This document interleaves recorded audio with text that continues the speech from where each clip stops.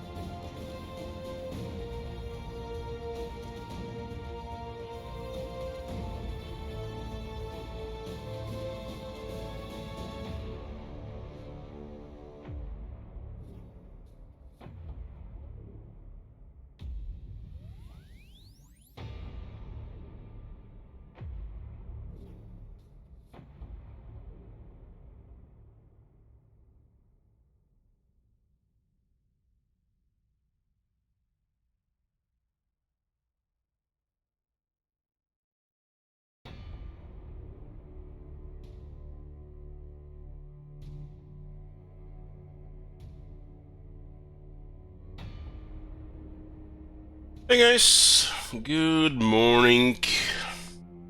Yoo-hoo. Feeling better every day. Oh my god. Nice telecopium. Company still hotfix bugs in 2021, yeah. Apparently this game was hotfix 2 days ago. 4 days after the DLC release.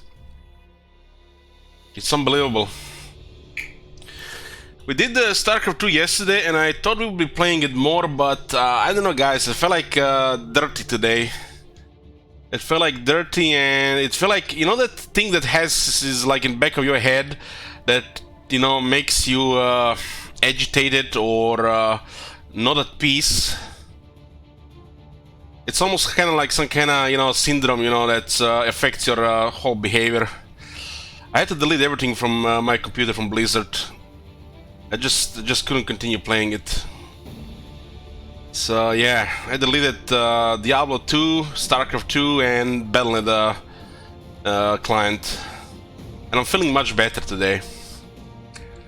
So you guys, you know who you're dealing with here.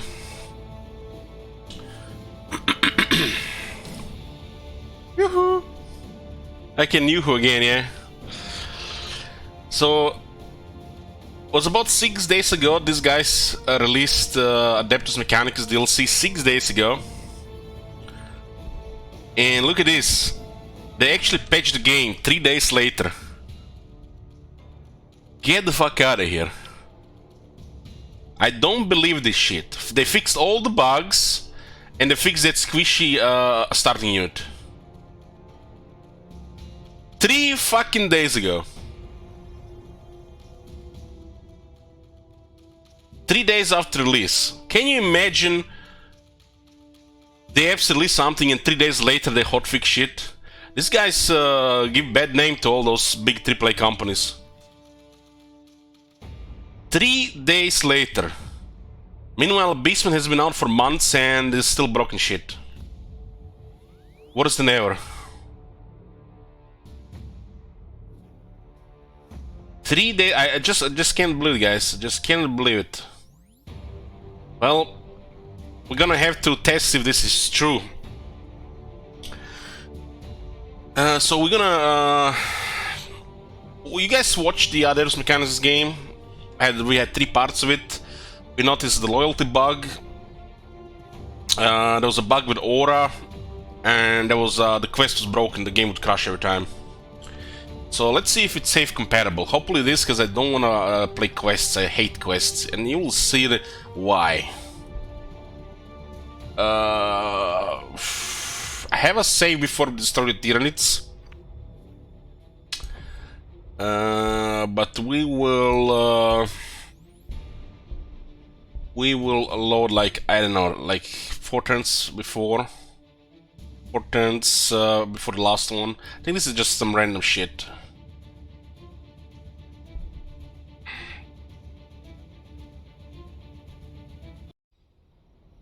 Okay.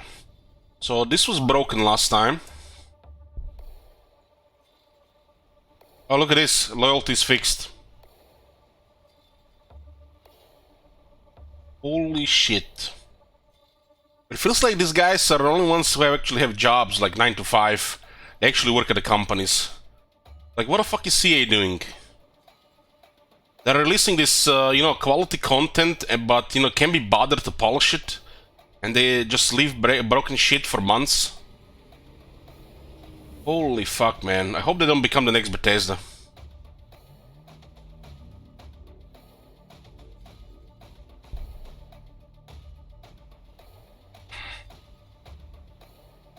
You know, guys, I lived through these years. I lived through the years where I loved Bethesda. So I loved them more than my mother. I've never really said to a person in the life, I love you. Never. Like, I'm not such a person, but I loved Bethesda. And look at them now. I want to take dump on them.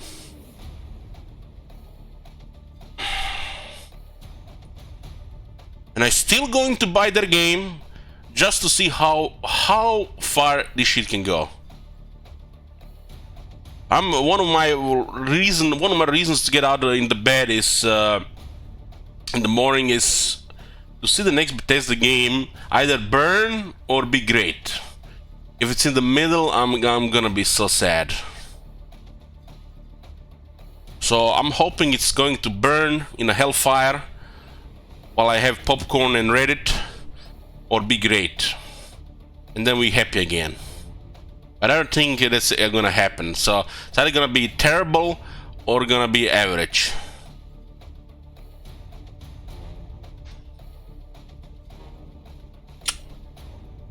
I mean, it's obvious what CA has done with their game, you know. Warhammer 2 is not gonna get a final patch like Warhammer 1, Big Bang, to finish the game, cause Warhammer 3 is a mess. It's a fucking mess, no doubt. And they're just, you know, patching all the leaks a few months before the release. That's why it got delayed, and that's why Warhammer 2 is not getting a proper update at the end. It shows you how broken the game gets when they don't patch it properly in the last 2 updates. I'm looking forward to see what else is broken. I haven't played Skaven in nearly a year, so I think it's been nearly a year. So looking forward to see what else is broken currently in Warhammer 2. The AI behaviors of how broke, the ambush are broken, and there's some other issues. But the people will tell you, you know, that this is always, you know, a problem in the game. They never work properly. People who have played 60 hours but have 1,000 hours on Reddit.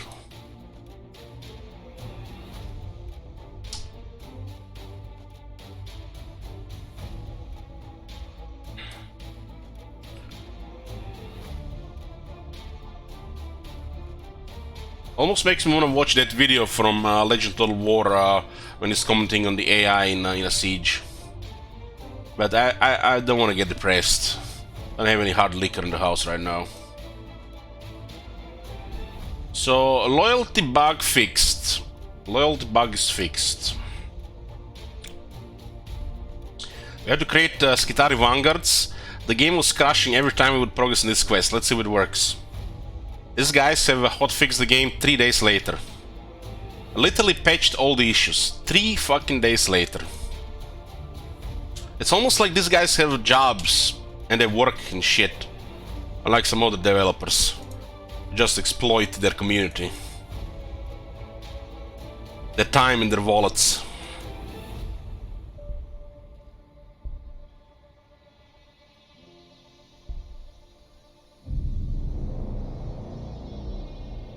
I hate quests in this game, and let's see if they've done something about it or it's still the same shit. Oh, look at this! The game has not crashed.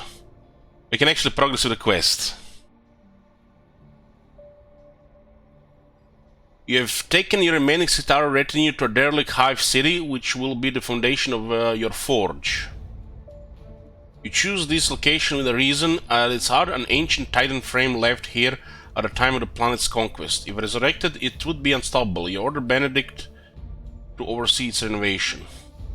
Benedict, Magus, Geron, Trocart, Benedict, Sakeros, Ovadis. Oh, it's like Latin vibes here. To say their full name is a worry. You have suspected their loyalty ever since the rebellion on Ununcia 4 Mambo Jumbo. I'm looking forward to Grand Kate, guys, and butchering those names. There, in the moment of your triumph over the heretic cultists, they displayed something akin to emotion. You would have rid yourself of them, but their permissions met your own. Indeed, you suspect they somehow exceed them. I haven't had any cups today, guys, but the cups yesterday it cost me a toothache. I have a little bit sensitive on the right side now. 2 days ago, coughing caused headache, and yesterday caused a toothache. And I'm not coughing anything out of myself, it's just dry cough. Archmagus requests production multiplication essential 1 manufactorum cybernetic proximity 2 production line efficiency approval.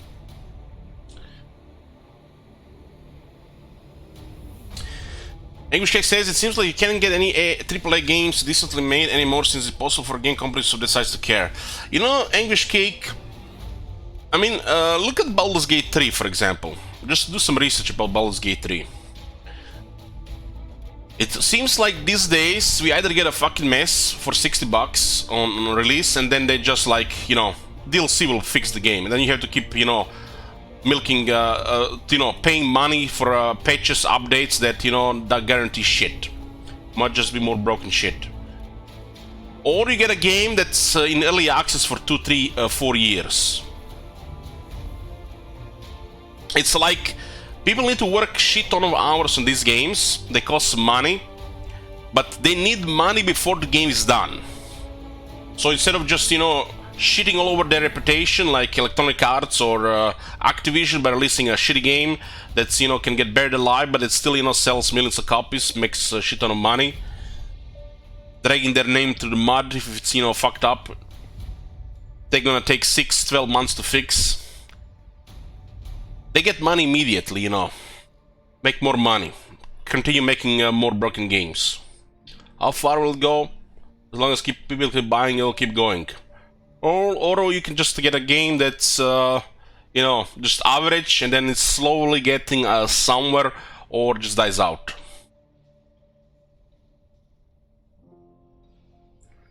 But it feels like the only good games these days are the ones that actually say it's early access. And it takes years to complete. I don't think I've seen. What was the last game that actually was not early access, that was solid on the release? I think Warhammer 1 qualifies for this, in my opinion. Warhammer 2 nearly qualifies if the Mortal Empress wasn't a mess. Outer Worlds, I guess Outer Worlds, but it was a small game. What was Outer Worlds? 2018? Outer Worlds, 2019. Yeah, it was Outer Worlds. Probably the last game that was not a fucking mess that I played. I have not played Hades or Metro Exodus. But it looks like either we get a early access, work in progress, or we get a beta game full of bugs, not polish, full price. And the third case, you get something which will require, you know, DLC and more money support for them to fix and patch.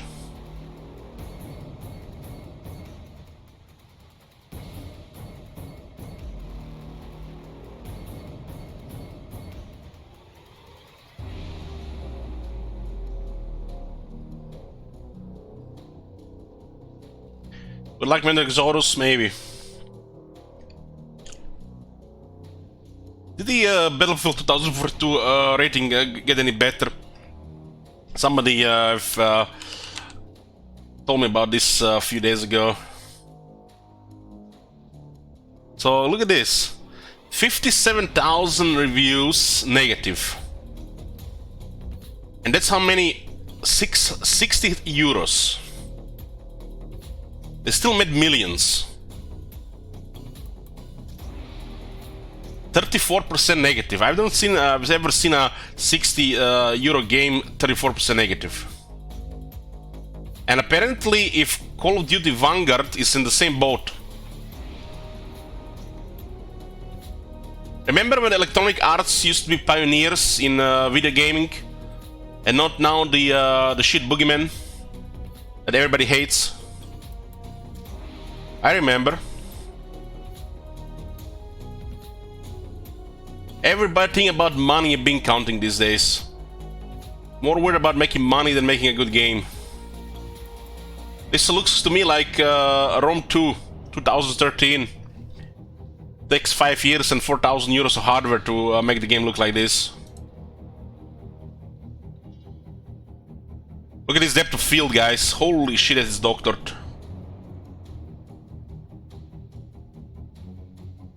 Wow. Is this a movie?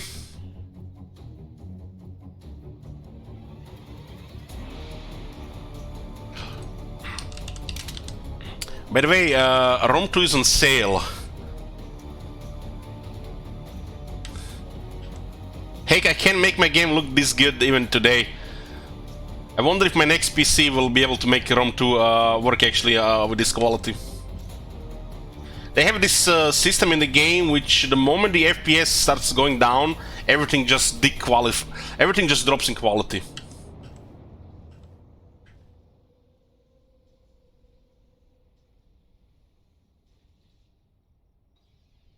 Look at this screenshot here. I think I have a similar screenshot here. Hold on. Rome 2. This was on the new PC, I think, or one before. New PC, on new 4 years ago.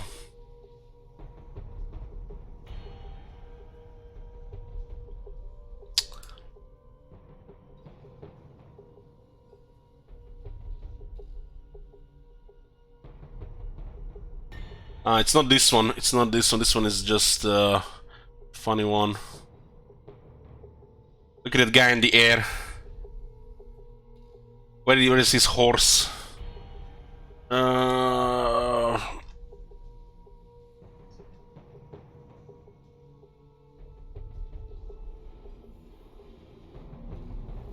guess this would come close.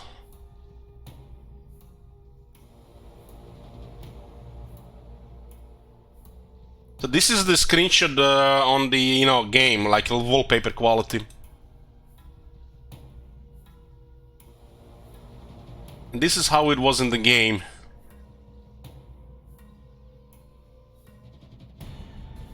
This was a computer before this one though, so it's not on ultra, on the high settings.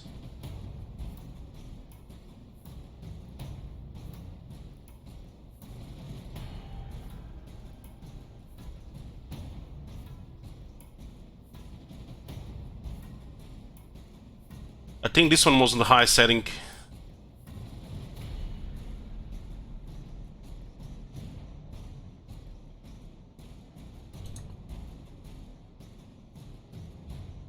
Look at this. Game costs 60 euros. They actually, instead of you know, putting everything in one pack, they actually made the game more expensive. And you know, they blame it on Steam, right? They always have something to blame or an excuse. I'm sick of it.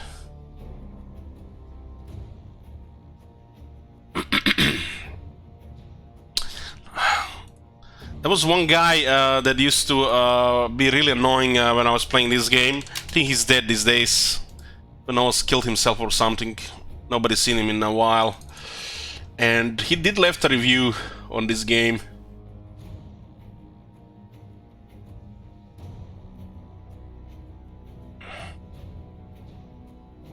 Reviews.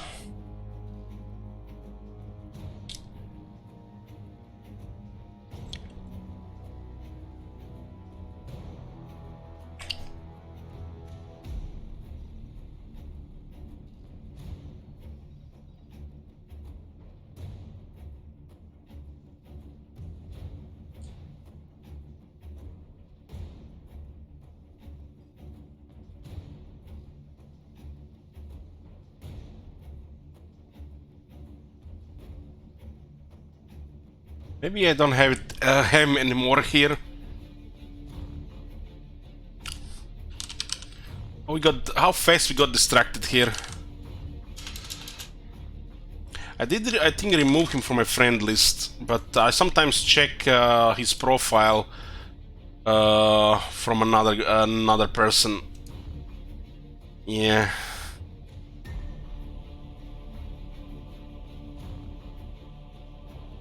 This is the review. Sometimes, you know, I get a cup of tea or coffee, and then I just have this on the screen, and I'm just thinking, you know, thinking about the purpose of life, what I'm going to eat for lunch, or what I'm gonna stream tomorrow, while having this on my screen.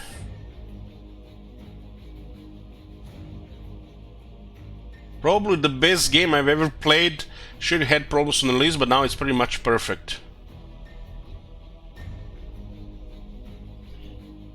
That guy was very special. Not sure what happened to him, but people think he died. Rest in peace. But it was very special, Pepega.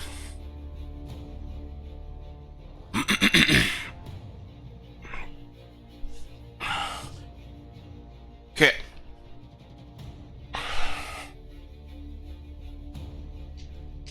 Left arm is almost fine again. This pain comes and goes every few days, several weeks, every several weeks, or a few days, every several weeks.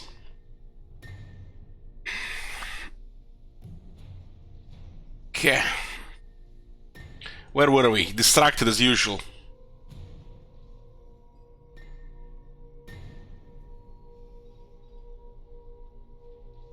Archmagus request production multiplication essential.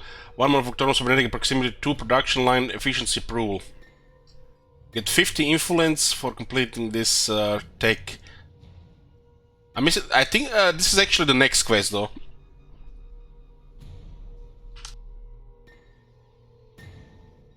Dragul says, here's something about Battlefield 2042. No single player mode, no server browser, no general team or player scoreboard, only your own squad is shown. No general chat, only team, squad and party. No VoIP, no TDM, no free-for-all, team deathmatch, free-for-all. No leaning, peeking out while in a corner. No score bonus for headshots, multi-kills or hit-based damage XP gain. No precision lobbies, back to the main menu after a match. No ammo pickups of dead enemies, player kits, only obtained through specialists. That's 10% of the text.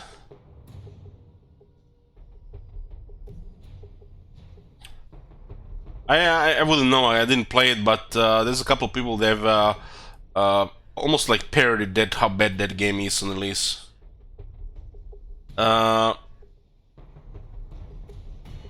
What's that guy named, the Hearts of Iron 4 streamer? The weird one.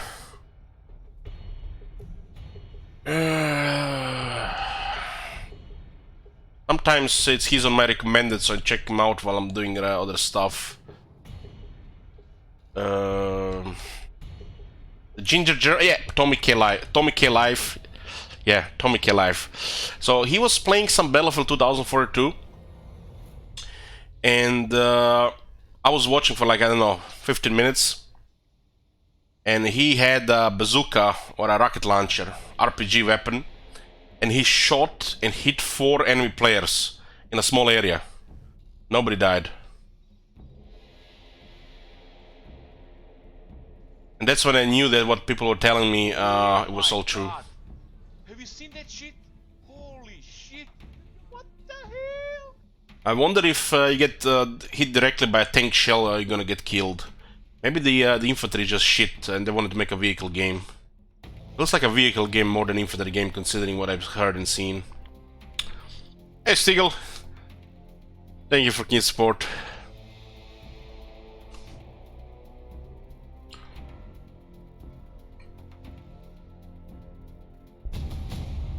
Chapter 1 Analysis Bless Inception.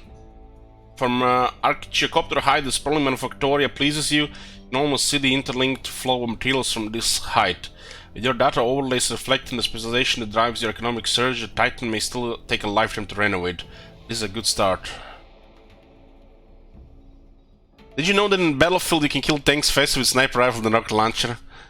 Jesus, man. Okay, let's stop there. I don't want to bitch about the games I don't even play. But that's absurd. So, no next quest, huh?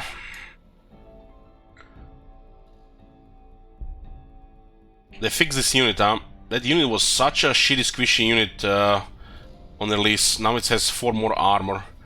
It's a little bit surprising they gave it just 4 more armor like that and not like plus 2 more armor. I was definitely off the 2 armor, you could have seen it immediately. This will make it a little bit better. I'm not touching that, man. Already have a shit list of things in my head.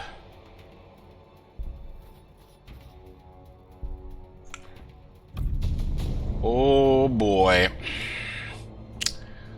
Chapter 2 Design Variable Reduction. As the Archicopter brings you back, you look down on your new forge.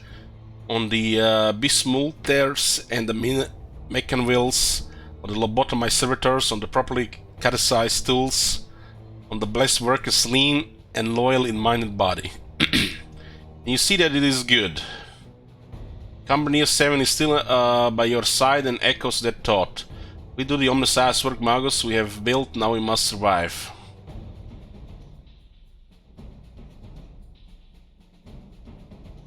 Survival will be a challenge. This planet is full of problems. Decide to solve those that might burgeon first. That is, eliminate hegemonizing groups before they get a chance to grow and become a threat. Activate the Doctrina, destroy the Orc camp, destroy the Trinity Hive.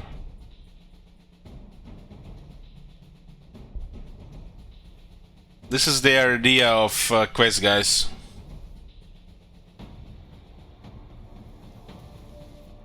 This is why I disable quests in this game. They really add nothing to the game and they're just a waste of resources.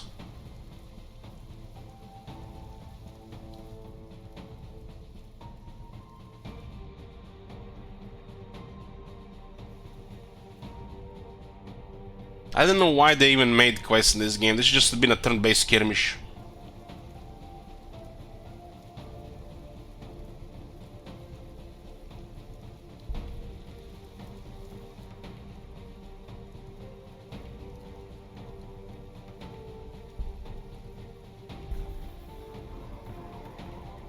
It's not a Doctrina.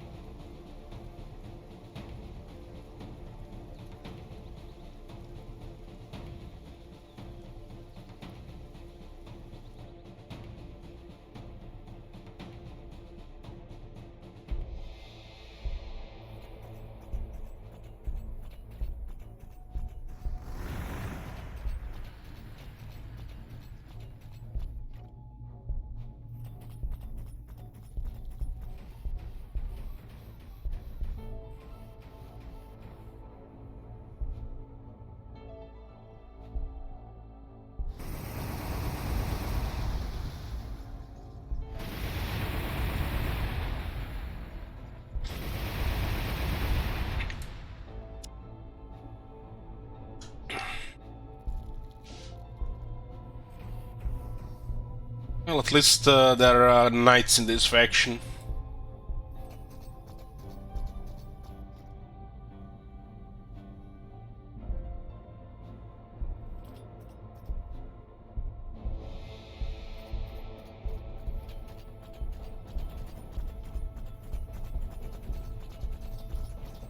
They haven't done anything about the Onagedon crawl. They just fixed a lot of bugs and buffed some of the stuff that was obviously bad, like the vanguards.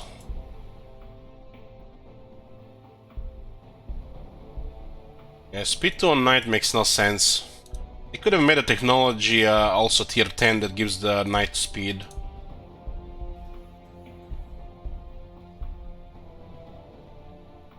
Apparently, the massive units can no longer overwatch. This was one of the rule changes. But possibly due to multiplayer.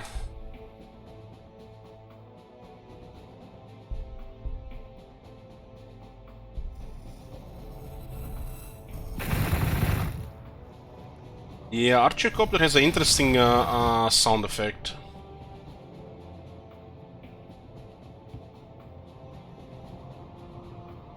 Has a pretty good armament. Let's go 6 energy though, which is kinda ridiculous.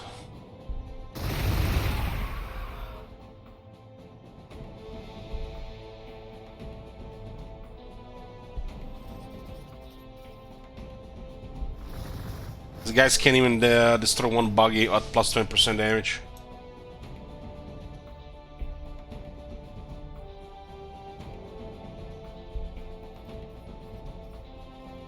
Escorn.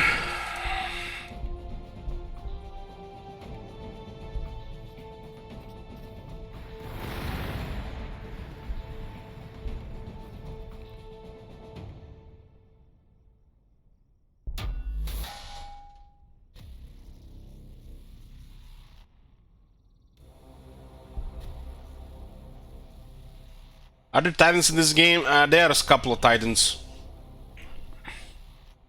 But not intentionally. There's a Bio Titan, and I think 2 other units are considered titans as well. The Sided Hair Duel, I'm pretty sure it's a titan. I'm not sure if Lord of Skulls is a titan. Storm Surge might be. So they're not really titans in the game. They're kind of downscaled. But I think they're in the outside the game. Sided Hair Duel is a titan.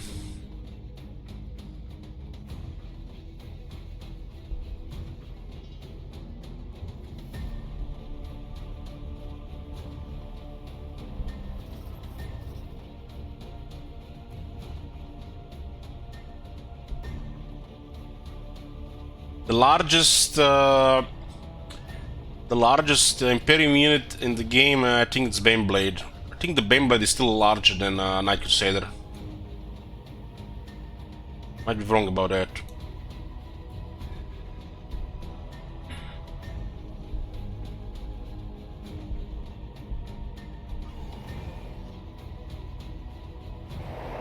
Yeah, the Elder unit might be also a Titan.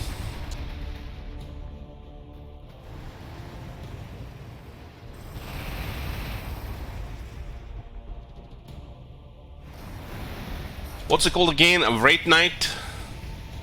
Because when you use that mod that scales units more to the real scale, the Wraith Knight is massive. It's like the largest thing in the game.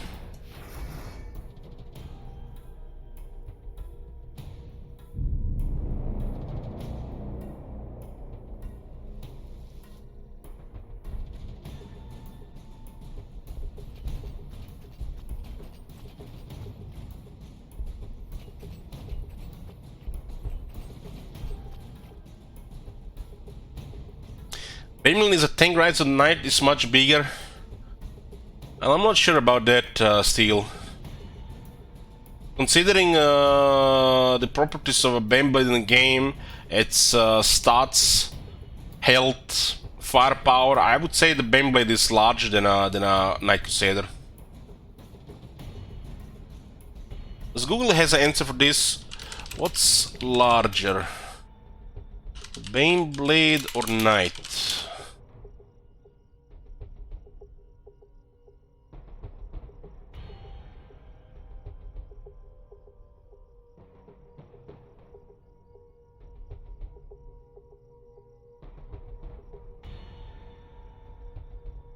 Maybe so you guys could Google and check it out. In the game, Baneblade is larger than a Knight. Outside the game, I don't know.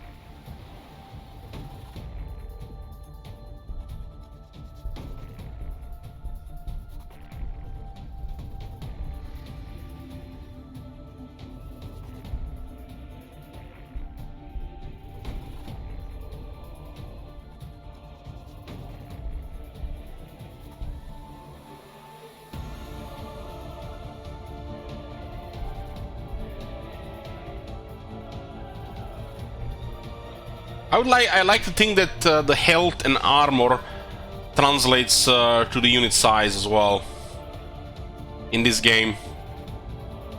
I think that's, you know, how they also made the units.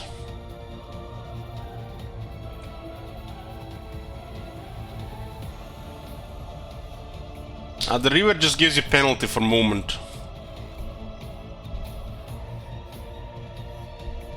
When you look at the Baneblade, 144 health and 9 armor. Has also one of the biggest cannons in the game.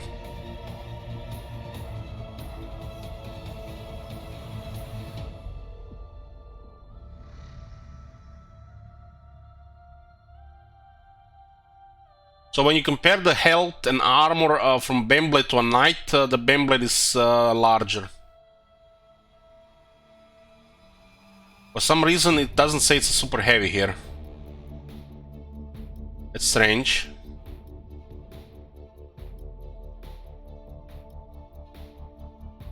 Doesn't say it's a super heavy.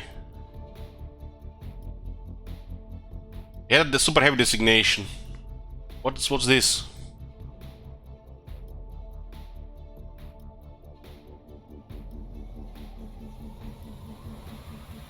It is also more expensive to build than a Knight. That should be another sign as well. Its hit points and armor and its cost indicate that it's larger than a Knight.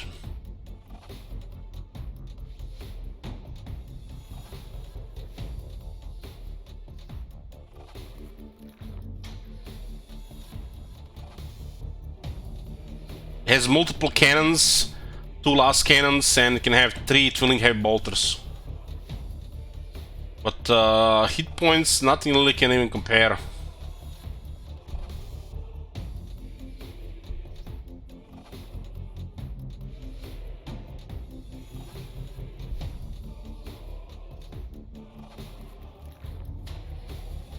This is supposed to be a mossy one.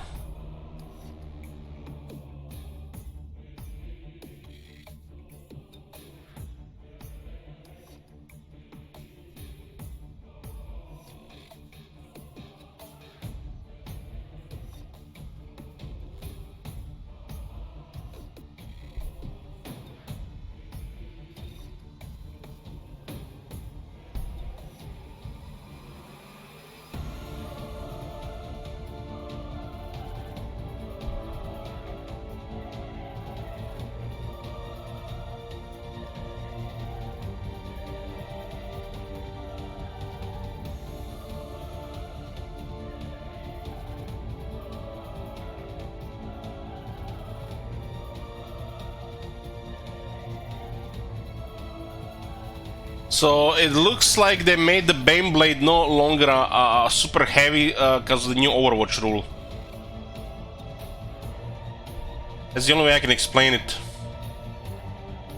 They've degraded Baneblade to just a regular tank, so it doesn't lose Overwatch. Because it would be silly that Baneblade could not Overwatch, right? So it's weird. That's the only explanation. They degraded Baneblade from super heavy to just regular tank, so it keeps its Overwatch. If very strange rule change. Same for the Marauder Bomber.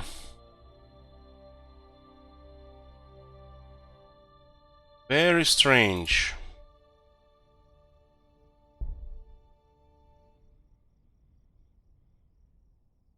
This is I don't think I don't like this.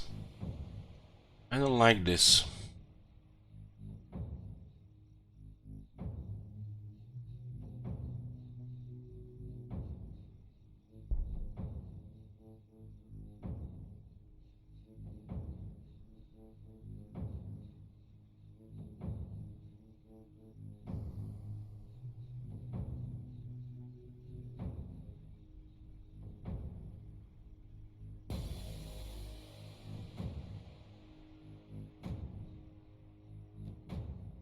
That is very strange.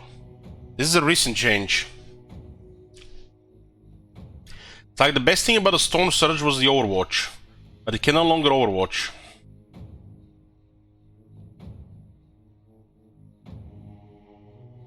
This is a strange rule, and they also added the weird text here. Why is the Baneblade no longer super heavy?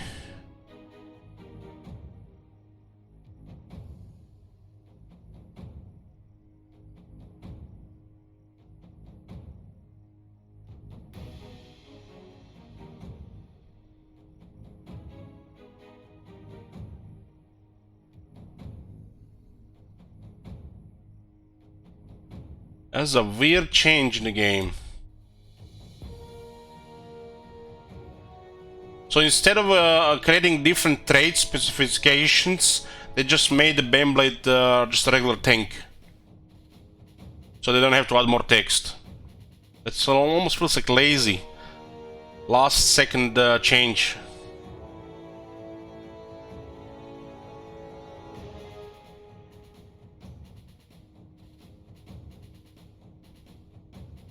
If somebody has a Astra Militarum game running or a save Master Militarum game, you guys can see if Baneblade actually shows proper specifications. It makes sense for a Baneblade. I think there should be an exception to the Overwatch rule regarding super heavies. And it says here a super heavy tank unit with devastating power, but it's no longer a super heavy, it's just a regular tank. Just so it doesn't have the trait that says can Overwatch. What the fuck is this? This is the largest unit in the game.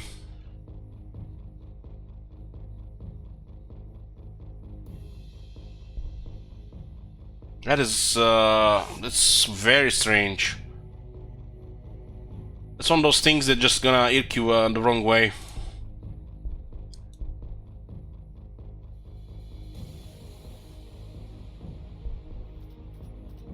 Changing the unit designations and properties, but in a way where it makes no sense. The change in the first place is questionable. It's almost like the balancing for an esports game. This is a pretty much dead game. Not many people play it. And they don't even make a proper change in text.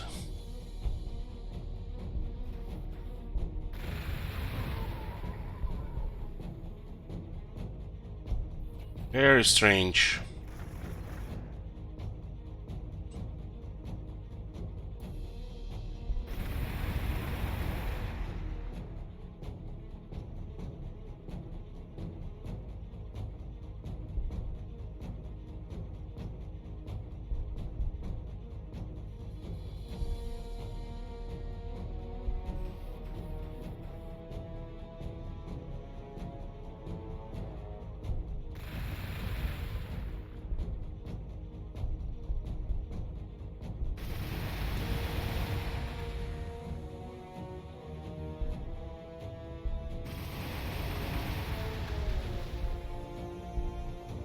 It's the latest patch, Balagas, latest patch.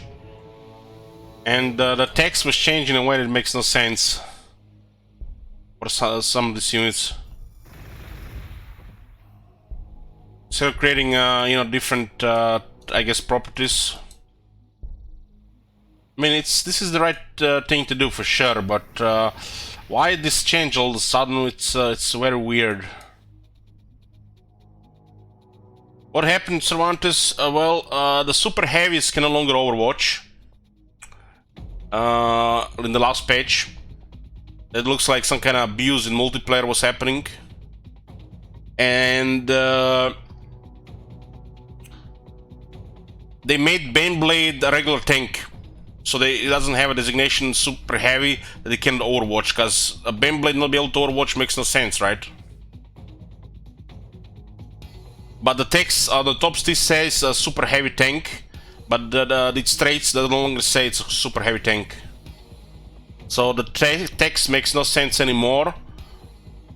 It clearly has rules within rules, and it's a weird change after all. I feel like they done this because of Storm Surge. Instead of changing Storm Surge, they changed everybody. That is very strange. But the lazy change in text, what's the weirdest shit? This is some CA level ninja shit.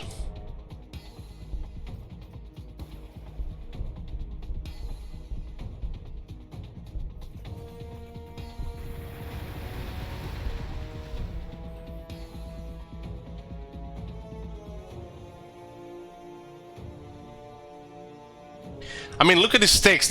This text, like, so you can see a super heavy designation on a Knight Crusader, right? And what does this mean? Cannot overwatch if the unit is a walker. So the walkers can overwatch and they're super heavy? Why did the Baneblade no longer have super heavy?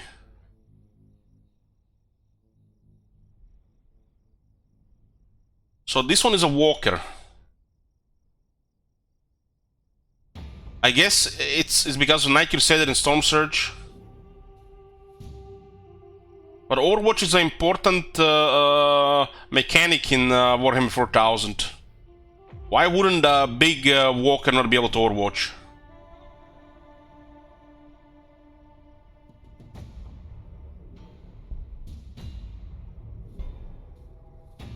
That is a very weird change.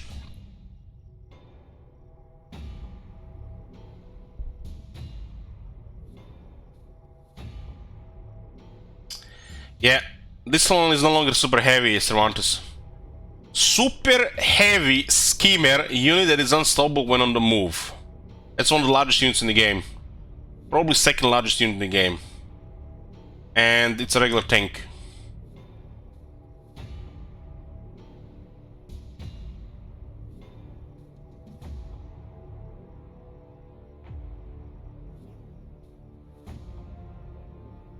That is such a lazy change. Why did they even do it if I feel like rushed?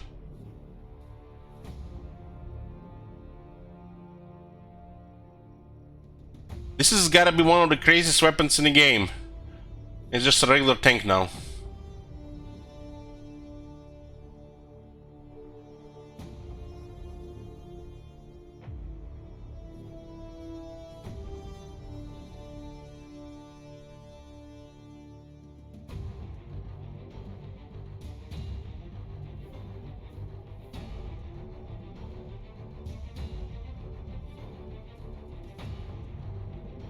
Very strange.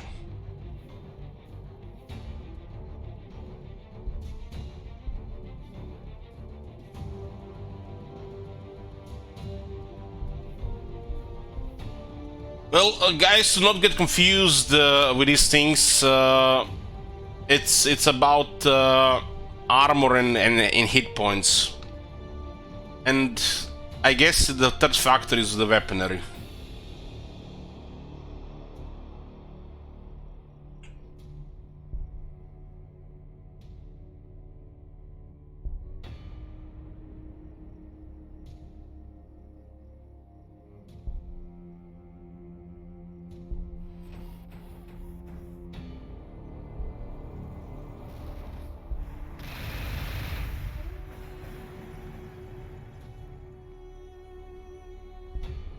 Star Sector? No, not playing it, no.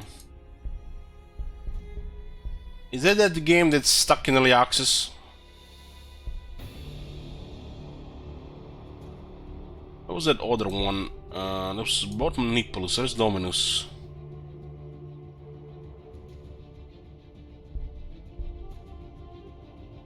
Oh shit, look at this, it works. That was another major bug. +3 accuracy, that is just ridiculous.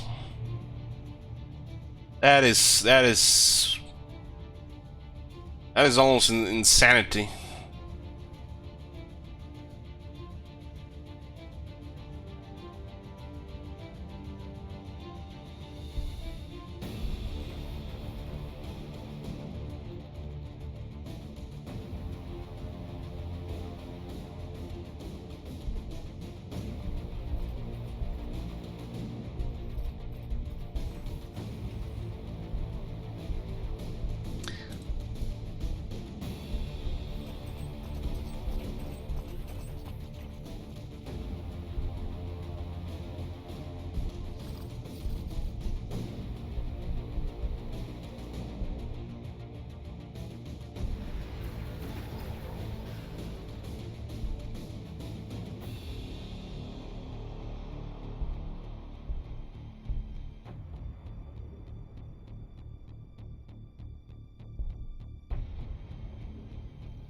I think we should do a Tau game.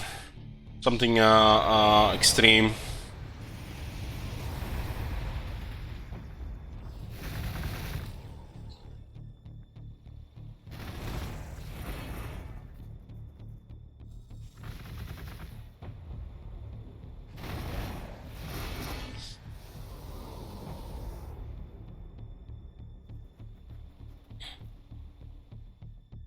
I played the Submarine World Bear Squads. It was good. I didn't want to go knee deep in it. At the time I felt like I was already pretty busy.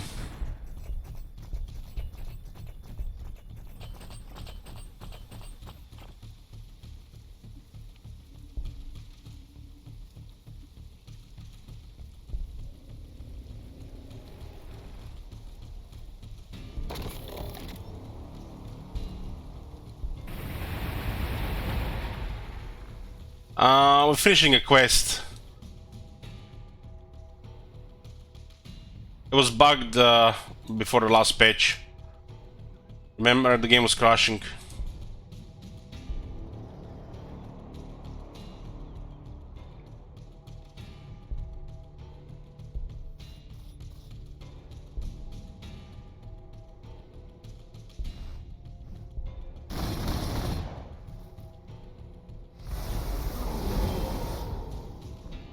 Very interesting.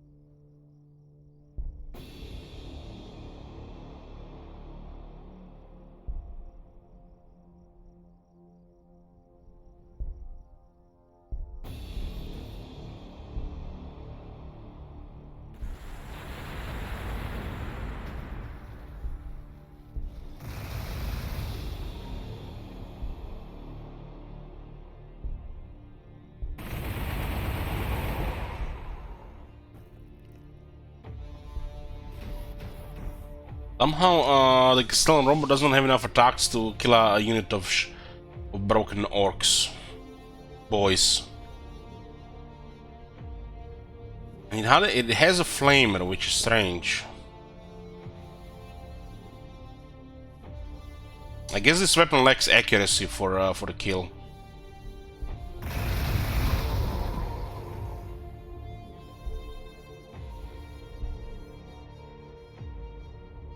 That is a strange interaction.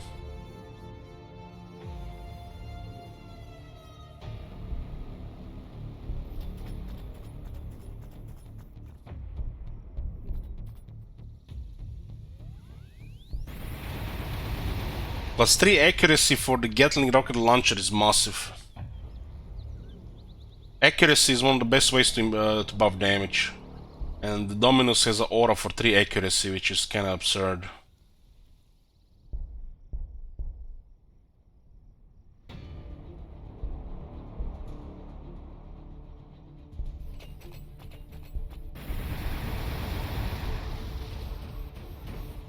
Yeah, this is also a big flamer.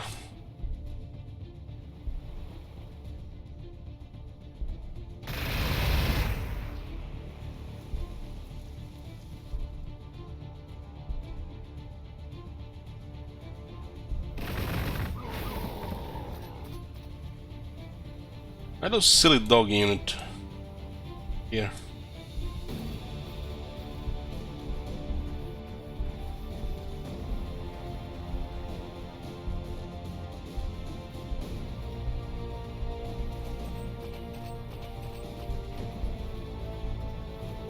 What was that buff from?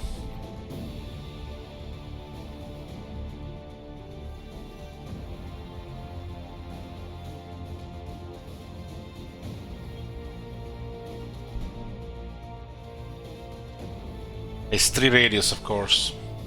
It's kind of like bizarre 3 radius there. Let's see if we can get the aggression override against this city.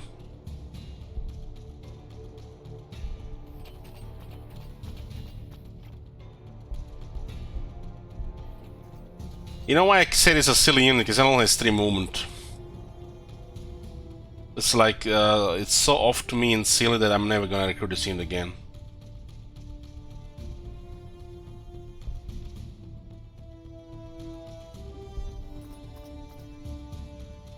It just don't make no sense to me.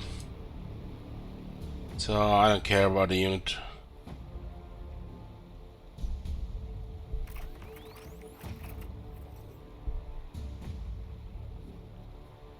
Have we praised Slanesh today? RuneScape is one of the biggest heretics here. Steel.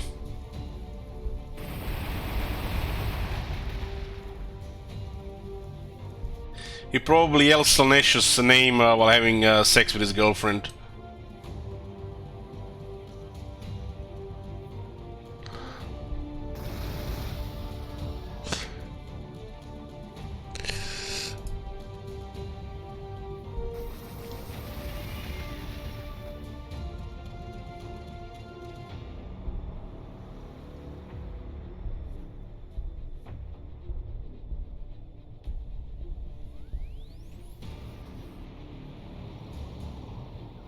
The Knights are some of the coolest looking things ever.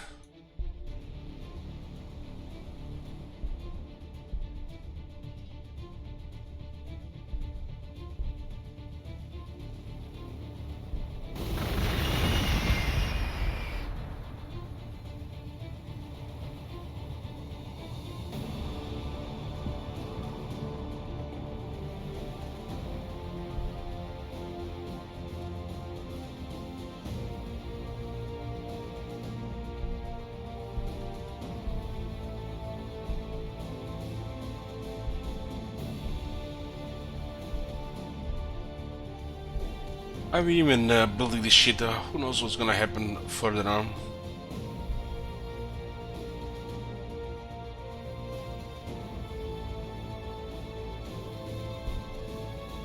Losing power.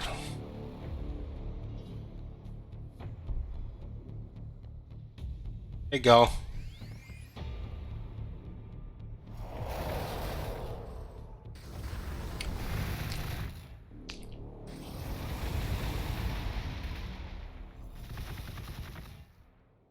Love those Gatling rocket launchers on such a nice weapon. Seems to be a little bit too accurate against non-flyers. Too much damage.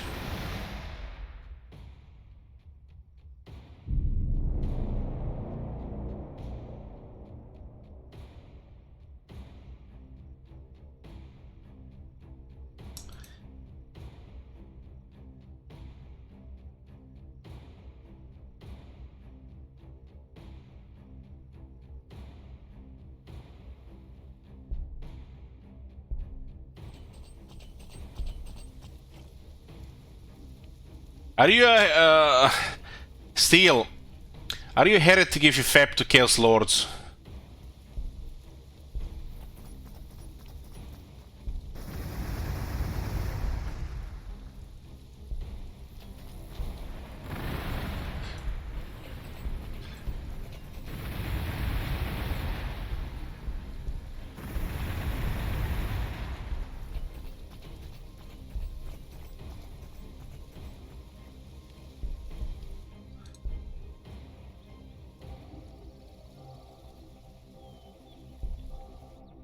Gonna get the knight into position and get the double buff.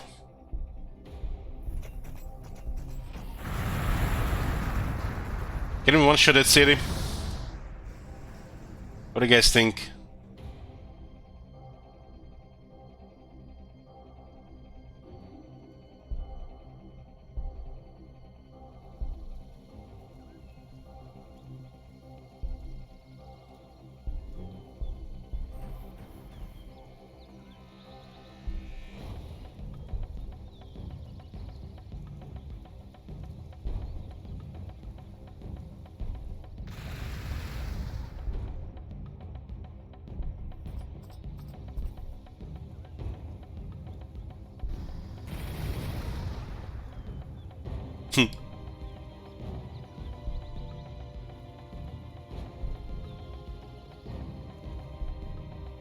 I will see the extent of the buffs next turn.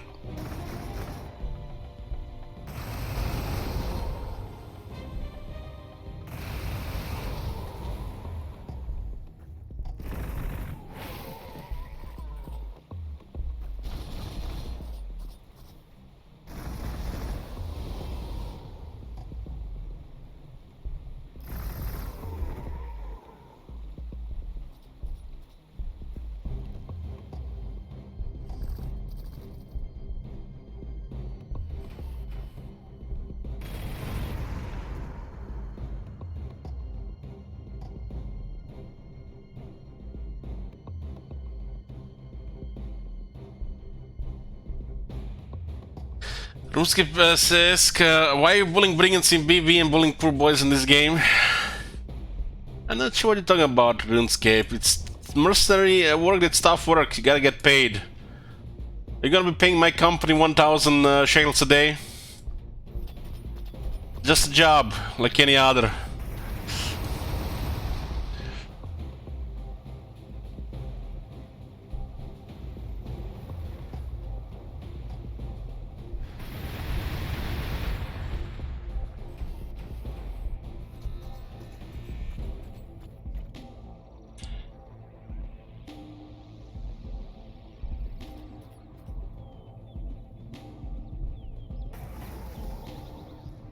Don't act like you don't enjoy it. Well, I enjoy my job, Big Wiz, a little bit too much.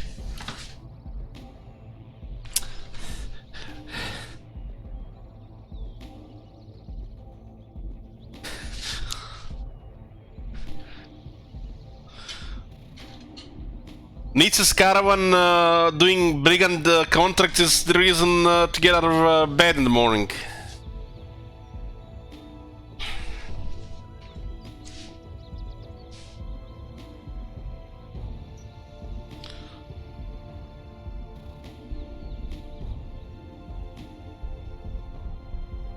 Will you be sleeping in the shed for Christmas holidays?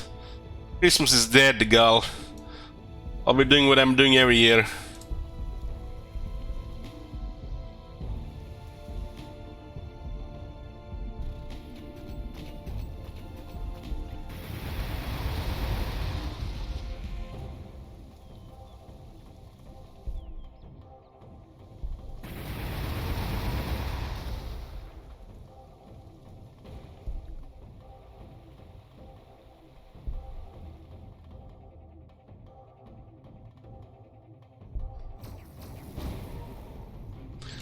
Well, Marconos, if you're looking for a man of the month, I suggest Beats.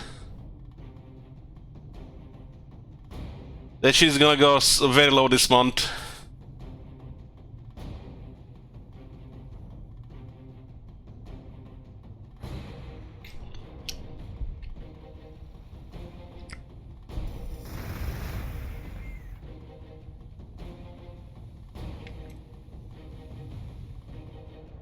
You know, Marconis, I'm looking forward to that Outer Sol campaign. I wish we would be playing it right now.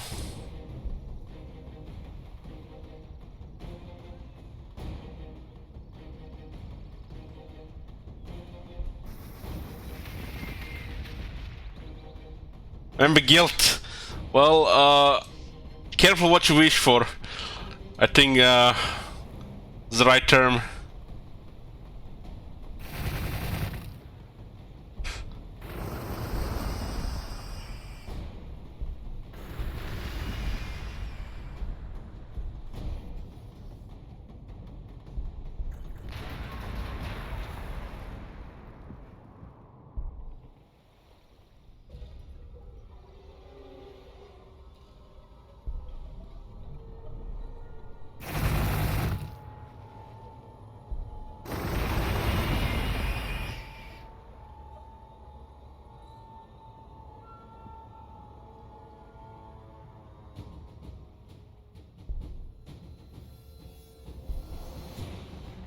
Well, that was a little bit funny, RuneScape. I enjoyed that part. The Scorpius Disintegrators are pretty good, yeah.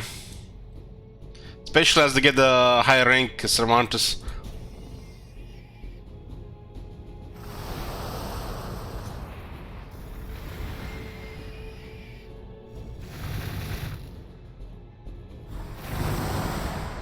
Your car broke down and it's 1500 euro repair. Yeah, tell me about it. We had to buy a new washing machine.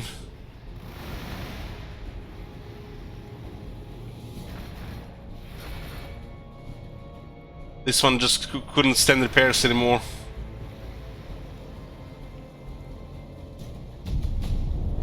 High world approval. Increases the tile acquisition radius. The final conversion of a planet to a high world is visible from space. Gone are the rolling hills, the valleys, the trees, vanished the lakes, seas, and breathable atmosphere. So what do they breathe then? Biting grit blows over dust bowls where the few recalcitrant Imperials eke out subsistence farm in the shadows of sky-piercing hive spires filled with billions of souls. Your rent is 3,800 a month. Holy fuck. Holy shit.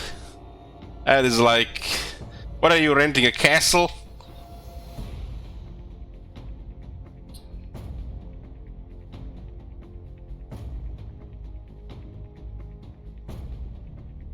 I got under 500 bucks a month here.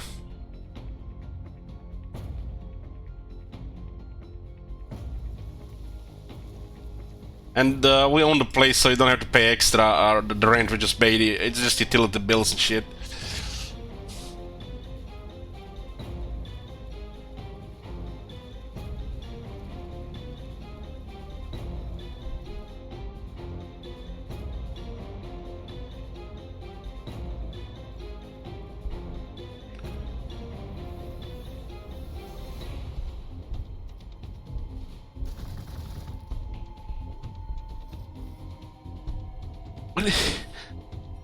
I don't know, man. If I had a rent that I had to pay 3,800 a month, considering that the family is in debt, which might cost us, you know, a lot, you know, in time,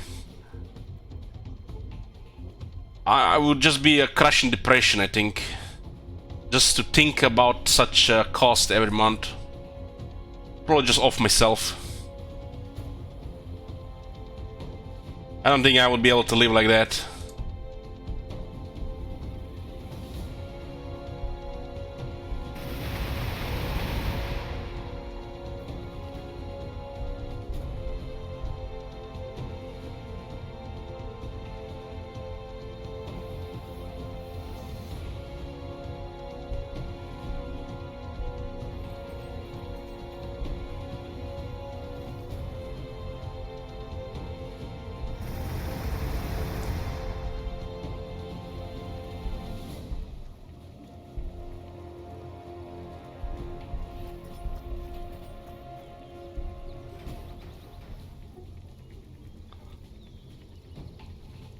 This is without the AP buff. Look at this damage. Plus 20% damage, plus 20% damage from the Marshal.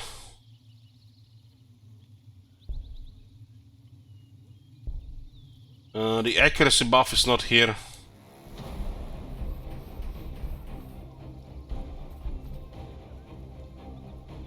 How much damage can we get here for one turn?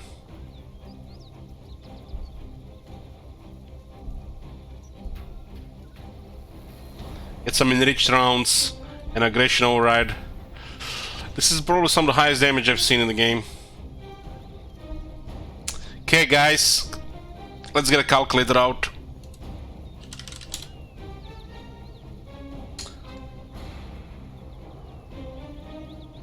$133.2 plus 42.2 plus 18.4 plus 5.7 is the flamer, plus 16.7, 216.2 damage.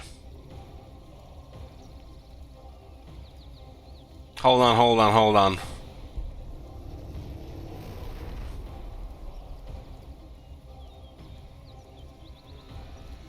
It's over 250 now. Hold on. I don't even have it max rank here.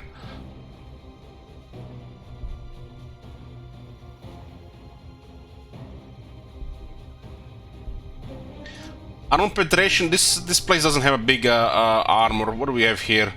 6, 5, 1. I guess it helps a bit.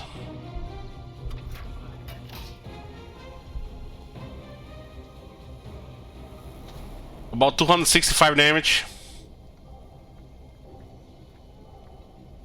This is with Tech Priest Dominus, Tech Priest Manipulus, and a Skitari Marshal, which are absolute disgusting buffs.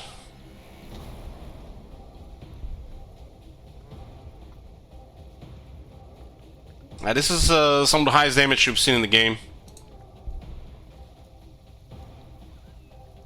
Yeah, it fires all weapons at once.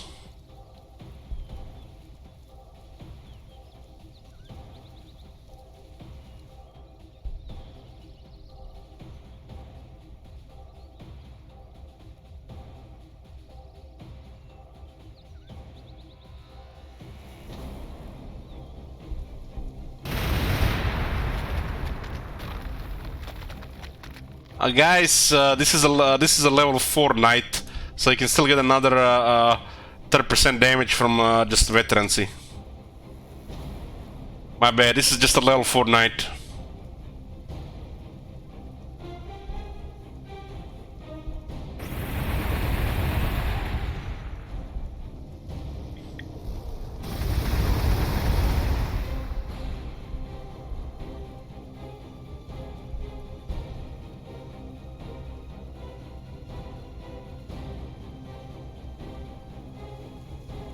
Titan Riot.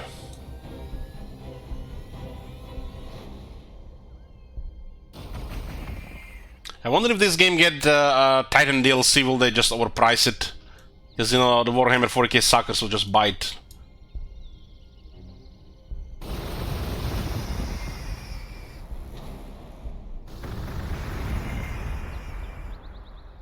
They should have, like, the final quest reward, give you an Imperator class Titan for fun.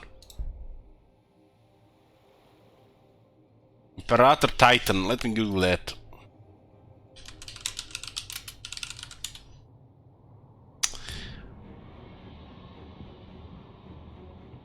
I need 5 minutes alone, guys, with this thing.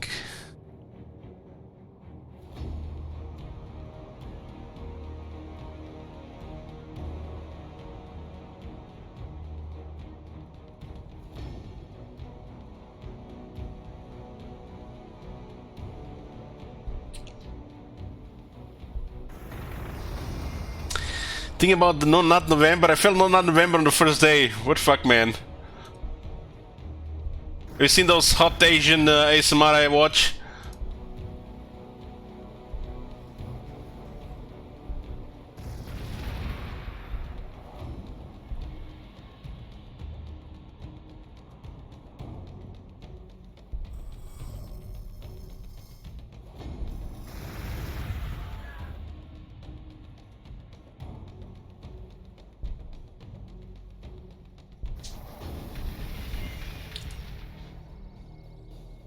Share link.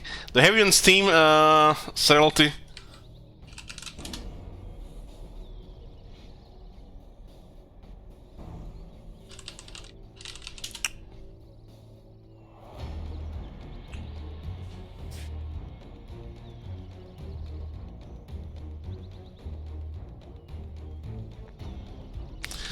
Ah, fuck it. There you go.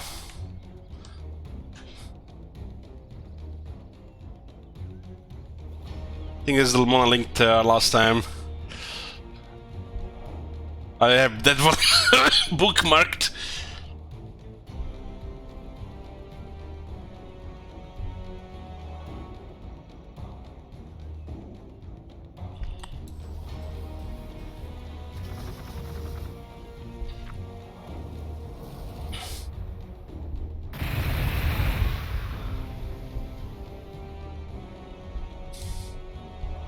You degenerate? What are you talking about? This is gentleman stuff. For internet gentlemen. Tomorrow, headlight news. Marconos dies from heart attack. Fapped all night. To Asian ASMR. His heart finally gave out. After 10,000 years.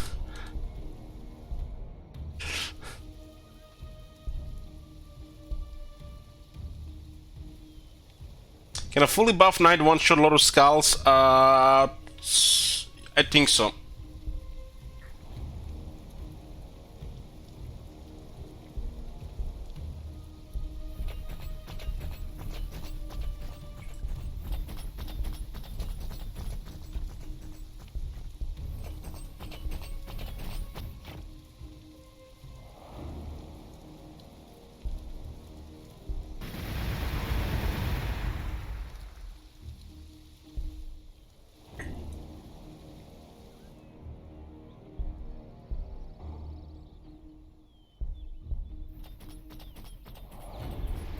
Hey guys, what the fuck are you watching my channel here? Go watch her.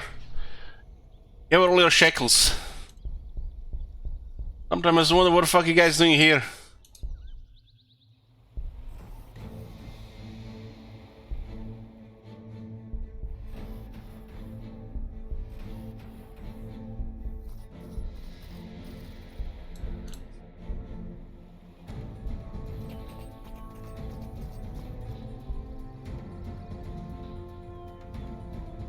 This is such a strange tier 9 technology.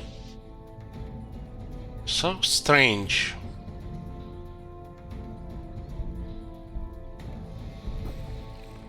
Get to tier 9 have problem with morale. It's like what?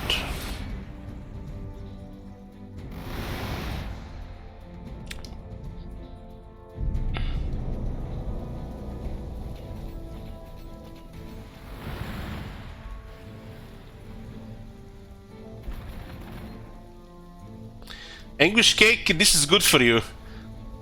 This is a test of willpower and patience. You need this shit on Twitch in this day and age.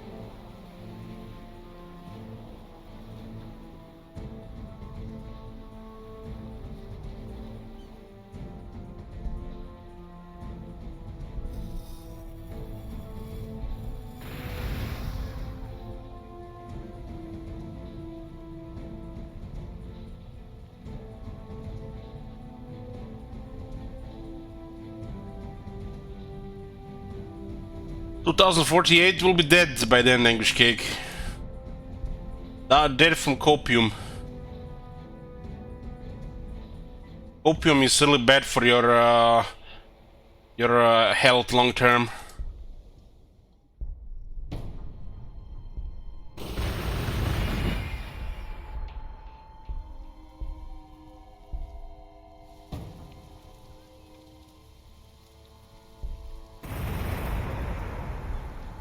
The knight's weaponry is sure satisfying. Overall, definitely better firepower than most things in the game, but you don't have much freedom with it. At least they added the stomp.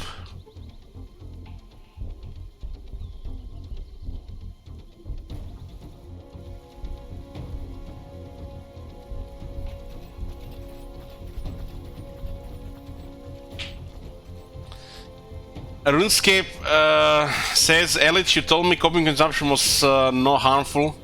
Well, half a puff, you know, here and there, it's fine. But if you're doing it every day, it's gonna kill you.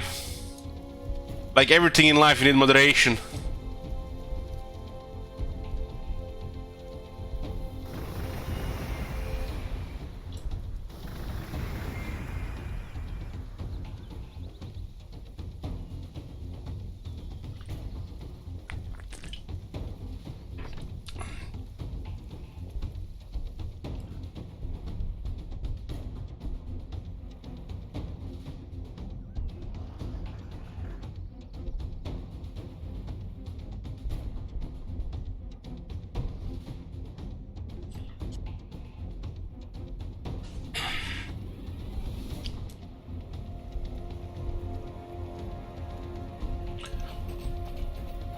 This is kind of like watching the paint dry.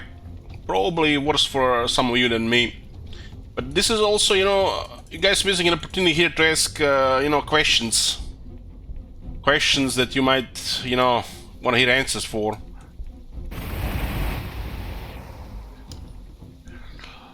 Instead of, you know, just watching the paint dry.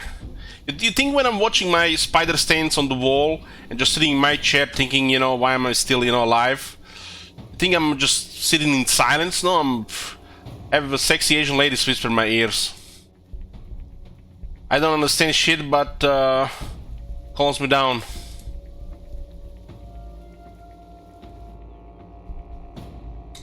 What is the meaning of life? I answered that question yesterday, I think.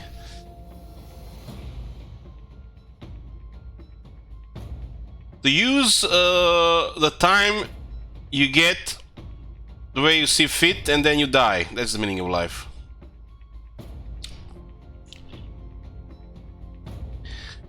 Yoo-hoo!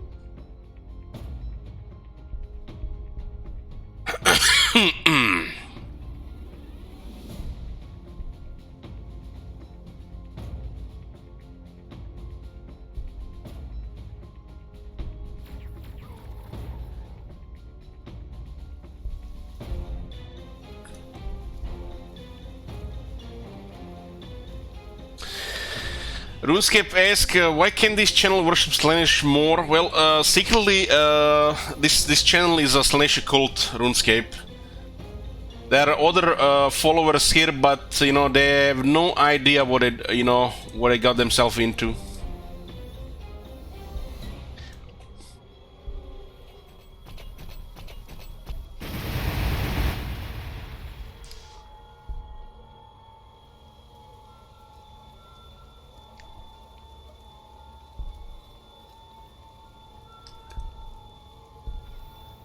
Paper gun makes them, you know, get to the next day, but they don't know. The corruption is slowly taking its toll, making its mark.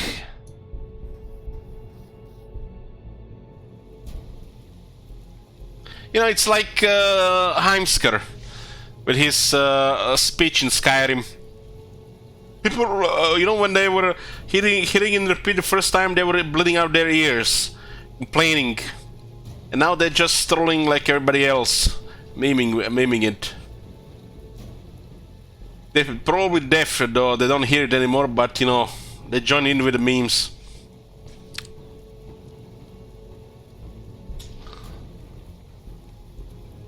They've already added subwars to their Steam wishlist without even realizing it. It's like, if you don't own subwars in 2021, you literally have no balls. That's all I'm gonna say.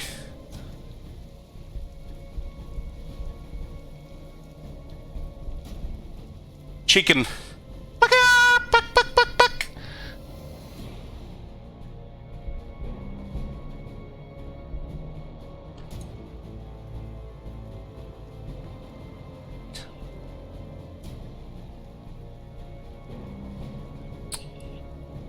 Do you tend to play Warhammer 3 on the release day, and if so, what faction? Well, if I'm gonna be alive on the day, yes. And we'll start with Kislev.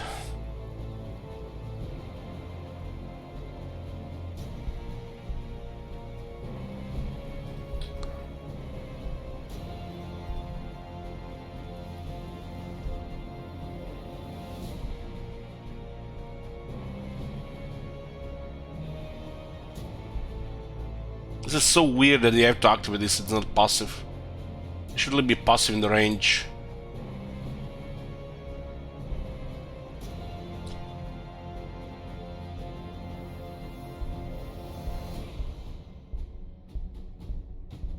The technology for this faction might seem quite underwhelming, but there's nothing more underwhelming than this power surge.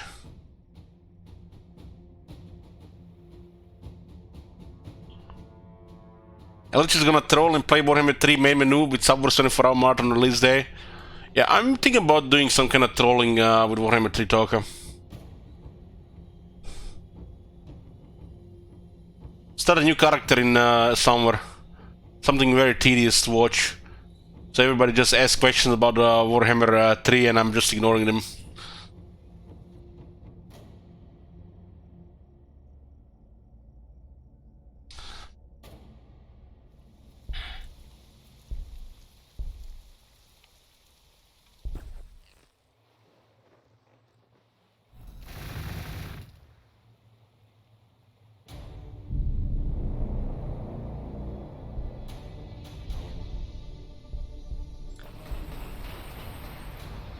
Wonder if I'm gonna feel any hype before the game gets released. This hype thing has died over a year ago for me. I've embraced my jadeness. I'm about 48% jaded. Shows on my skin, it's green.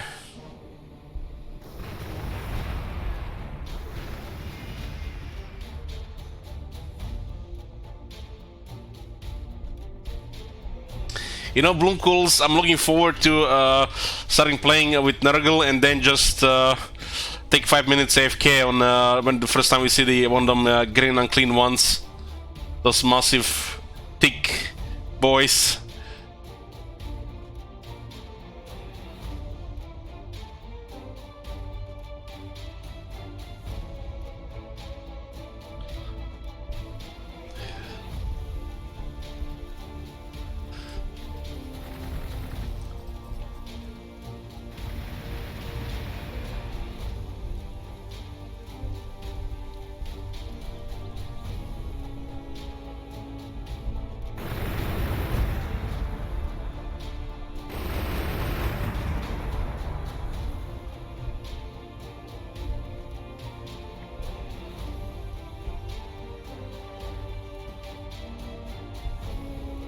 Well, I have a feeling that we're gonna have like survive invasion soon.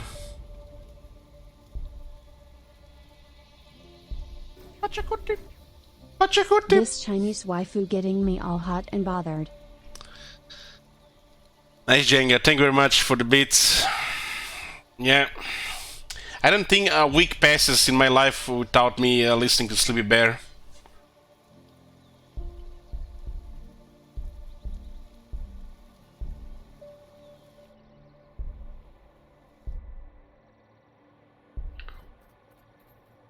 Like the ASMR on on Twitch is so overrated and boring compared to what the Asians are doing.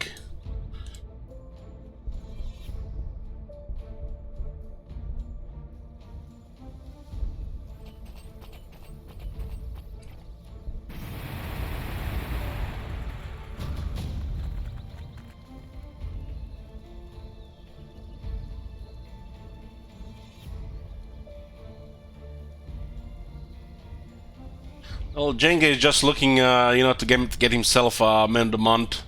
Month is almost over. Okay, well, look at this wall of text here. Let's see if I can read it without coughing. So we got Entropic Cloakum and a Zodhide Jerkin. These are actually decent items. Health and healing and accuracy.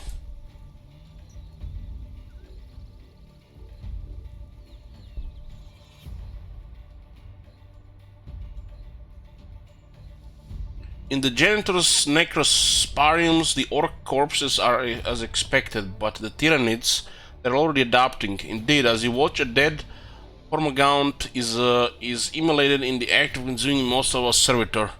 This is troubling. You know, this is hilarious. The orcs are gods compared to Tyrannids in this game, especially as the AI. Tyrannids are utter doo-doo. The strategy banked on them not having a local hive mind, but it seems they have already grown something like one out in the ash wastes. If your mission was different, this would be a disaster. Benedict enters, Tyranid excursion equals failure, your absence, your failure. Convenient, inconvenient, improvement required, investigation mandated. So say all. Their insinuations filtered through data networks, subtly altering your access. You can feel your information feeds narrowing and your control weakening as your fellow Magi agree with the Benedict concerns. Every time I read these walls of text in this game from the quests, I feel like the biggest waste of resources and time ever that I've seen in any video game. 3 seconds later, you already forgot about all this nonsense text. Doesn't have to do with anything. Benedict's lack of loyalty troubles you, and they are a traitor or just ambitious. That burst of hate and joy he displayed on Mamba Jumbo 4 was far beyond expected norms. I've never found sufficient data to reach a conclusion, but now see a way to getting conclusive evidence. Perhaps this increases correlative input will lead to an overreach by Benedict aiding your extrapolation of sensitive and guarded data. So you pledge to set up an independent investigation of the outbreak, open protocols and feeds for all to see, and to accept the results. Benedict nods and leaves silently, accepting the proposal. The information networks loosen again as your pledge is disseminated. You don't have a shitty wall of text like this in StarCraft 2, because they know nobody's gonna read that shit. Just a waste of resources. People gonna wanna read shit, just kinda wiki for that shit.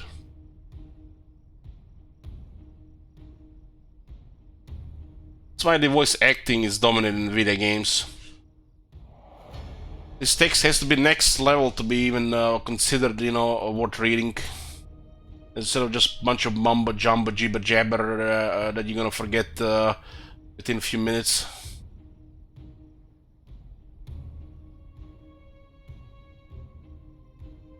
You know, I already forgot. Did we read this this part? We're gonna read it again. Who cares? So you pledge to set up an independent investigation of an outbreak, open protocols and feeds for all to see, and to accept the results. Benedict nods and leaves silent, accepting the proposal. Information networks loosen again and your pledge is disseminated. This text is so fucking irrelevant and worthless that I forgot if we actually read that part already. It really adds nothing to the game. Gaps in logic paths become evident to you quickly, leading to more detailed probing of the historic protocols. Why was the study of tyranny sanctioned on the high world, when the risks of such a venture were so clear even from a baser calculation? How did containment fail? Most permanently, several ancient Castellans and their data smiths survived the breach but rejected commands. This is why in the real world they're testing Ebola and the Tyrannids down on the Arctic. I mean, on Antarctica. Or up in the Arctic. So, you know, when shit hits the fan, you know, the shit just, you know, dies from the crazy cold, right? Not outside New York.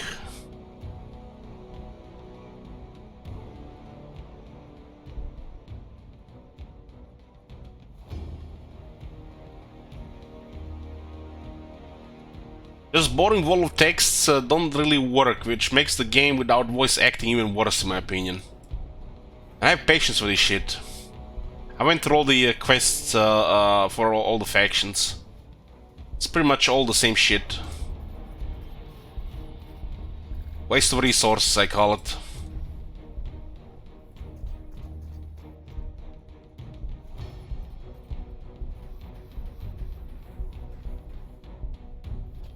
Those Warhammer 1 introduction battles were more value than worth more than this shit. And people still do them and they ask about how the controls work in this game.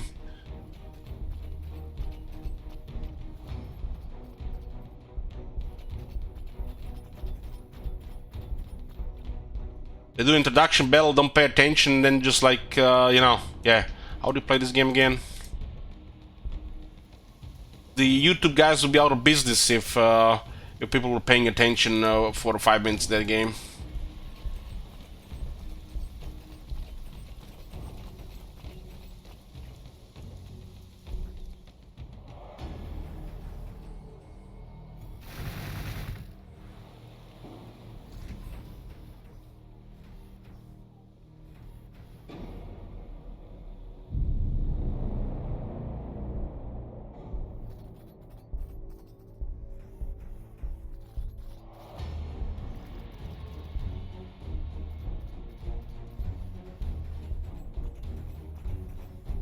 Click, click, click, click, click, click, click.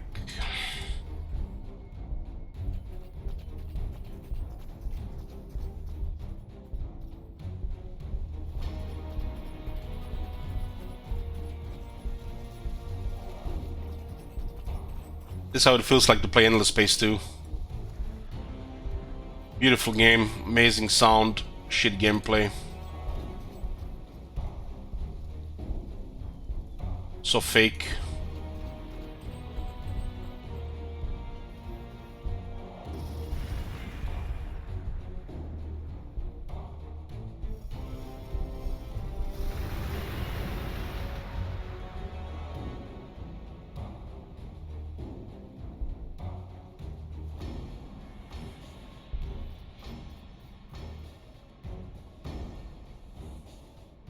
There's a shit ton of things not explained in Total War Gamer. There's a lot of hidden mechanics. Some things that should be obvious, but in this day and age, you know, and Americans around, you have to draw it on the screen and yell it at max volume for people learn.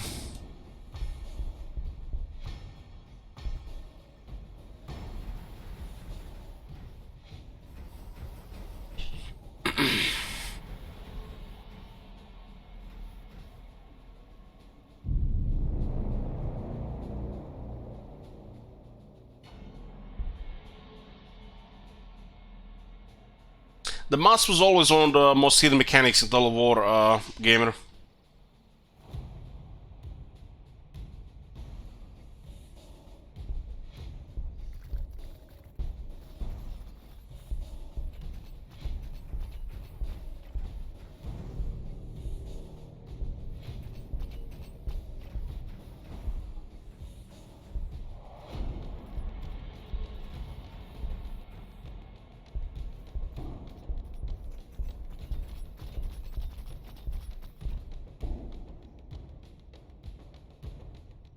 And metal range as well.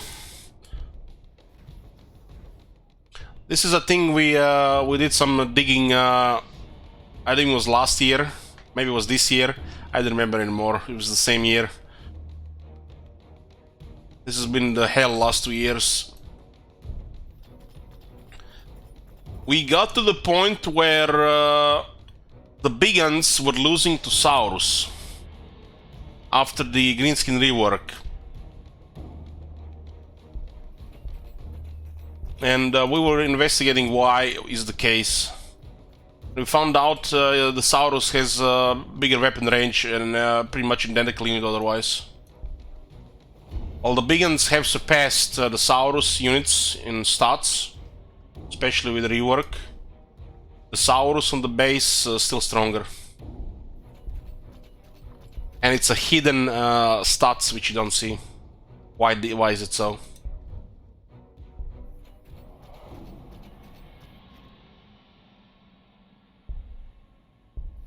Which is interesting because there are units with longer weapons that have same range as big guns. So makes you wonder how many of these hidden stats are actually not intended because the lazy developers.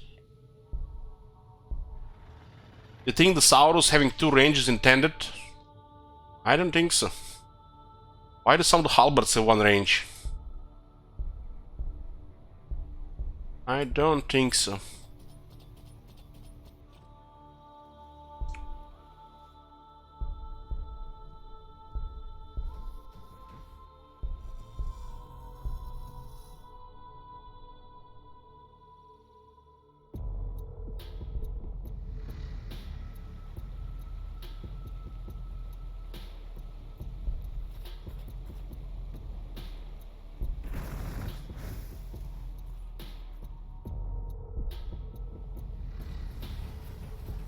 Well, when they were talking about the charge information, when they started talking about more hidden stats, it was clear that they just make this shit up as they go.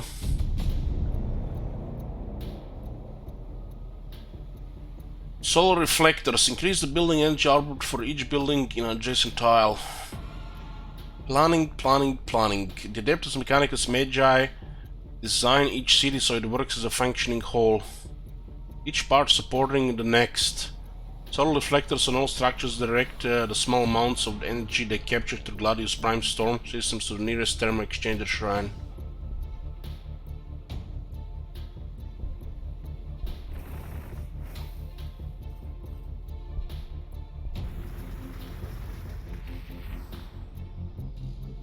This Gatling rocket launcher, is this a thing on tabletop as well for the Adeptus Mechanicus? Or they just made this for this game? This weapon is almost a little bit too good. I guess they have this very basic heavy stabbers and stuff. People are telling me that they see every day on Reddit or on Steam discussion board, shit like this, usually where the people are talking, that people are asking, is cavalry gotten better? Are they actually above the cavalry after the patch? And nobody seems to be able to have a clear answer. Nobody knows. Can you imagine? The only person that gave a clear answer, what all this scene, what they were talking about, that's the infantry does better against large units, and that's it. All the answers are unclear.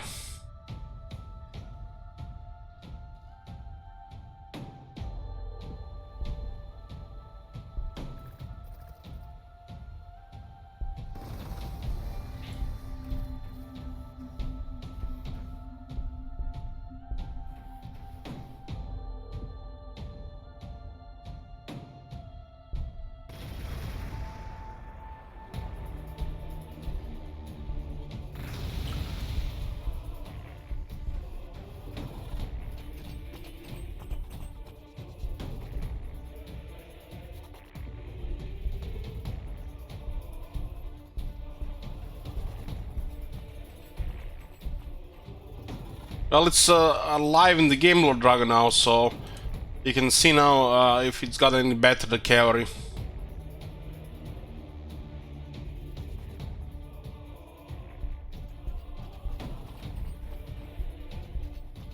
If they knew what they were doing, they would have just made a change and not make it better in the first place. Just think about it. They are the game developers, right?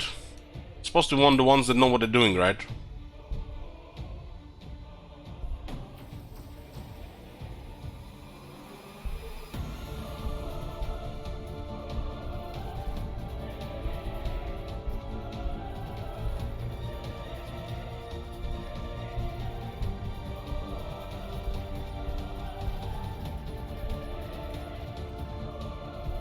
But just think about this. Towards the end of the game, instead of, you know, polishing and closing the game for getting ready for Warhammer 3, they just throw a bunch of words out there that we never heard. It's like they made them up just for this update. At the end of the Warhammer 2. And then they said that the charge bonus no longer does anything when it comes to collision damage. How fucked up is that?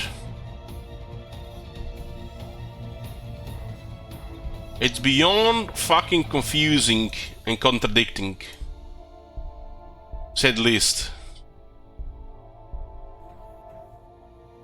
At the end of the game,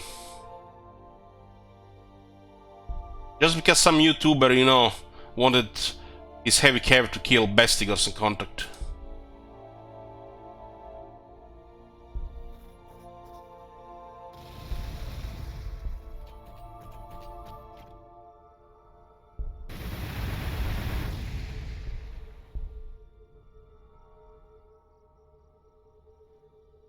This is so strange, this type of thing at tier 9.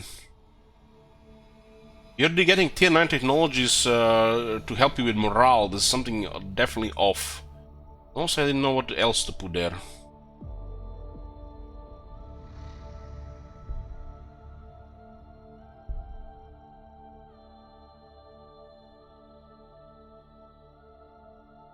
From my experience, Orc boys do rarely any damage to Reichsguard through Drago. Reichsguard has too much armor. Unless the Orc boys countercharge them. And they take some damage. So Reichsguard should demolish Orc boys, no problem. Even after the AI got experience per turn. Reichsguard was bullying Orc boys before the Greens got reworked.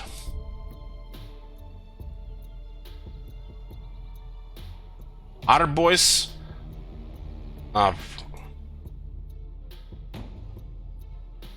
other boys, if they're in skirmish mode, they can just negate the whole charge.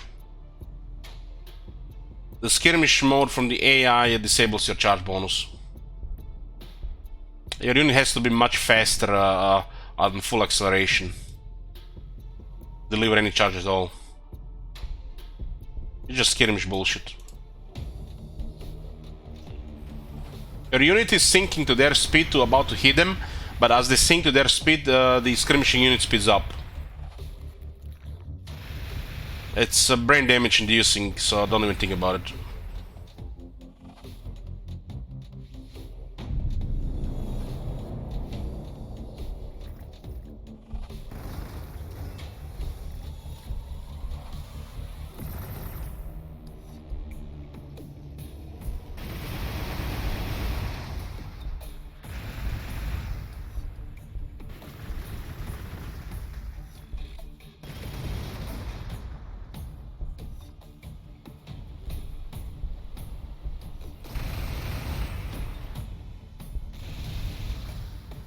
Like this knight is not even gonna fire his weapons.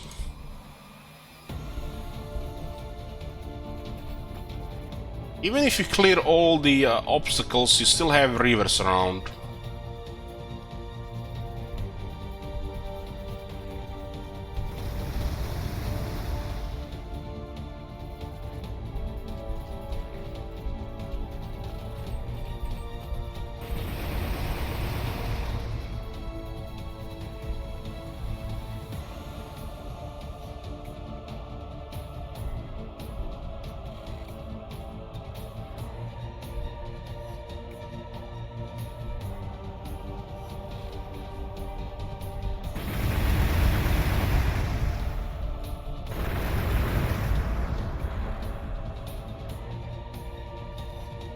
The scale of Castellan Robert compared to the Scorpius Singer is a little bit weird.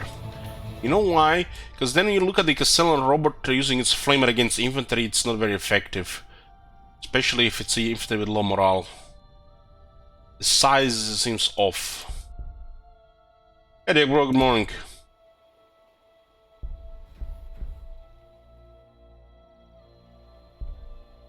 Speaking of Medieval 2, what odds do we put on a Medieval 3? I would not be surprised if they are already working on it.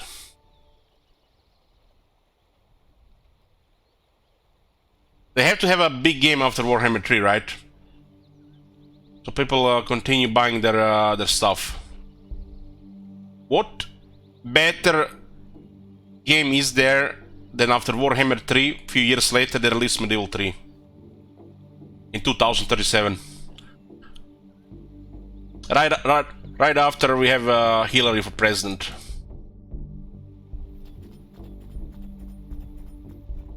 Oh no, that's you guys, not me.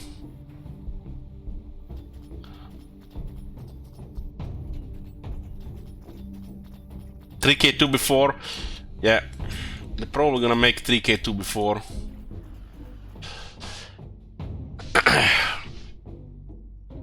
Well, I promised you guys that I'm gonna play the next Total War game, whatever it is. I hope it's not 3K2, because I want to play something next and then skip 3K2. I don't want to have any drama and toxic clouds above my head.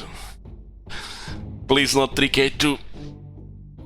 Sometimes I think about getting into Three Kingdoms, trying it out, you know, to see that glorious diplomacy people talking about. But that game was a collateral damage. Shut up, Bloomcools. You hope it is.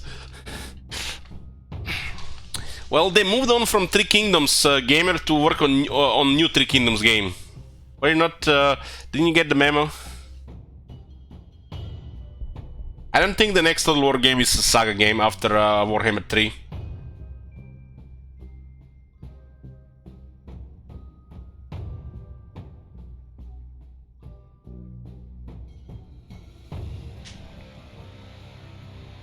You guys think the next Saga game is gonna be related to Three Kingdoms?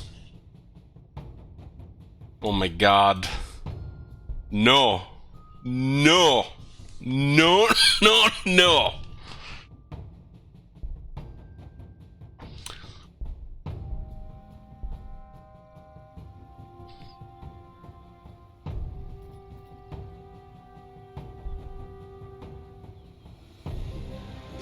Well, the video went gamer. You can look up the video on YouTube. It went something like this: they're abandoning Three Kingdoms, completing the game to move on to work on a new Three Kingdoms game. I kid you fucking not, it was something like that. I didn't dream it. I seen it on YouTube. Hold on. Was so much shit on my messages that day about that thing.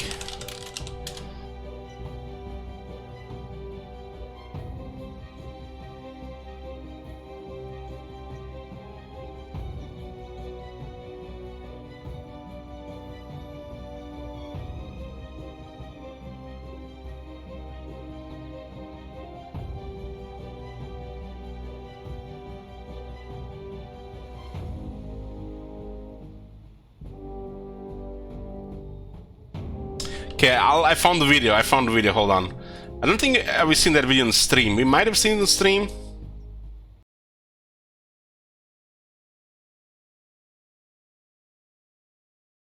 I think this is the one. It's been 2 years since the release of Total War 3 Kingdoms. That's the guy that made the Thrones of Britannia, I think. He was at least pulling the strings. He used to be a modder for Medieval 2 before that. Look on his face when his king died from TNT Towers. Never gonna forget that. It was like, who put that in my game?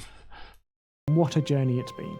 With each of our 7 DLC releases, it's been a real pleasure to watch this game's loyal community blossom. And in that time, we've been able to see you do what you do best: wage total war.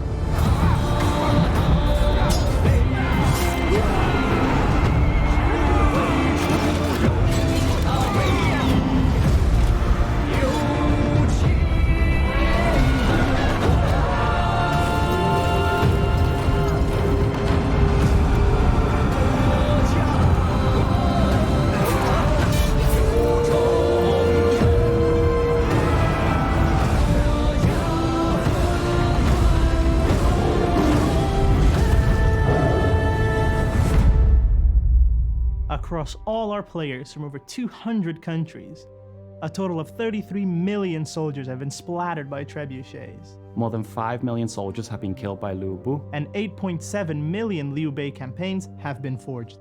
We think that's pretty impressive. and we're ecstatic that so many of you have put your powers of strategic thinking to the fearsome challenge of our game.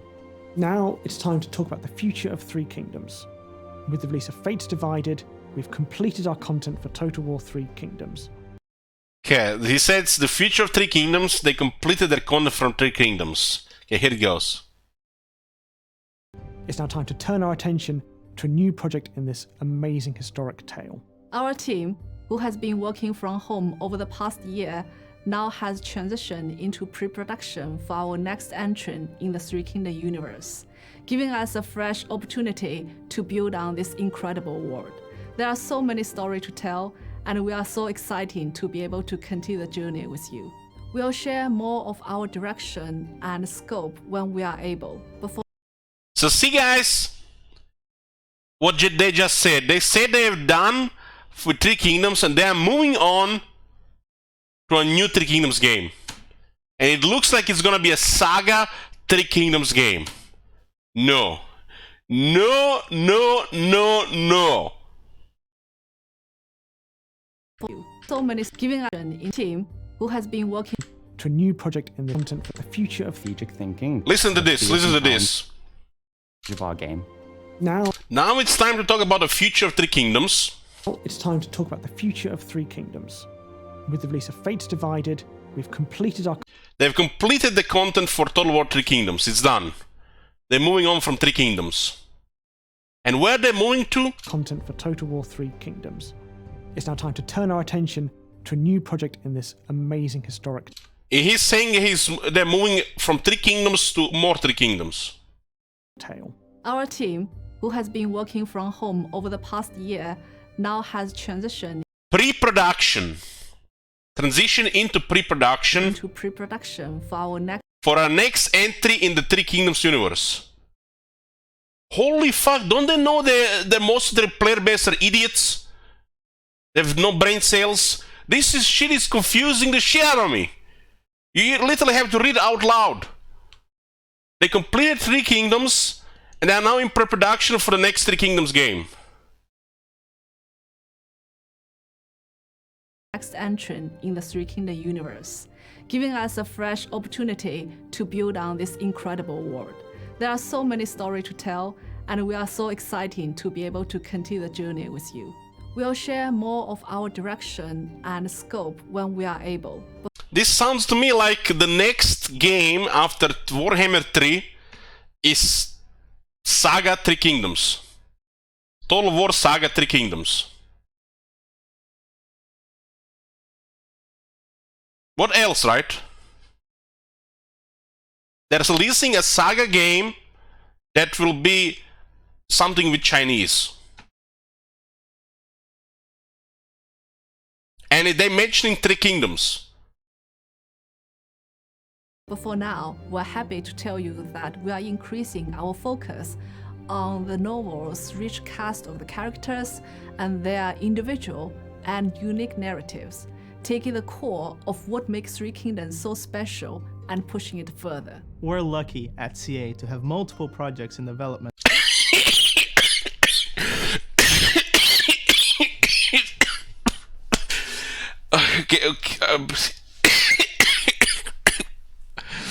At all times. This project gives us an opportunity to cement ourselves as a standalone team within the historical Total War umbrella, and continue to produce Three Kingdoms content alongside some of the other historical projects we have in the works. As always, thank you so much for your support. Our and can cement ourselves as a gives us an opportunity to hold on. at all times. Pushing This project gives us an opportunity to cement ourselves as a at all times. it further. We're lucky We are lucky at CA to have multiple projects in development at all times. At all times. at CA to have multiple projects in development at all times. This project gives us This project, so they're talking about this, the next one, gives opportunity to cement ourselves as a standalone team. It almost looks like they create another team, guys, within the team. Teamception. Those multiple teams have divided and multiplied. They're going to try to make 3 games every 2 years. An opportunity to cement ourselves as a standalone team within the historical Total Within the historical Total War umbrella, I don't consider Three Kingdoms historical Total War. It's kind of, it's like it's fantasy, myth, legend, like Troy. War umbrella, and continue to produce Three Kingdoms content. To produce Three Kingdoms content alongside the other historical titles we have in the works. So they have 2 games, historical games, at least in the works with the Three Kingdoms saga. And I think that one of these historical title is a Medieval 3. And the next big game after Warhammer 3 will be Medieval 3 Total War. So they're working at least on 3 games other than Warhammer 3.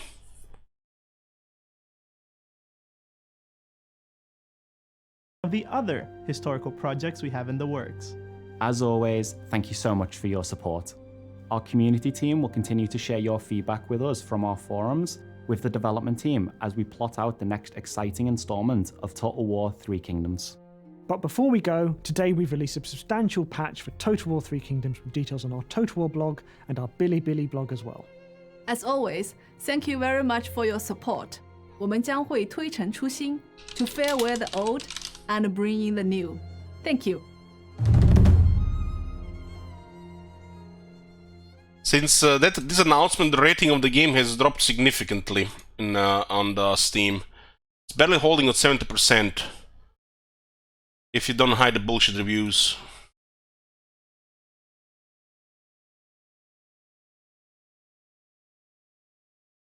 Why did it this autoplay?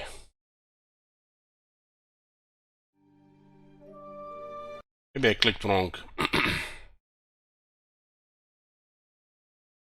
Okay, there's a clarification here, guys, because, you know, confusion. To clarify, no more DLC or patches for the existing Three Kingdoms game. So, they're making a new Three Kingdoms game, you know, flipping the assets, McDonald's, burgers.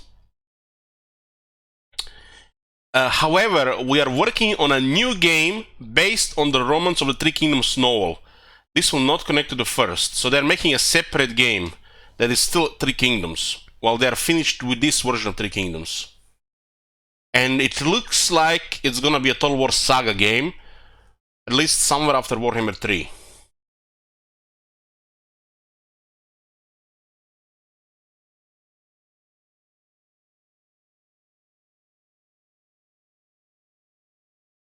They did change the title. The title used to say the future, right? Yeah, like this guy says. 3.1k likes, 10,000 dislikes. People got pissed when this happened, especially the Asians. Because they're supposed to, you know, release a lot more from the game.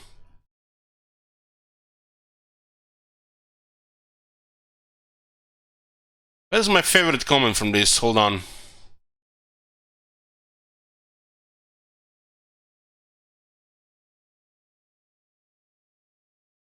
Okay, there it is. We will stop working on Total War 3 Kingdoms, then we will make a new Total War 3 Kingdoms. You know, this move, what it looks to me, guys? It looks to me what Ubisoft is doing. You know, see how the Ubisoft is making their games? This feels like a Ubisoft move to me. And you guys think they're gonna create new shit for this game? They're just gonna take a bunch of shit from Three Kingdoms for this game. But that guy said they have multiple historical titles in the works. And that's what was important, what I want to show you guys. The next Total War Saga game, I hope it's not Three Kingdoms, but it looks like it's Three Kingdoms. Related stuff, some Chinese game. I don't mind, because, you know, Chinese games usually have very lovely music. And the next big historical might be Medieval 3.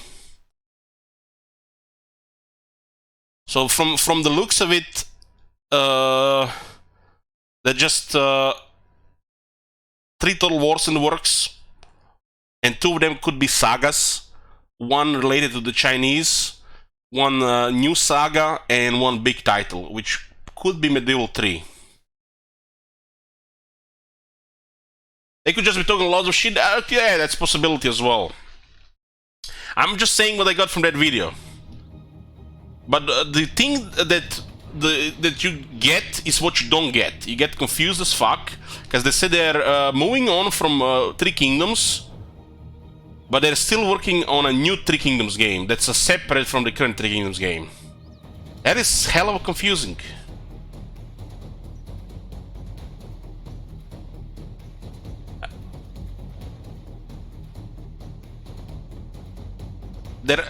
Yeah, they were making some shooter game as well. I mean, the Saga games are perfect to flip assets, but they started charging them as like AAA games. You know, it started all innocent like, and now they're charging it like AAA games. So it already changed what they were saying initially. I mean, when you look at the Troy, for example, it's a €50 game. That's a AAA price game, right? And then when you look at the DLC, a €60 DLC on top of that, and it has a DLC that's more expensive than any DLC released for Warhammer games, €25. The pricing is fucked up considering it's a smaller scope game. It's always jumped to AAA games. The rating on Troy has improved, so it looks like the DLC was good. At least that. But barely anybody playing this game, I think. 782 players. Must be all on Epic.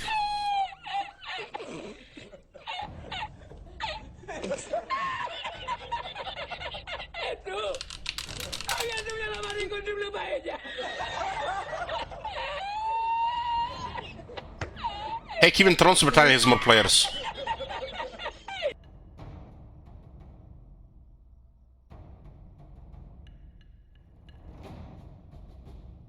What was the third Saga game?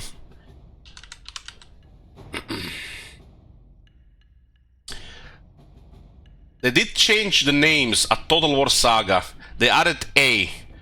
I was wondering why they added that A onto Troy, because it wasn't on the previous ones, and they added now to the previous ones now as well. It's a weird title for sure.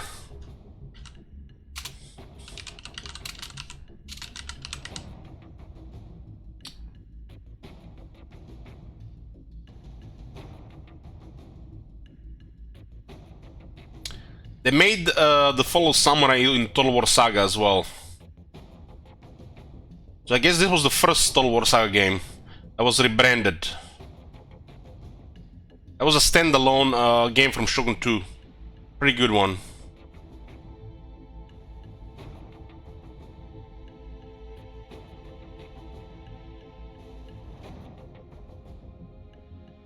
A Total War Saga Fall of the Samurai. And they did increase the price of it because of that.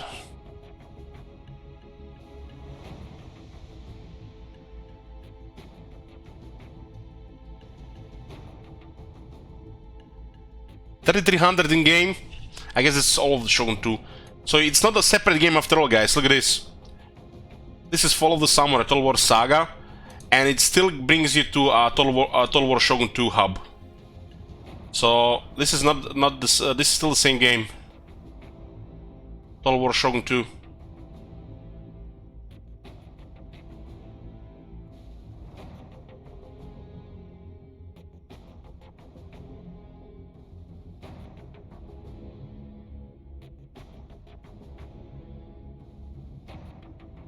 What's that clip?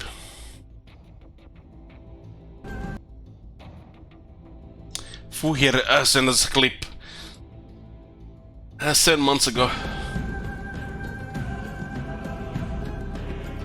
This music.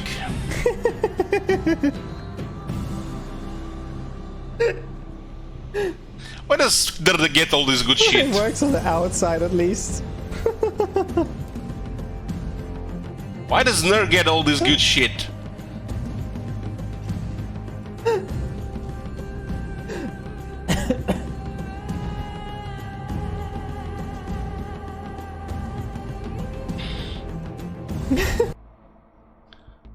That's not even the best one. Let me show you the best one, guys. I must have seen this clip 20 Why are you times. guys closing your borders to us? It becomes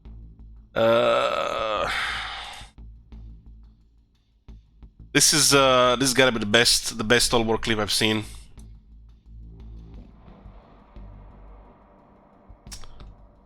Oh, the siege battles, isn't it? Why?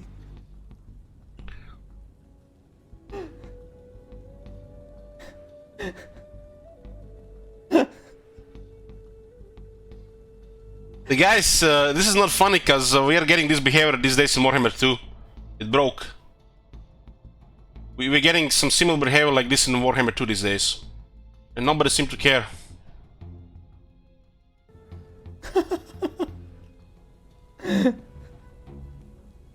I have no idea.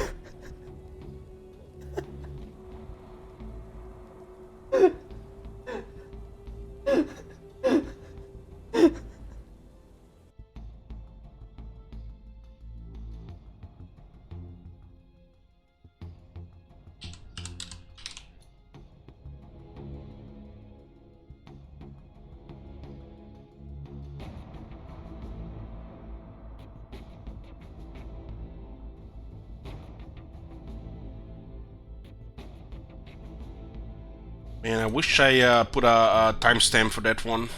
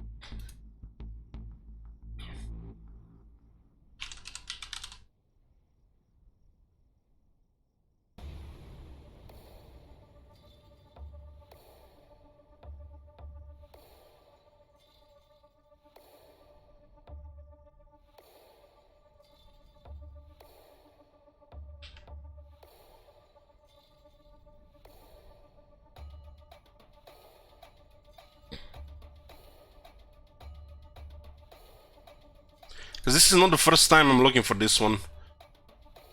I've been showing this one several times.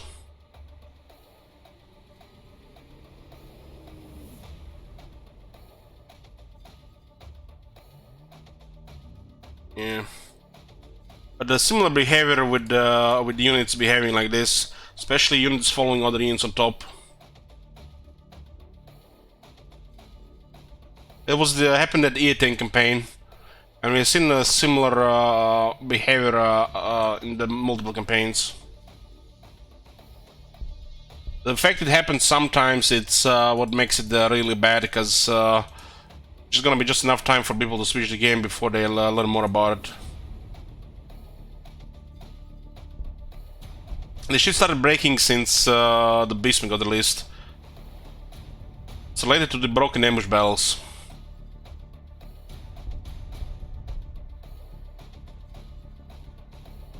Something like Civilization games? It looks like Civilization, but it's not. It's just a war game.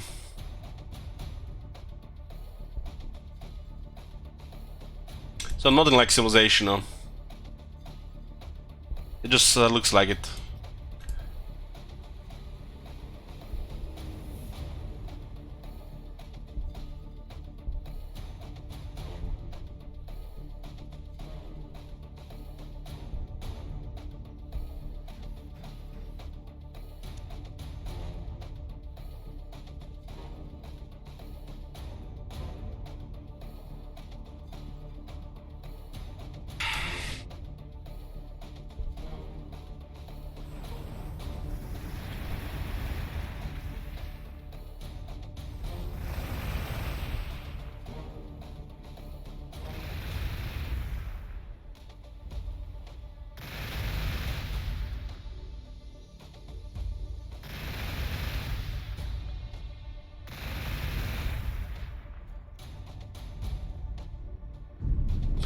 They put another Space Marine is the World of Orcs. Maybe. We got lucky in that one, so it's unlikely we get to produce a game like that. Because when it comes to the setup on this map, just like one thing on and off, and it's like you get either killed or it's too easy.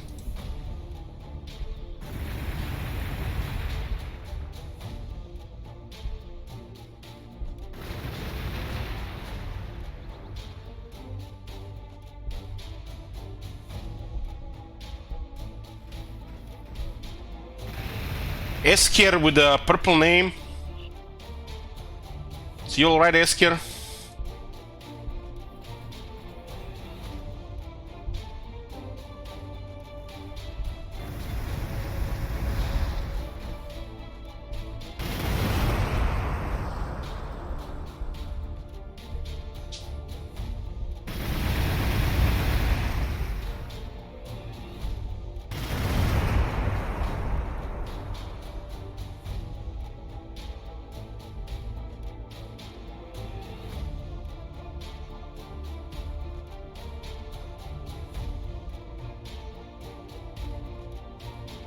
Went into the dark and turned to change man.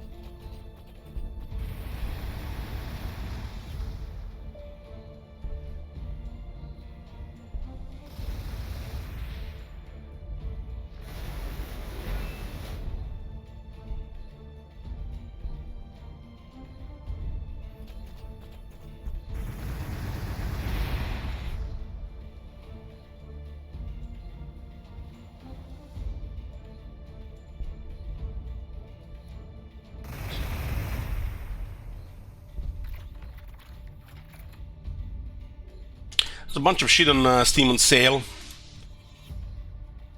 I'm happy for anybody that can find a game they can play. Doesn't work for me anymore.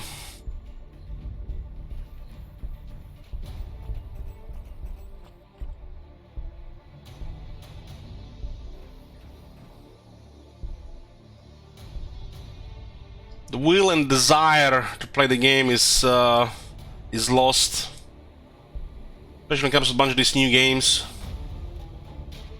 The sales are no longer any exciting.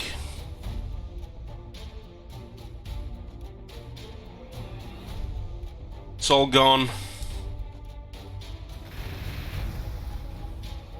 Are we dead inside?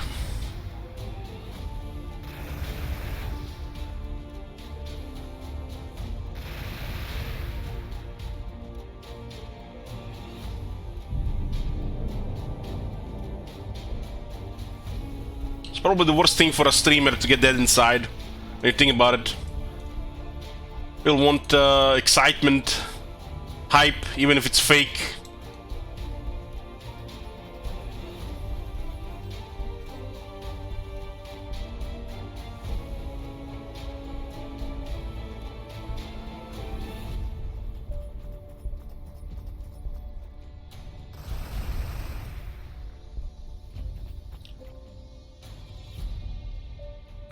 I didn't have any time to play games anyway, so why buy any? So you just watch games like Bloomcool's. My bad, Bloomcool's buys them, but he doesn't play them. I think Bloomcool's has some kind of insane fetish. He just buys the game and then just looks for the people who play them, and then just, you know, he thinks like he's playing them instead.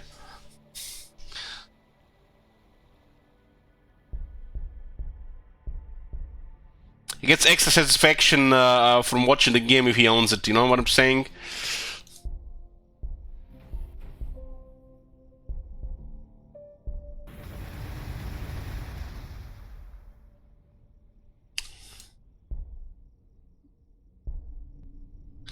You know, I'm really envious and kind of jealous of people who are still enjoying themselves most of the time.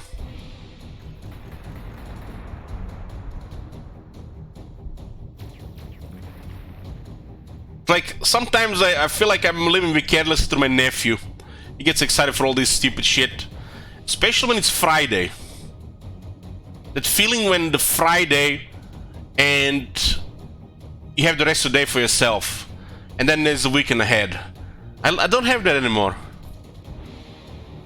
My nephew and my brother still have this. And they think they would be better if they they had time like I have for these things. When the Friday is no longer Friday and Saturday is no longer Saturday, you lose something. Nephew goes to the school. Brother has a job from Monday to Friday. So their Friday, Saturday, and Sunday feel Sunday a little bit less. Feel like something special, especially knowing that you'll go to sleep and that you'll be able to sleep as much as you want the next day without need to go to work or school, and then you can do it a little bit more the next day. And because of this, all these things, especially the video games, movies, TV shows, are way more exciting. And I think for most new things, I just lost this. That's why I replay old things, which the only thing that still brings me joy. Because at some point in my life, these things were exciting and fun and enjoyable. That's why I tend to replay games more than get into new games and new stuff.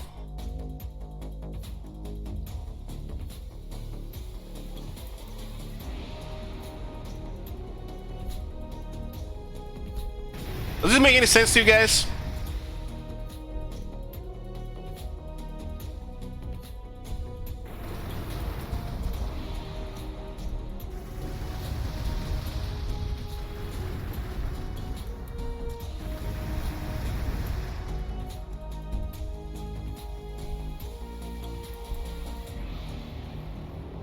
I guess, yeah, it's a form of depression for sure.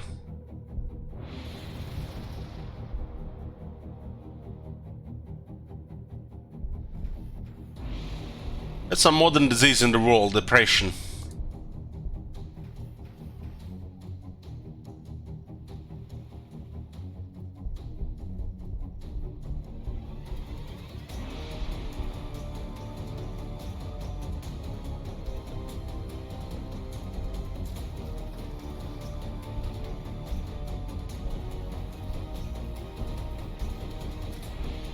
That's why what I mentioned a while back, difference between happiness, being happy and being content.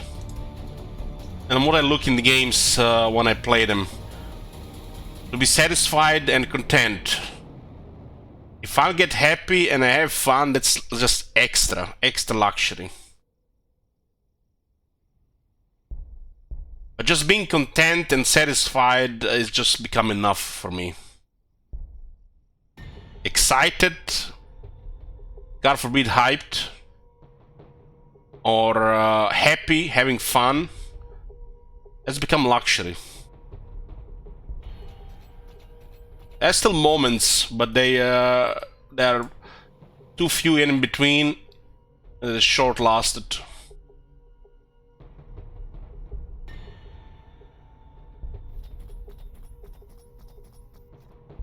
Maybe everybody, as they get old, they start just revisiting things they enjoyed at some early stage in their life, as in they're playing the game or watching a TV show or watching the movie. There's also this fear of being disappointed in either buying something that you might feel like is gonna be a waste because you're not gonna enjoy it.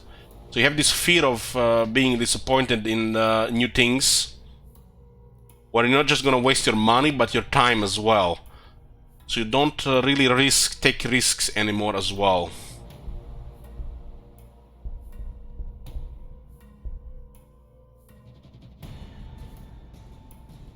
Like that comment on current state of WoW, we got WoW Classic and TBC Classic. Now, can we get Blizzard Classic? Kinda, yeah. Gen X Gamer says, my life cycle is basically Warhammer 2, HoI 4, and XCOM 2. Watch, rinse, and repeat.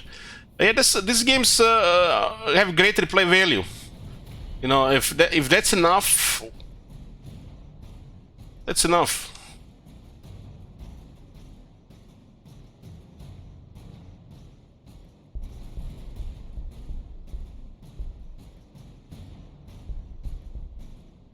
You know, it's not just the these things. You know, I've been rewatching It's Always Sunny in Philadelphia, and every now and then it gives me a laugh, especially things I've seen before. You know, the funny stuff. And now I'm entered I think season 4, and I haven't seen season 4 before, and I'm finding it really hard to get a laugh out of it. And I'm just like hoping the next episode is gonna be funny. The next episode is gonna be funny, but it's hilarious shit. And I'm not laughing. And I should be laughing because I had a couple of laughs this month. I was watching Dave Chappelle's show. And Dave Chappelle's show has a lot of funny stuff. You know, the episode 7, he says, I'm a Rick James, bitch. Now that shit is hilarious, right? Cocaine is a hell of a drug. I was laughing there. Fuck your couch. Exactly. I was laughing there. And then I was watching those stand-up comedy stuff, different than the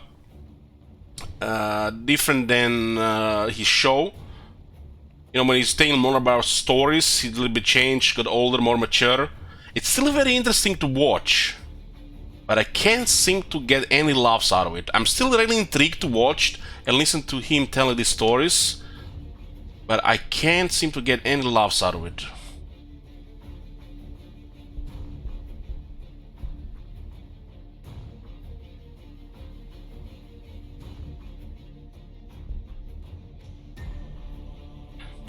Nowadays, because of this corona shit that I'm still recovering, it's like I'm thinking like I'm gonna start laughing, but instead I was like coughing, and this coughing give me headache and toothache. So I guess body doesn't even want to laugh because you know it knows what's gonna follow. Literally any laughs like this just gonna put me to sub cough. This cough's been with me for weeks.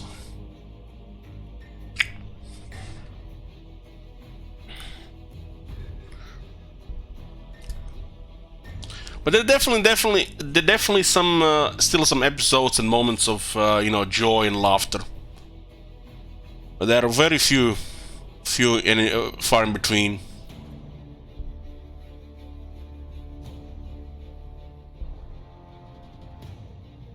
Mostly just satisfaction and content.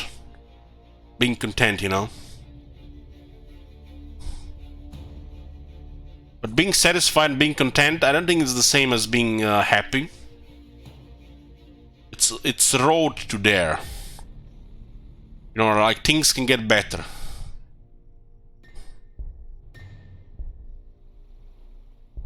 Improve.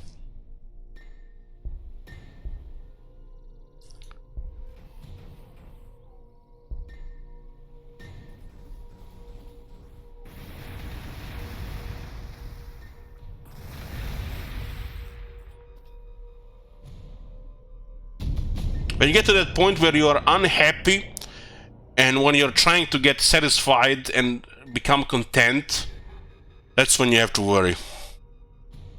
I have those sometimes.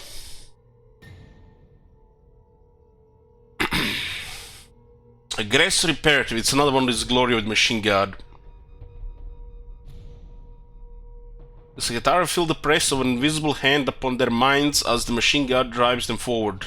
Servers are pushed to their structural limits as fiber bundles fill with the boundless energy over the motive force and propel the faithful on an unstoppable crusade.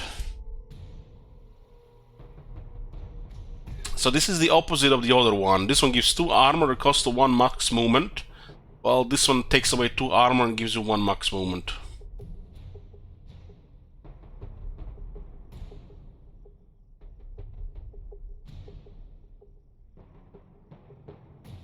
As he said, I started taking online college courses so I could stop feeling content and work towards being happier with the new job. Well, that's good.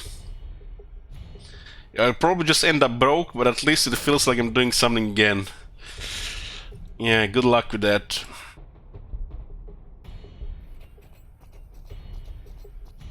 Right now, in this point in my life, I'll just be happy if I get my taste and smell back.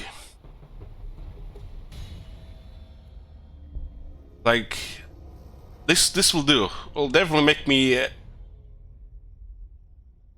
happier for a bit, or happy for a bit.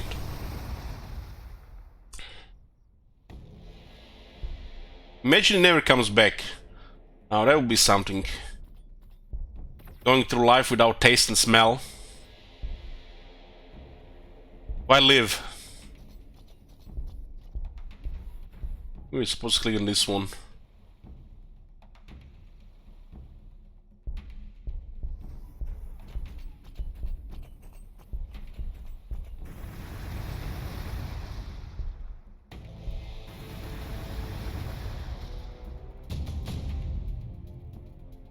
You have enough inputs, enough rogue tech priests. Now to the interrogation. Benedict's bosom is static.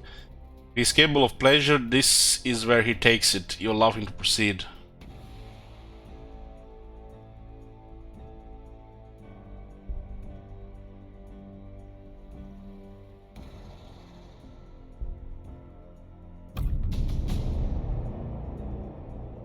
What is this? Chapter 3, Testing Uncertain Inputs. Another wolf text. The rogue tech priests were silent no matter what technique Benedict employed. Myriad methods and often disconcerting. But vivisecting their cogitator units reveals their orders came ultimately from Mars itself and are contrary to your briefing. The tyrannies weren't established here to research weaknesses as on the Fecundia, but as a fail-safe defense, a weapon of last resort.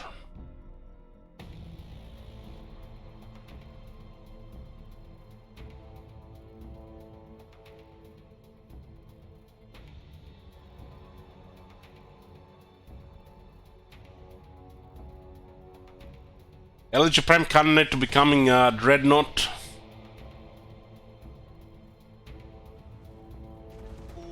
It's a player, thank you for 30 months. Seen that shit? Holy shit! What the hell? How could anyone have cogitated positivity for the idea of utilizing this foul Xenos in this way? The notion of containing these creatures, much less controlling them, was unthinkable. Exploiting them against the planet itself, or anyone seeking to conquer it, a foolhardy destructive failsafe, if true. What could possibly be here that Earth could want to destroy so badly? To risk a new hive fleet on an Imperial High World.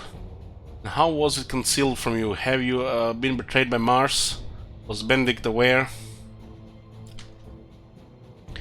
Seems like you must investigate this planet more closely. For that, you'll need better machine spirit permissions. Your irritation bleeds into your environment, setting nearby servitors jittering, dead eyes twitching. You order your forces to bring you anything out of the ordinary, whilst you work to unlock better template permissions in the archives.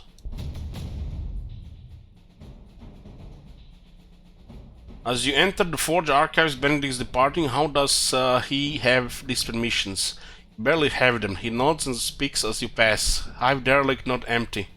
Titan databank active. Legio Venator. Discovery. Secrets. Xenos. Ancient Xenos. Parallel investigation. Return shortly on Messiah's benediction. You're glad to see him go, but are worried of what he might have discovered in the Titan's memory. What could that ancient machine have seen here before it was abandoned? Research subcloister, construct subcloister. Research Tech Priest Manipulus, produce Tech Priest Manipulus. This highlighted tile with Tech Priest Manipulus and secure the perimeter. 0-3.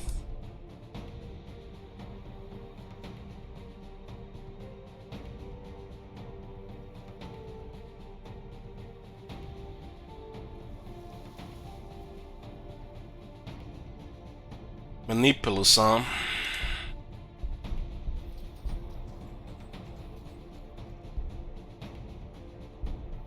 I have 2 Mechanicus tech priests. What are those? Crisis battle suits.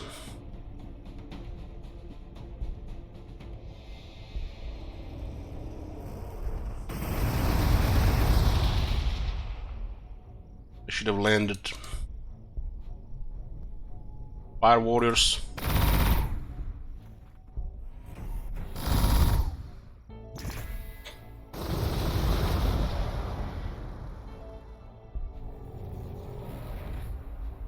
Lose all the max damage.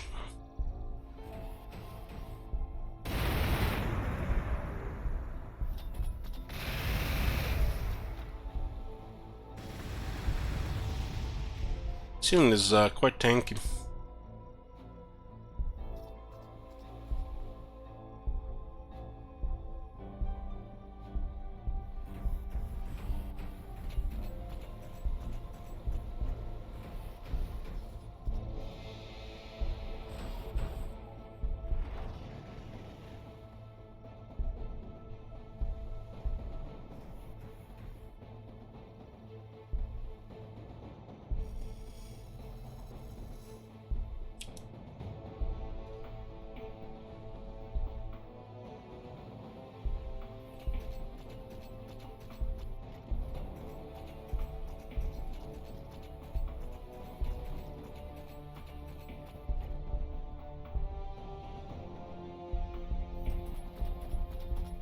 Looks like we'll be moving units around for hours here just to complete the quest.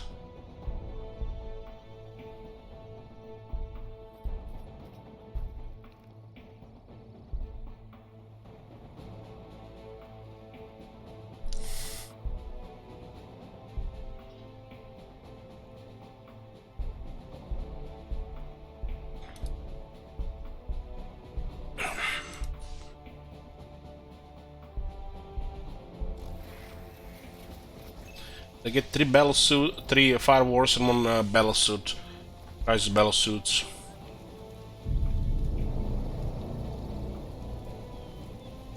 Such a strange weapon setup.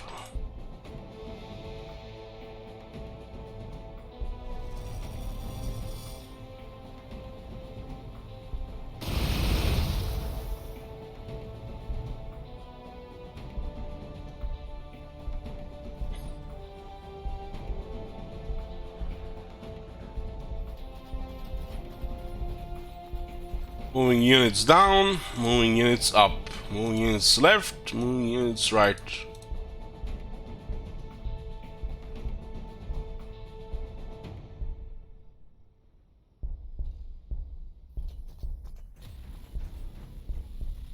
Stop clicking and get some drink.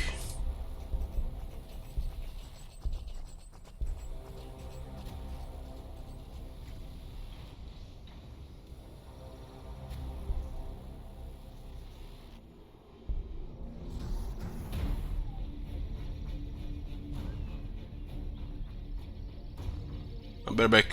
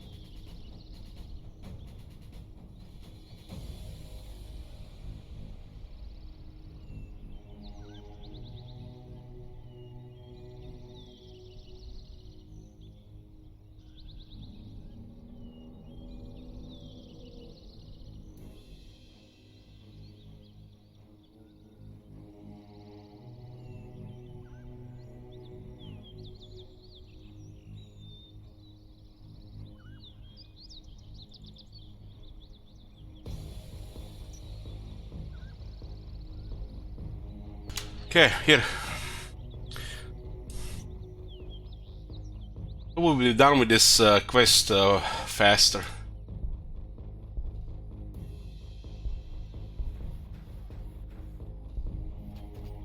Let's do the Mechanicus. This one here. Here.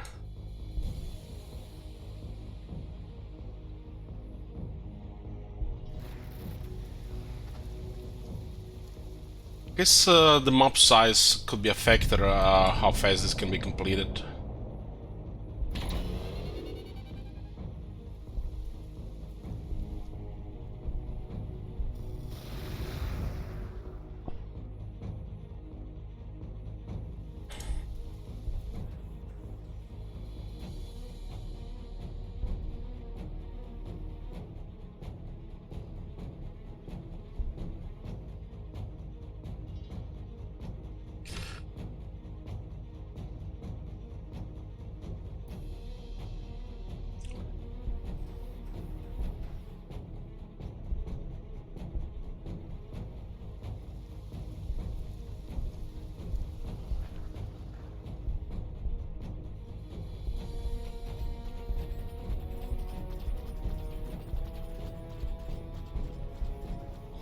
Of course, this unit doesn't get affected by the speed.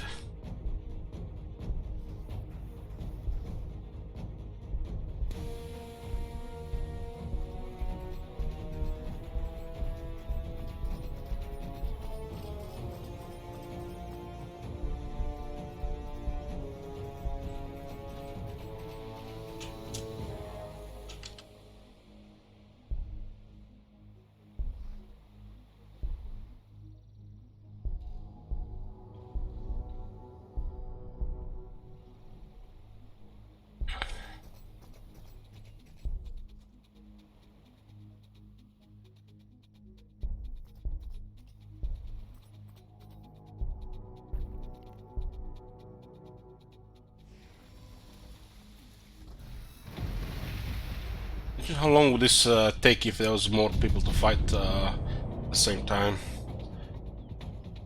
Man uplink, ability for the Archaeopter and Transvector and Archaeopter that reduces the morale loss of adjacent Adeptus Mechanicus units. You may feel fear, you may want to flee, but when your mouse scan with a thought stop your limbs taking a single step back, well then you fight anyway. Martial Dictum. It's the flyers. Command uplink has a radius of 1 tile, minus 70% morale loss. And that's a tier 9 technology.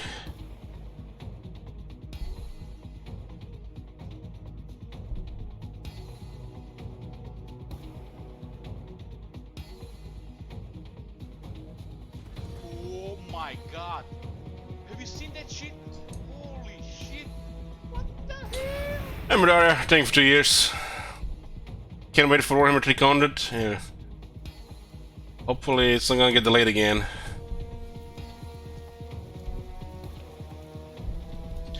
What you playing these days, Midoriya?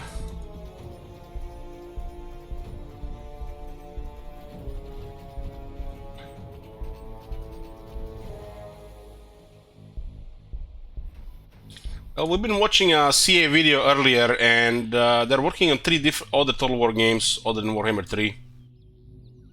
So they're currently working on 4 Total War games.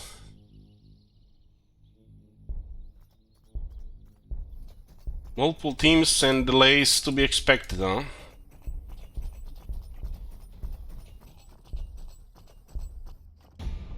According to that video, if that video is to be trusted.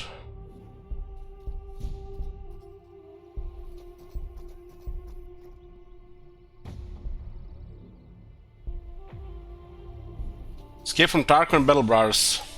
Oh, Battle Brothers is nice. I'm kinda in the mood to play some Battle Brothers myself. Missing the atmosphere.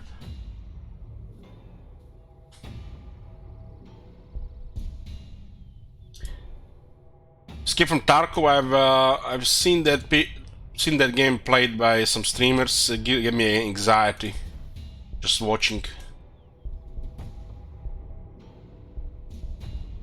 I don't know why is that so popular.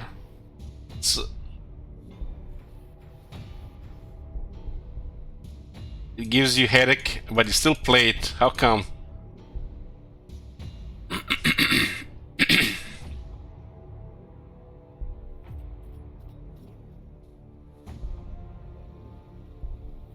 You're a masochist?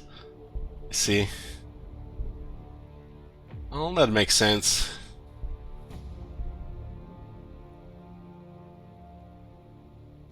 That's another game that's been in a perma early access, right?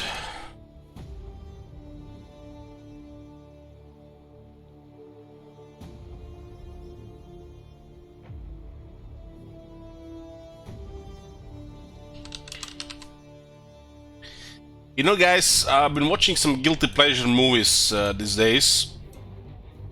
Alien vs Predator and The Predators. Well, the Alien vs Predator is not that good, I admit, but it's still I like to watch it. While The Predators is a little bit better, especially the fun of the Predator. And when you think about it, The Predators is kind of like Battle Royale. If you guys seen the movie, it's kind of like Battle Royale, and they made that movie what in 2010. Surprised nobody tried to make a game like that with the Predators. It was definitely a Battle Royale movie. OG Battle Royale. I don't think it's OG, but it was definitely a Battle Royale setup.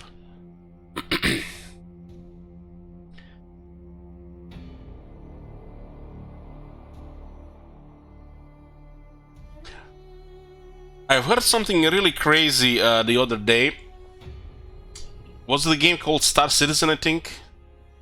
Apparently that game has gotten over $400 million from people, and it's still work in progress. I'm not sure how much there is true to this, but this is what I heard.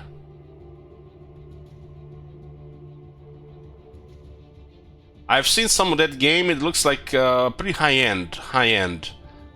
But I'm still not sure what you do in that game.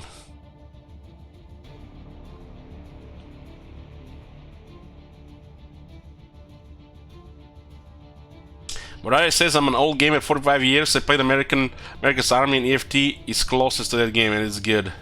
Oh, I remember America's Army. I played it a bit as well. I think it came with another game. So I guess you like shooters like that. You know, I sometimes miss a shooter, Mordaria, but all these shooters give me anxiety and headache. Because you know, I always think people are cheating or have some unfair advantage. So it's a really anti-casual game, and the gun sounds really give me a headache. Even some of the shooters that I enjoy, like Counter-Strike Global Offensive.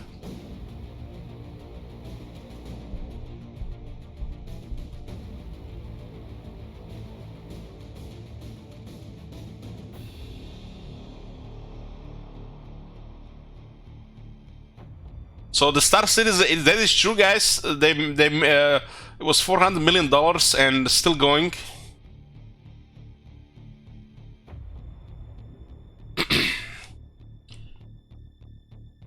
It's like those people that speculate regarding the Lord of the Rings TV show, which is a very misleading title. The title itself is misleading. It doesn't have to do anything with Lord of the Rings. And that the crazy budget they got from Amazon, they're really putting all that money into insane hours of to polish CGI. I guess makes sense, right? They're making 5 seasons, and the first season is getting released next year in September. Until then, they're just hyping the shit out of the TV show. Everybody's gonna hear by now. At that point, the show, no matter how good it is, it will not be able to match the hype, I think. It will happen to the same thing like what happened to Cyberpunk, right? But I'm curious to see this insane budget in that show. I'm expecting a fail.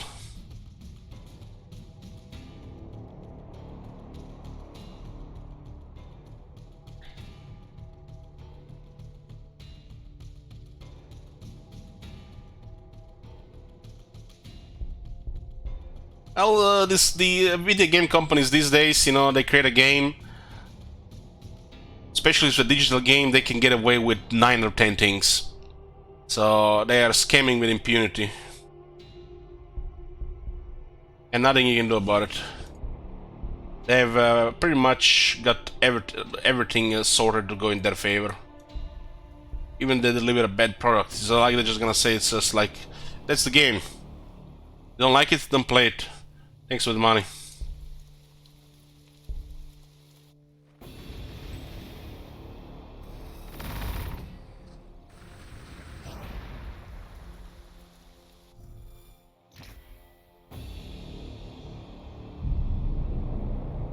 Hey, Rumi.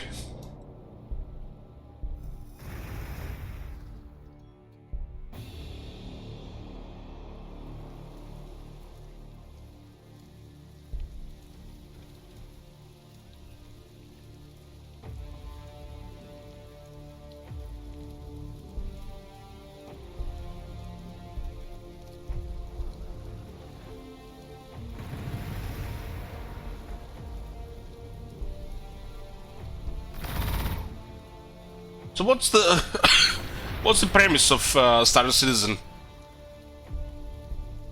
One of my friends was overexcited about that game years ago.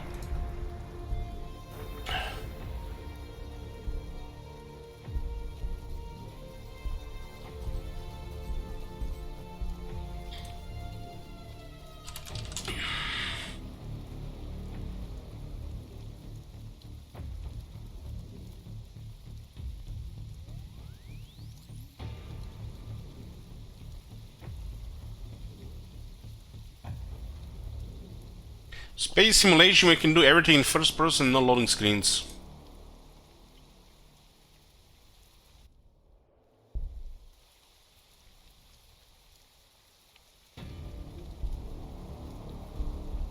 So it's a space simulation. And it's a multiplayer game.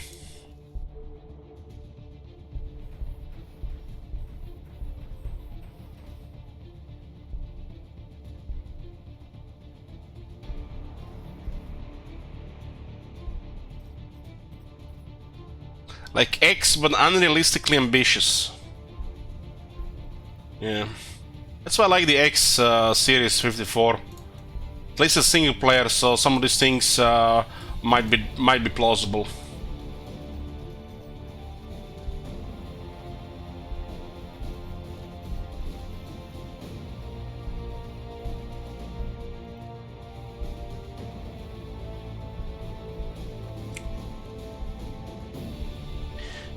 Speaking of X series, I think the X4 is getting a new expansion, and I think they still haven't fixed the insector mining with a big miner. But I keep adding new stuff. Oh, such a disappointment that didn't work, even after the update.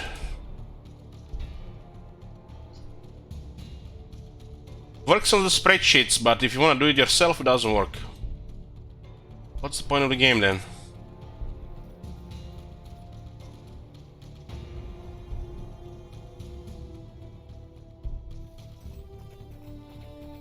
I played it for about, what, 25 hours or something? There's definitely something there. Definitely something there. But they should have put a massive tag over the game and called it work in progress. Like, you know, non-scammy early access game. You know, like Baldur's Gate 3. They should just put Baldur's Gate 3 tag over it. But at least you can forgive this company. Ubisoft has always been like this. Their games have always been work in progress. Like early access for life. Even when the game is done, it's not really done.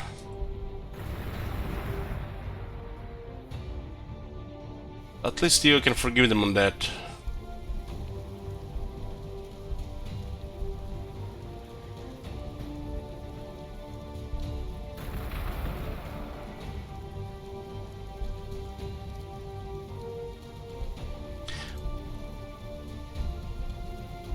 I just don't like they keep adding new stuff without fixing the old stuff. Why did they try to put the things in the game in the first place if they're never gonna make it work?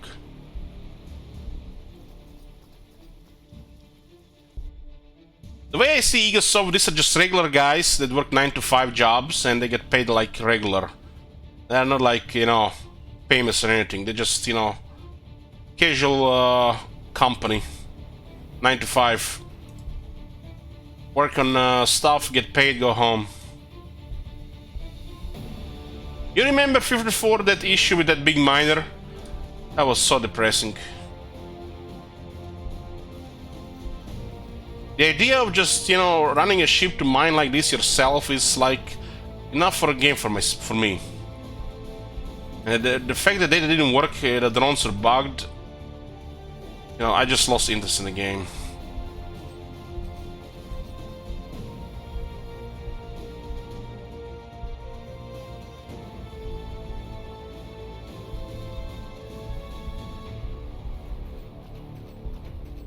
My bug resistance is at minus 75. It can literally be lethal in the future for me. My health pool is also decreasing every year.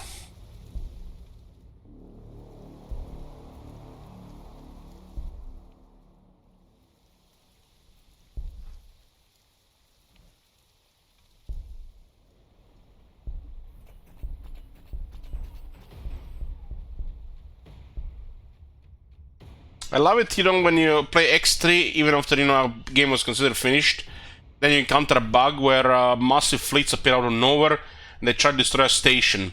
But the station got bugged and it cannot lose any health.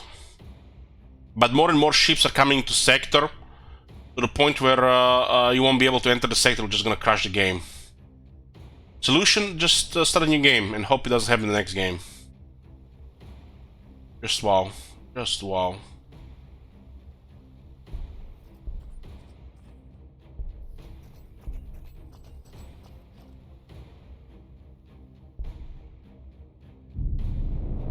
There are really no games I'm looking forward anymore. I just hope the games I played, you know, not gonna have bugs and crashes. It's like I'm not asking for much anymore. I just want to have a game that doesn't have bugs and crashes. Is that that's too much to ask?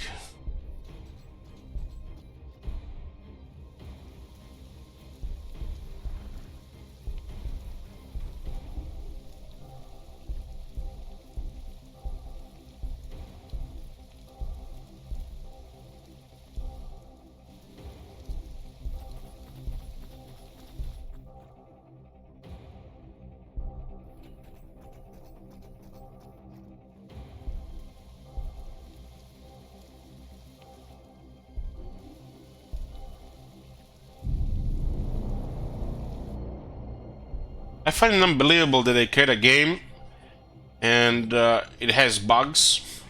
I'm not even talking about, you know, some random bugs. I'm talking about stuff that actually, you know, takes enjoyment out of the game, hurts the replay value. And I find it really unbelievable they some companies have no interest in fixing these bugs. And when they work on the game on a future update and new content, and they still have no interest in it. They just create new problems, new bugs, by adding new content on top of it. It's like they have no pride in their work anymore.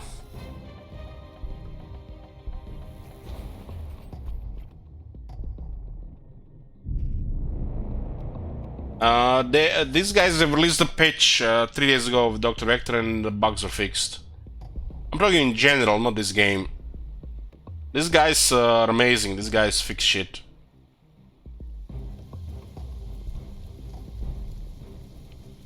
They fixed everything. I'm completing a quest right now that was crashing the game.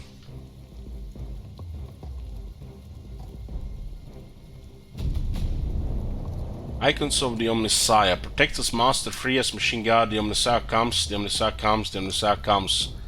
Punish the flesh. Where is RuneScape? I think this text was written for him. Got you, boss. Increases the building loyalty output for each building in an adjacent tile.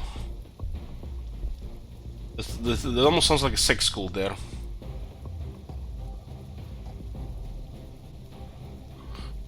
Chapter 3. Testing uncertain inputs.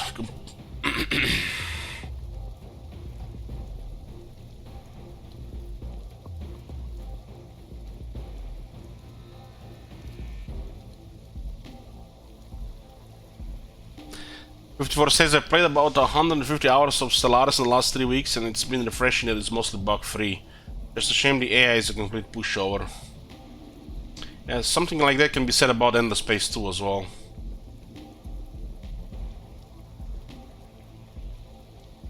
Which is the game I picked over Stellaris to put more hours into, at a time. Benedict returns, he hasn't paused to clean himself from his bells.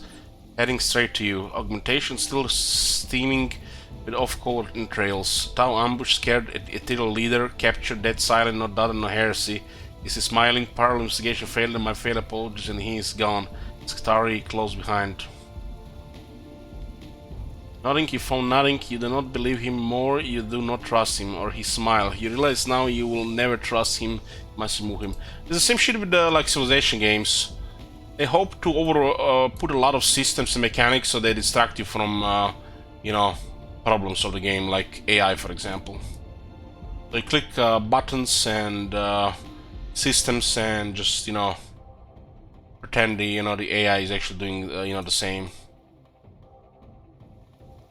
In the most probably one of the worst difficult systems in the game, in any video game I've seen.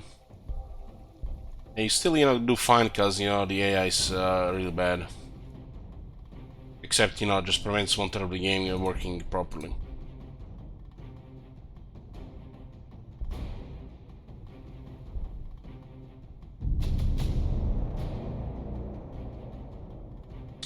The removal of fellow Magus will not be easy. He has his own followers, his own power base.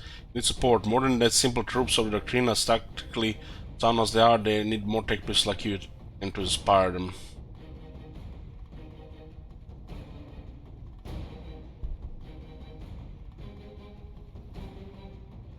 Endless Space 2 is a very pretty game with incredible soundtracks. And I think for a lot of people that's enough. But I find the game incredibly shallow, especially if you pay attention.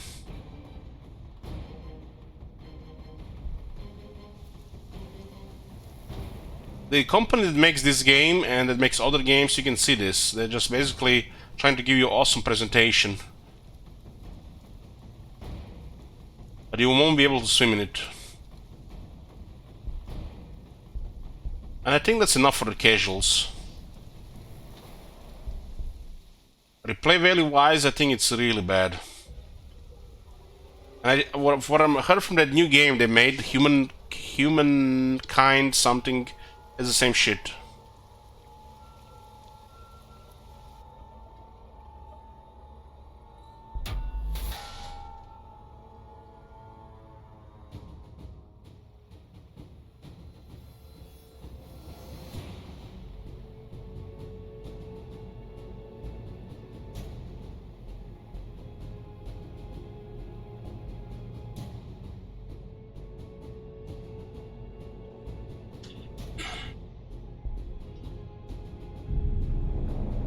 Didn't count as canticle.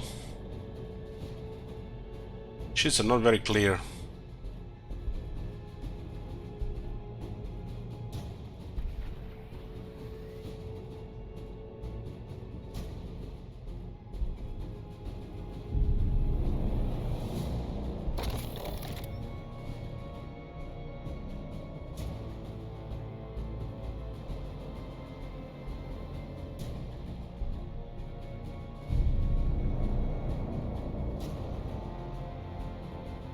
Aren't they supposed to be canticles?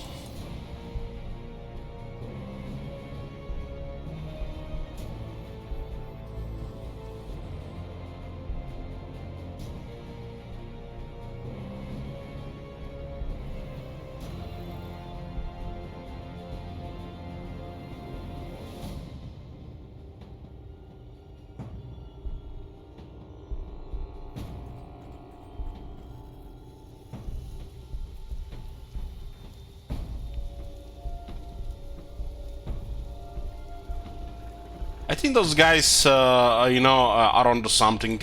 The team who make those games. Pretty games that are well represented with but if you play them too much, which you don't really expect, because most people will play maybe 1,000 hours, 20, 30 hours. So nobody's gonna start digging into the problems. So for the mass market, you know, mass audience, it's perfect. It's almost like their whole design philosophy is about that.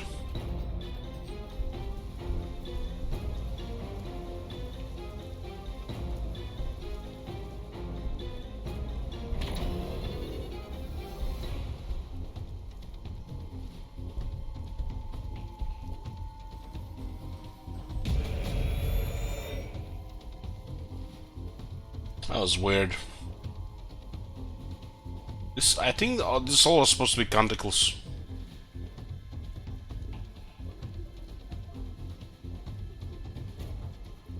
Here we go, boys.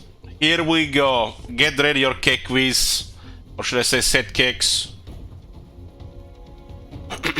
You what the fuck is this word? Surreptitiously send your new aides to the locations Benedict. What the fuck is this word? Can they just use a fucking simple word? I didn't go to college, man. I'm stupid. Visited but find nothing. Indeed, their unsubtle interrogations of the local survivors only managed to bring the attention of a sizable dark Mechanicus force upon you.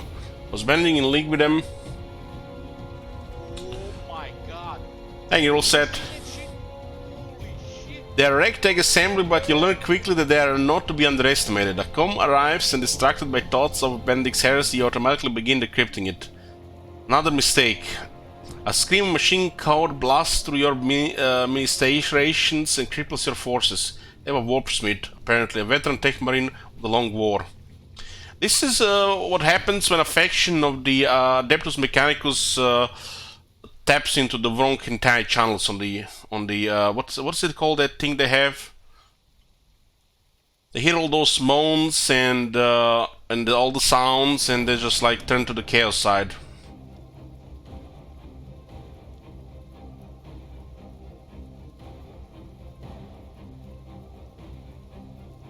Noosphere, yeah. They tap to the hentai noosphere and they got turned to the chaos side. Surreptitiously. But I could figure out how to read it, but what the fuck does it mean? Don't tell me how you pronounce it. What the fuck does it mean?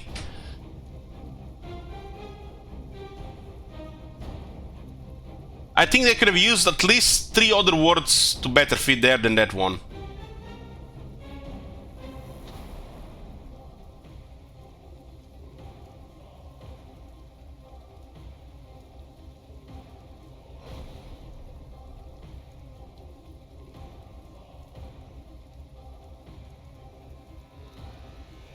Your systems are crippled, glitching with a warpsmith's overlaid message. Machine God 2, betrayer, betrayer, betrayer, welcome, fallen.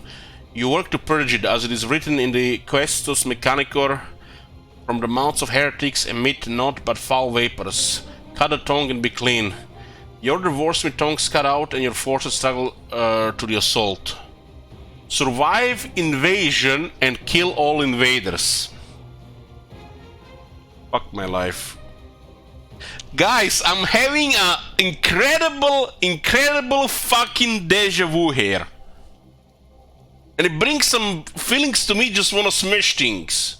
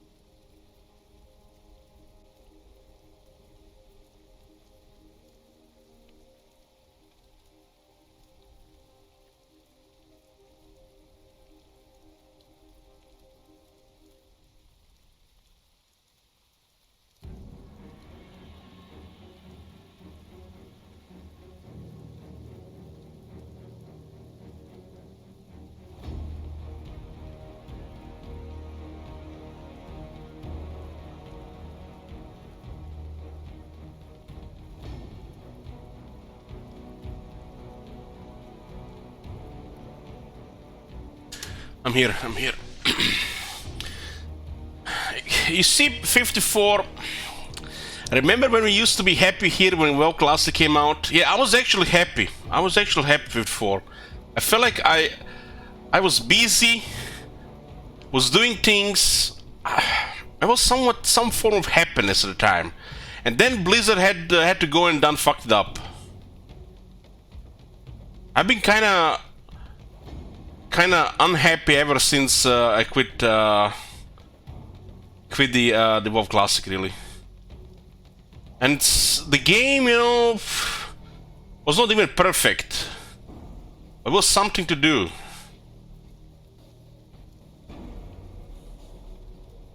And I hated that I can't, you know, play it anymore. Just because Blizzard being Blizzard.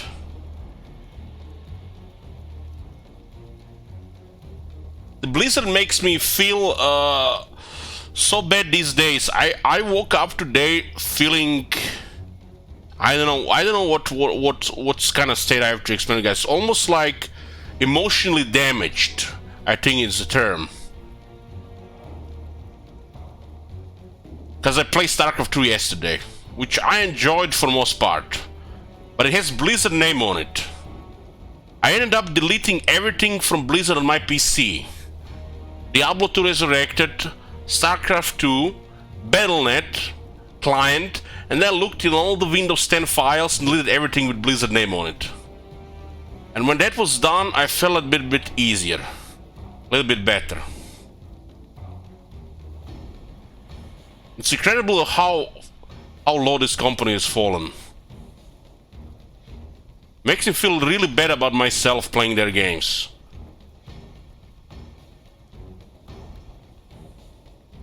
This is shit, guys, this is not funny. I've been feeling like this ever since I quit WoW Classic. And it's their fault.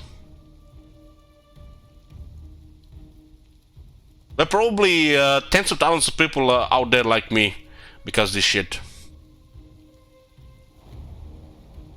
I feel like I think the closest it comes to this feeling of betrayal.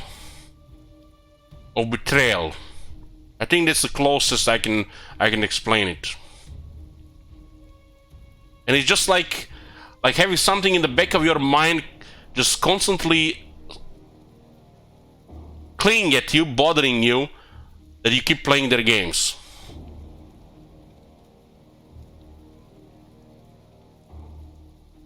And I just had enough again. I just had enough, and I don't know. I don't think if I ever gonna be able to get past it.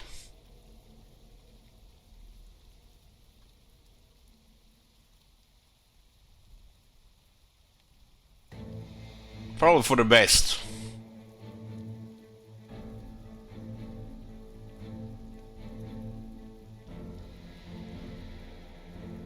Survive invasion, kill all invaders.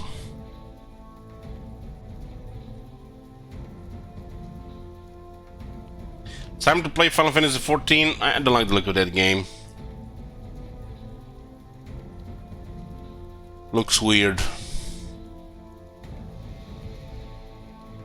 I think it's time to stop thinking about MMORPGs and move on.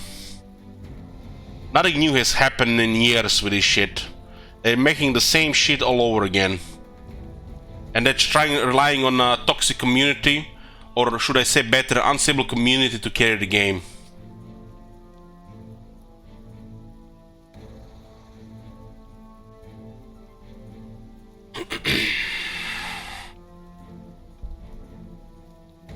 Invasion now. Getting invaded by demons. Venom Crawlers rank 8, rank 7.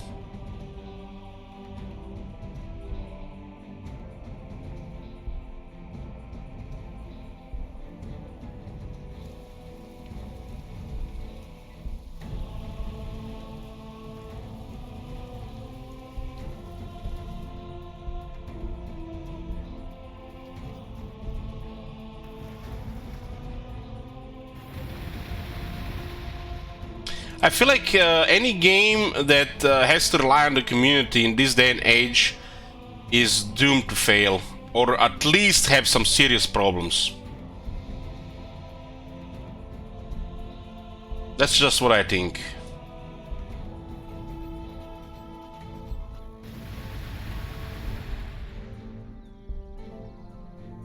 We're living in an age where devs intend everything to go their way, hyping shit, making money, and the moment they fuck up, they wonder what went wrong. But they just keep doing the same thing. And when the community turns against them, they just call the community toxic, and they nothing they can do about it because they're outnumbered. And a few weeks later, pretend it didn't happen. If it happens a couple of times, then the problems start to, you know, turn into an even further cloud of toxicity. And this is the age that where they are trying to create community-run games.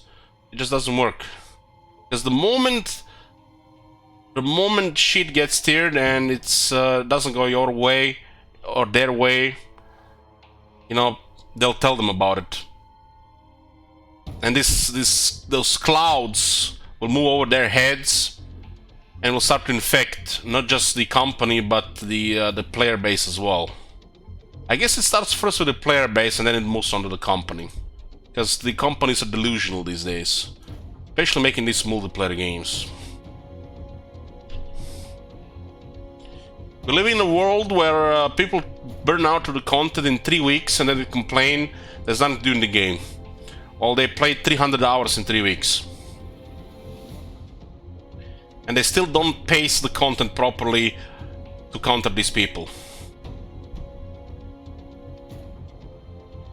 So the game gets massive because of these people getting into the game, and then they all quit because they have nothing to do, because they intend to, you know, continue to play it 12 to 16 hours a day. What do you guys think if they ever release a MMO where the level progression is kept on like a weekly basis? Like, let's say they create a game where you can get over level 10 in the first week of the game. So more of the people can, you know, just stay at that stage of the game. Of course, it would have to follow up with, you know, community run events and stuff like this. Because, you know, what are these people gonna do if they can't go above level 10?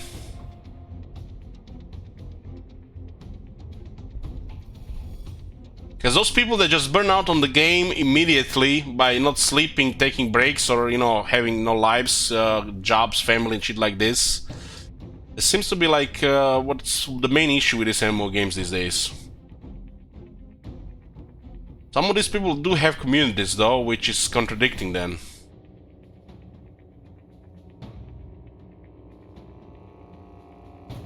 I don't know. I'm not an expert, but it's all fucked up these days, I think. They need both these people, but they can't please both, and I think they lost confidence to make the right games in an MMORPG genre. Because ultimately it'll depend on community, right?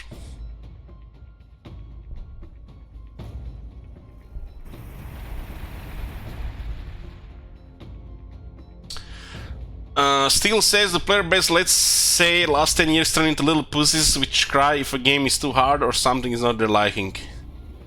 Well, there's some truth to that as well.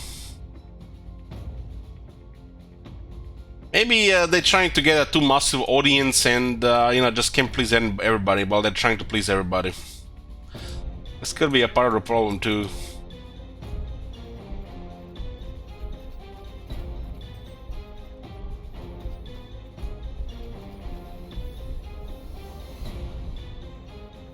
I mean, what was the last big MMORPG that got released? New World, I think it was. Has anybody even played that game here? What's wrong with that game? It felt like, to me, before it was released, it felt like the most generic shit possible. Guys, I kid you not. I've seen 3 different videos of that game, in 3 different zones of that game, and the guy was fighting some kind of elite enemy. And listen to this, it was exactly the same enemy in 3 different zones.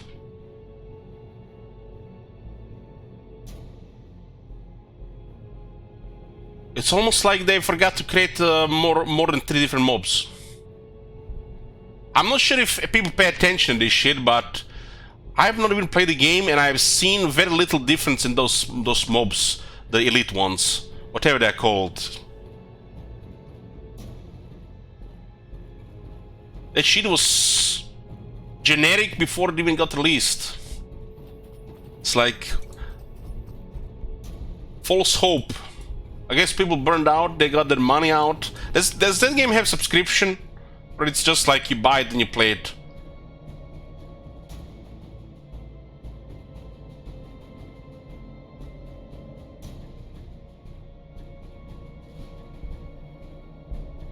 I've not played that game personally, but from what I've seen was really bad.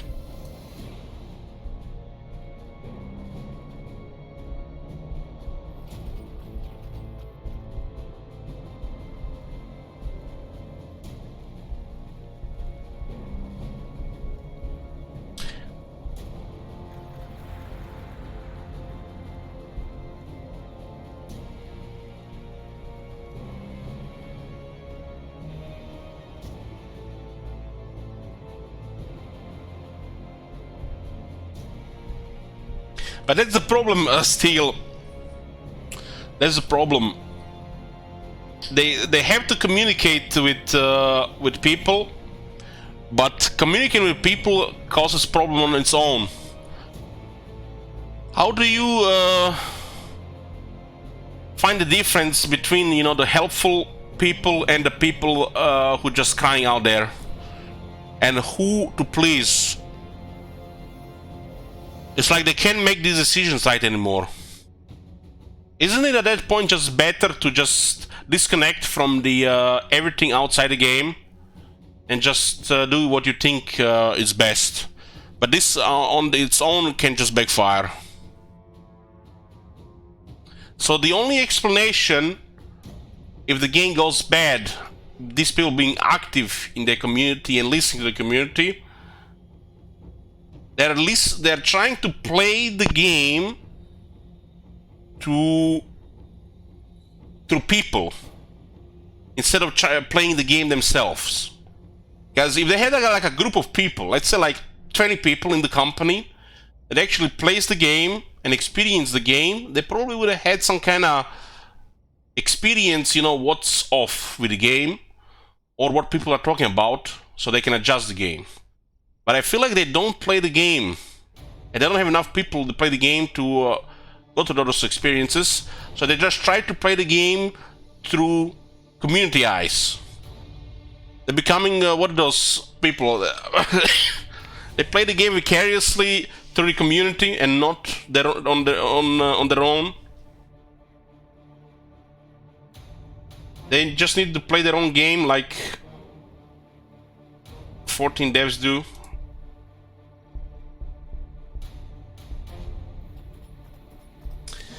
You know, the excuse I like to, you know, always mention is like, it's the people with jobs. They, you know, their jobs are not to play the games. You know, the excuse. Isn't that like bad for the game, where you're making a game that's supposed to be like an evolving game and it's not your job to play the game, but you work on the game?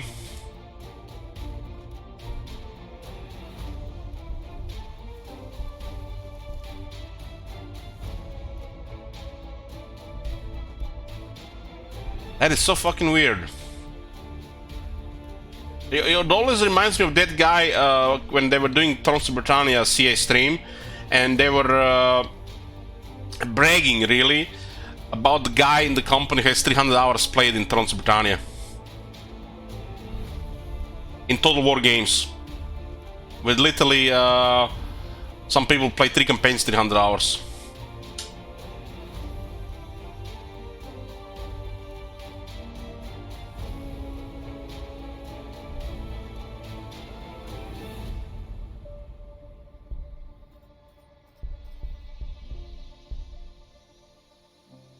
How is it so hard for multi-million-dollar companies to actually hire some people that know what they're doing in their games?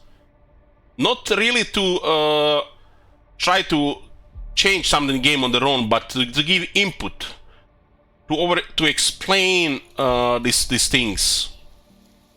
You would think if they get this input from enough people, they would know what's wrong and what they can do about it. But they have to care for this to happen first. And I feel like most of them don't care anymore.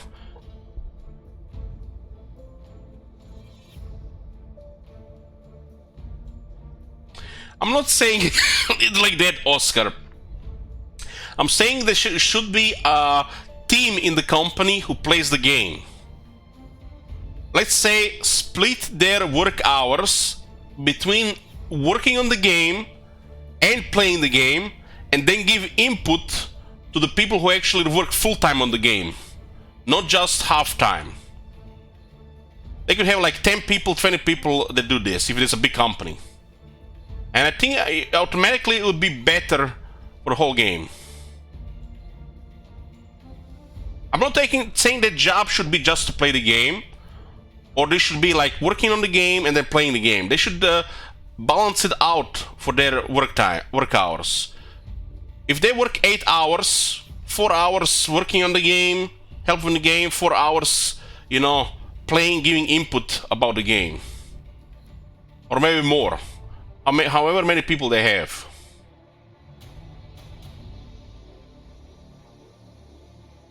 But when you think about it, the game has to provide the experience, satisfying experience. You can't just work on the game.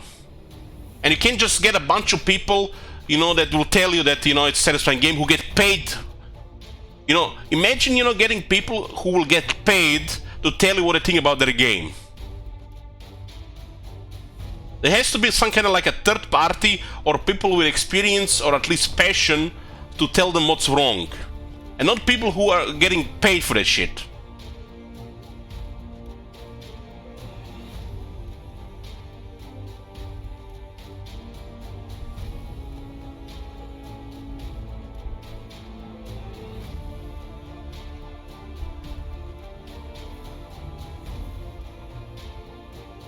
But these companies, some of these companies are making millions of dollars. That money is going somewhere.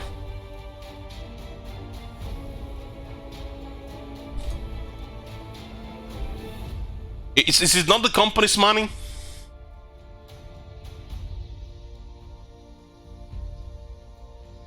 Is it not in the company's best interest to polish the game?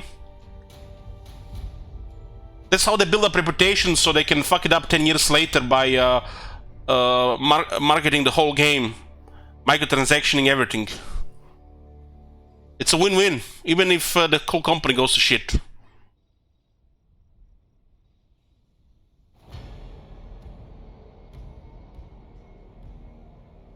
The only explanation is that the money they make, they have no control over it. And some third party that doesn't have to do anything with the production or the quality of the game is making some arbitrary decisions what the company needs. Do they need more people, or will they create multiple teams to work on multiple projects? What's happening at CA these days? You guys think these multiple teams at CA don't share the people, or some people from one project don't get transferred to another project, and then you gotta ask yourself if they have enough people to actually complete any of these projects. In what time are they even trying to make this work? So somebody is making arbitrary decisions which are bad for the company, and it's all about money at that point. That's the only explanation. All these companies got infested by this. I don't know, I guess the bean counters, you can call them. And they're making arbitrary decisions at the detriment of the company, instead of creating a good product. So that's why we see these indie games, small teams, that don't have these people yet, actually making good games.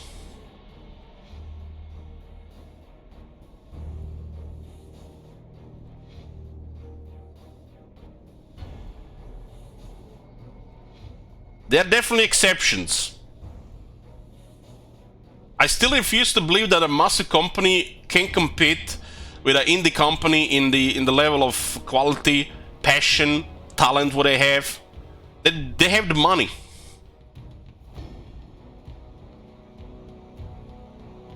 Or do they? It's all an illusion.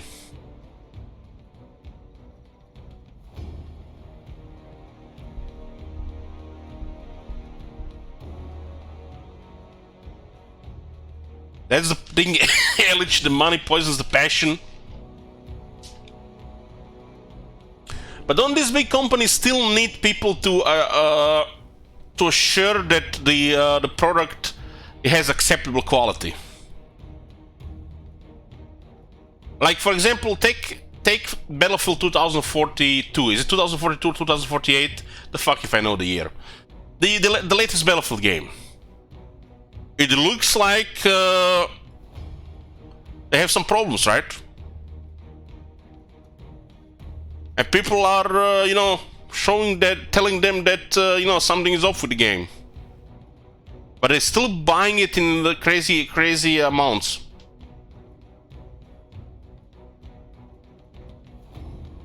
So, what's the problem with the Battlefield then? What's the problem there? Is the problem there they didn't care? Or they using their, you know, already tarnished reputation, names?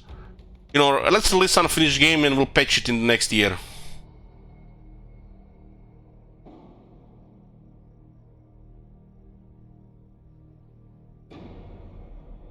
I don't think it takes that much to create a FPS game, but I might be wrong. So they started fucking up even these copy pasta games.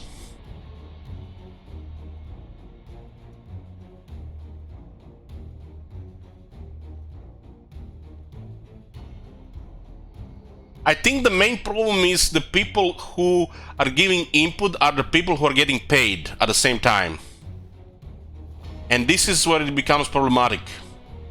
It feels like these big companies, they all have IGN teams working for them. And they're just praising the shit out of it. And they're getting paid for it. Once the game gets released, I guess it's acceptable.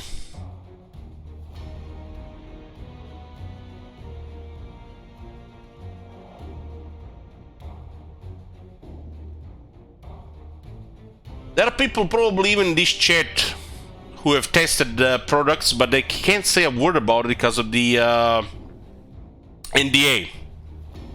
All this shit is under NDA.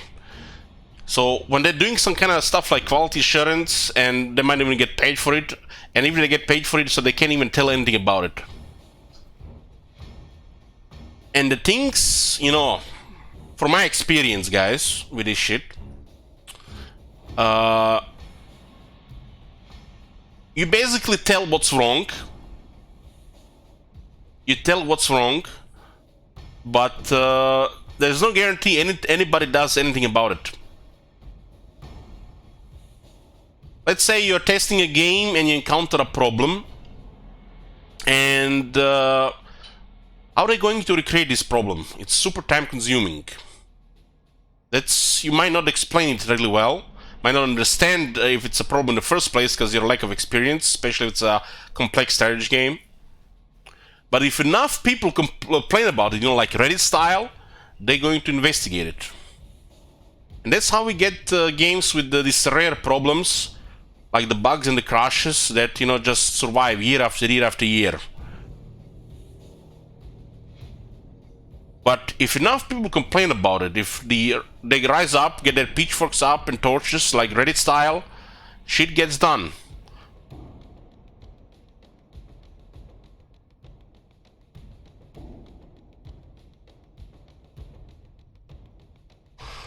All Might says that's why I only play games with 93% review or higher, never been disappointed. I think that's a little bit extreme, All Might. You can find a lot of good games over 80%. Same with movies, I don't bother with under 8 on IMDb. Well, yeah, that's for movies, that's actually also pretty high criteria. That probably is better for TV shows. There's a lot of good movies that are 7 or higher. You know, there's something, a movie is gonna be fun. And not it's gonna be made to make any awards. And a lot of these movies are basically under 8.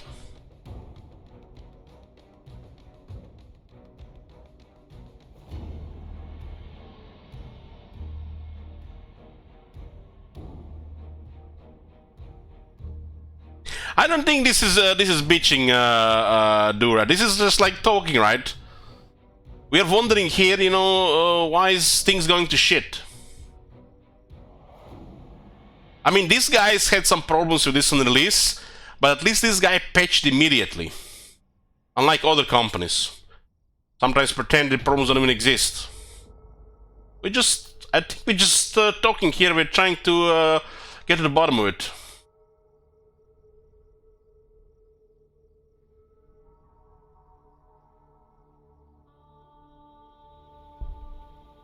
If we can't talk about this on here on Twitch while we're doing this tedious shit here, you know, don't get me wrong, you know, I'm content with this game. You know, I sometimes even enjoy it. But this is some fucking garbage system with the quests. It's absolute dog shit. And I don't know why I do it. It's because I'm a damaged human being that has OCD and it has to complete it once. Otherwise, I won't be able to sleep at night. Okay? Now we are bitching. We've been talking pretty good here so far, I think. Did CDPR fix Cyberpunk? Somewhat. Well, there's a Steam sale going on, so masses are starting to buy the game finally.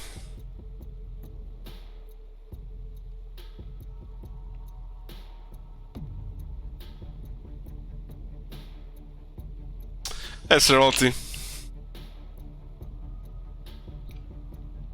These are observations, no complaints per se. Yeah, true. Yeah, we know shit about these things, so we're just speculating, right? Speculating from our yearly observations of what companies are doing, right? That's all we can do. We can just speculate and sometimes talk shit that we know about things when we don't know nothing. Because the moment the money factor gets in, we're clueless. You know, they always have this business excuse to trump anything we are saying. So they just crush us. They get the business excuse and we are dead in the water. We have done nothing.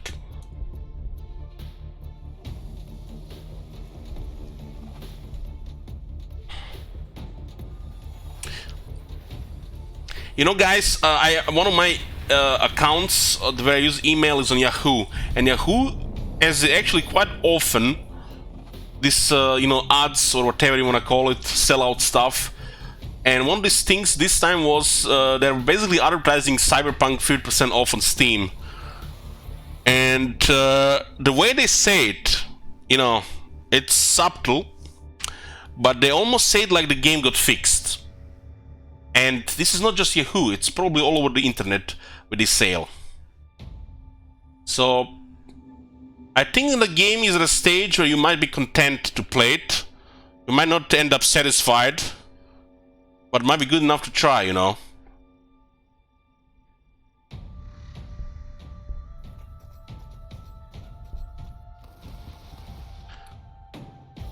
I also think the main issue with Cyberpunk was they tried to release it on the old consoles.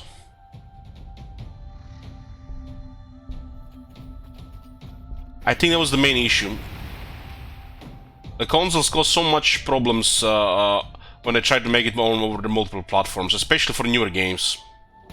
They wanted to tap in that big money, the console money, but those consoles were way too old for the new game.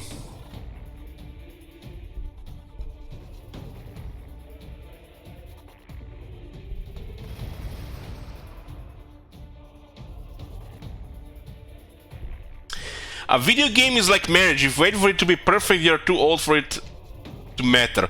Well, Marconis, what if I'm, you know, I don't believe in marriage? What if I'm not gonna get married to get, you know, tax benefits and shit like this?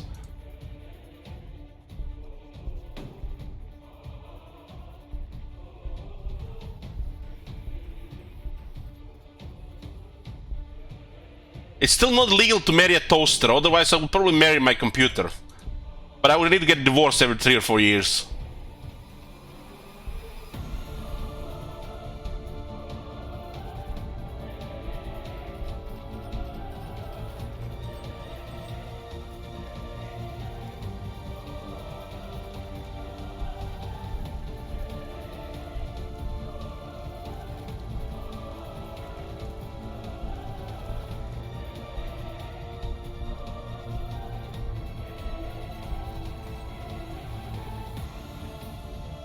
Get one of those android robots, should be able to marry that. Marry a synth, Pepegan. Somebody time him out. Nearly every civilized country in the world going into marriage has financial benefits. So, because the government needs people to marry so they can secure them. They can secure themselves. It's not to secure yourself, but to secure themselves from complications that the marriage institution can have. I guess it's to protect the people in marriage as well, not just to protect themselves. I guess it's a mutually beneficial contract.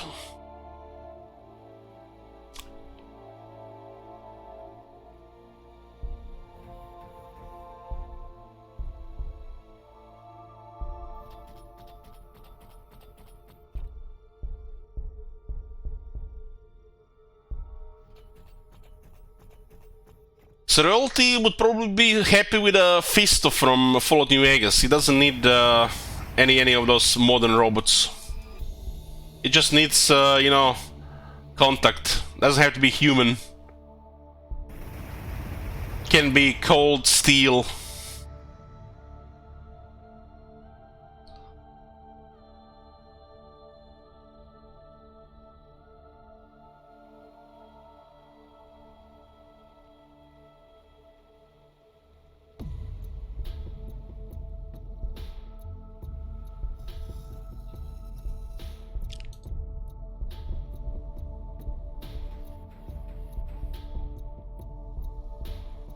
So Royalty is satisfied with anything that gives pleasure, in any shape and form.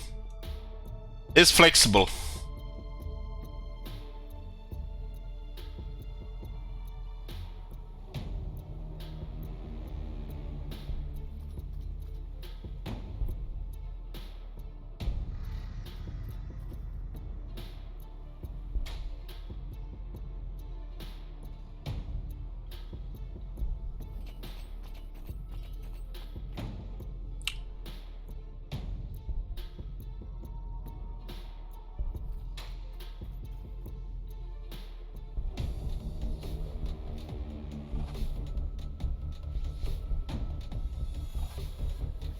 You know, when we were role-playing that sex scene on the lake in Loch Madan, I have never seen anybody, a player in a video game, go up and down with a character to simulate, sex. I tried to go, sit stand that fast. He was clearly a man with experience in playing the game that way.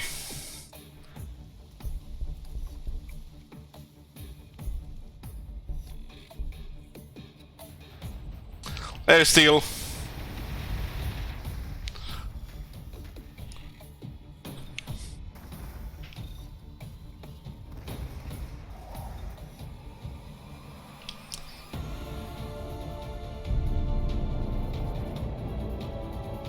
Achievement, Construct 20 buildings adjacent to your headquarters style.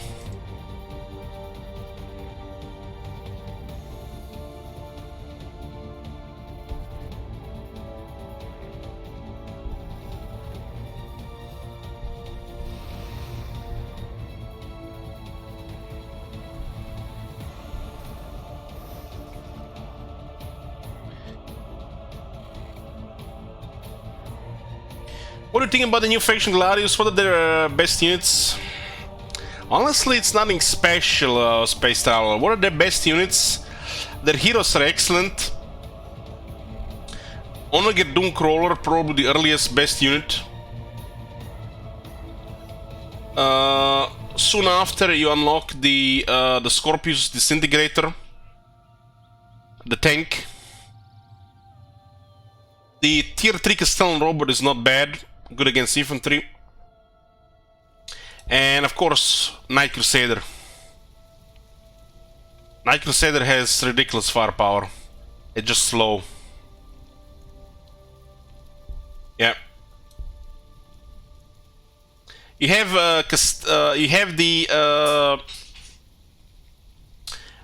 this thing at the very start of the game. If you have access to ore, the Iron Star Blastarius and the Scorpius Dune Rider, they're good enough for very early. Then you have something a little bit better, Castellan Robot, much tougher. And this will do you until you unlock the Onager Dunecrawler. These units can be supported by Tech Priests and Marshal for more damage. The Manipulus keeps them alive well. The Onager Dunecrawler is probably overall the best unit at what stage of the game it is.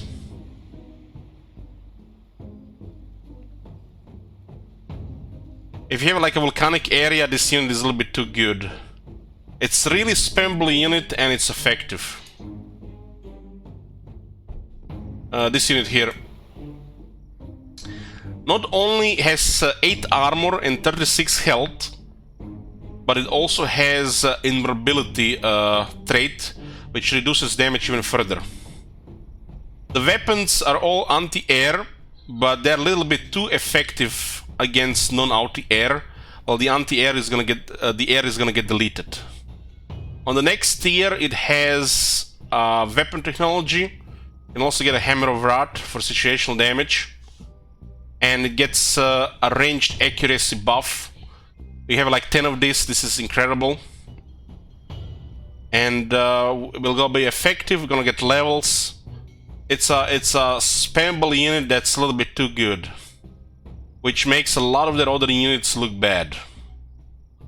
Might seem like a lack of quality, but a lot of those other units are not that good. While they're usable, they're not as good as this unit.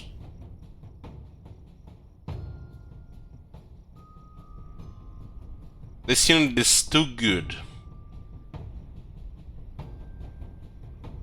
And if you're fighting anything that is off ground, they're gonna get wrecked.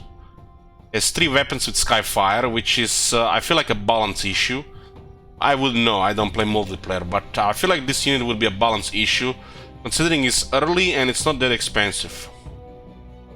The fact the main weapons, they have all 3 range, is it's just wow. This is probably the most OP thing about it after its good base.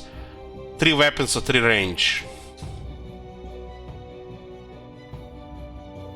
You can pretty much just spam this unit with the Tech Priests and you'll do fine with this faction.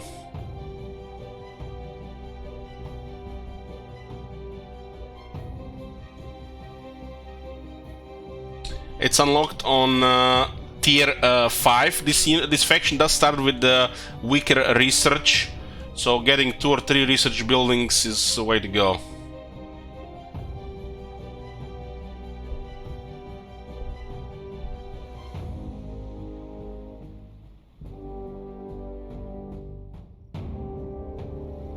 The Scorpius Disintegrator is, since it doesn't have the invulnerability protection, 70%, it's kind of similar toughness.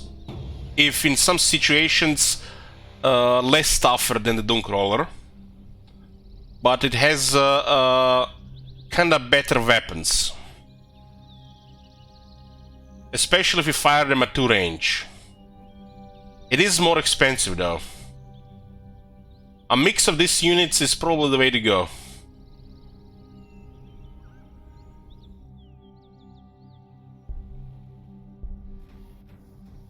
It has better weapons for sure.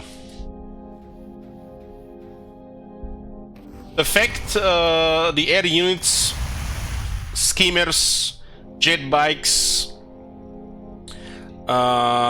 jetpacks, flyers exist, this unit is pretty much your go-to unit for the whole game. Some factions will just get demolished by this unit. And you can just keep spamming this unit. I don't need to build anything else really. 3 range is disgustingly effective.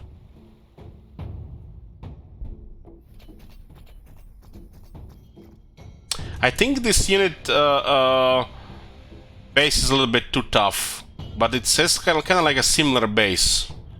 If this unit had less health and less armor, I think it would be okay. Especially because it has this force field.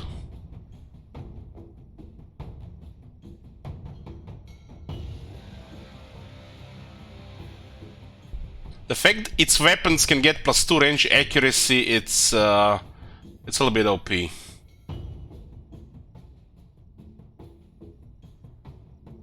This is what makes it very strong. All its weapons get +2 accuracy for a turn. And then they get very good damage.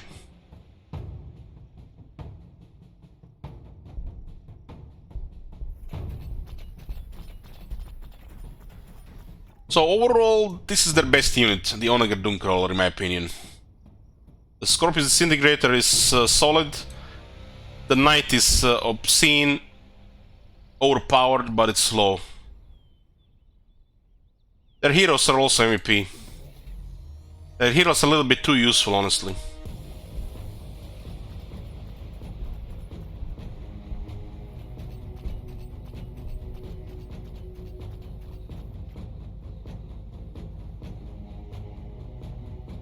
People need to be educated to not play all the shit games. I feel like this is I think I'm taking this out of context. There's this thing called you know, preferences, what people like. Some people just have bad taste. That's how it is.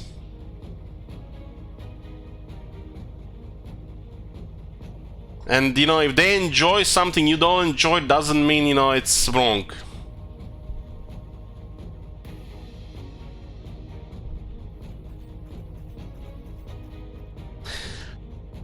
You know, Stiegel, we were talking about this earlier. Were you here? I think the last really finished game that we played on this stream was Outer Worlds.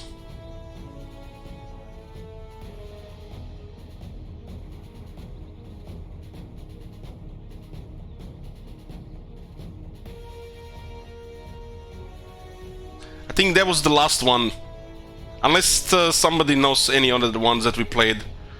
I think Outer Worlds was the last game. I mean, the game was small, so it was not hard to polish it.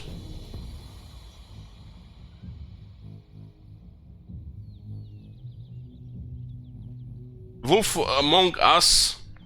That was an enjoyable game, yeah, but that was released way before Royalty. And we're talking about recent years. Outer Wilds was excellent. Yeah, that was a game.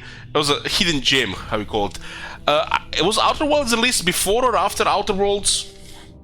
That was a pretty good game.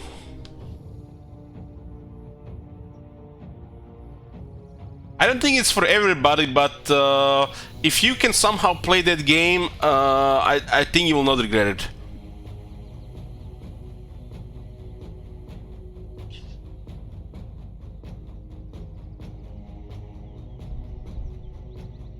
Not everybody is this, you know, sometimes sciencey puzzle games that requires you to think sometimes.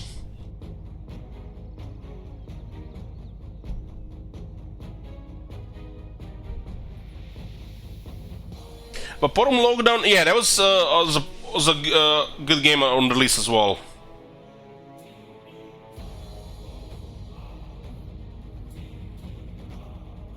Yeah, that one as well.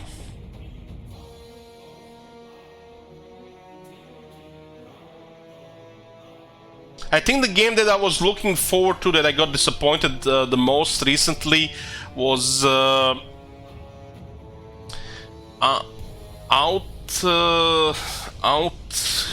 what's it called?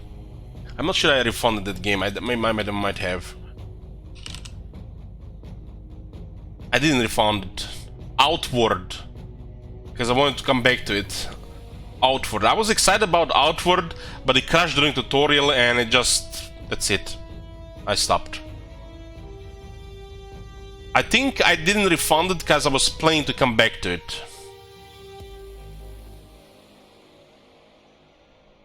But if a game crashes during the tutorial, that's a bad sign. I'm allergic to that shit. Outer Worlds 2 trailer is the most epic trailer ever. Yeah, it's pretty good. Have I played the Outer Wilds DLC yet? No. No, I'm not sure I will.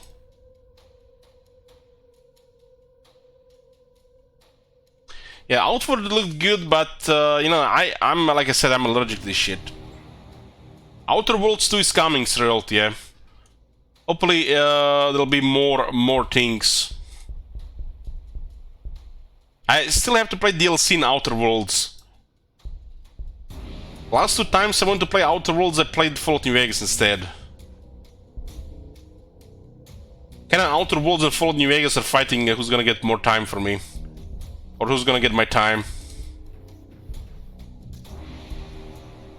Speaking of Fallout New Vegas, there might be either short or long run soon. I'll be playing explosive character with 1 life. Have you seen that shit? So I might just die immediately. English prof. I don't remember if I finished the game with just only explosives. I think I did at some point, but on the stream. This one I'm gonna play with 1 life to make it more interesting. I don't care if I don't finish.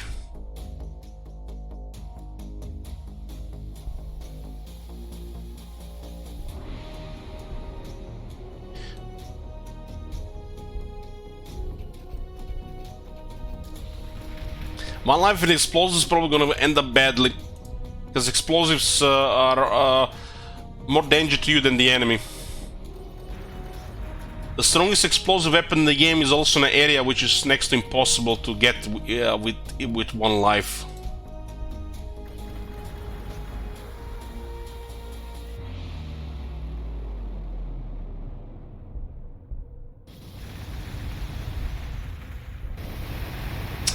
I hate this royalty. Why you have to always bring out that clip?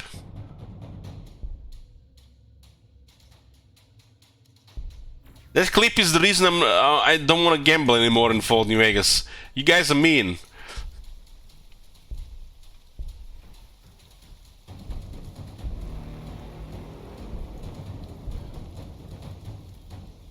I feel pressure gambling in that game after that clip.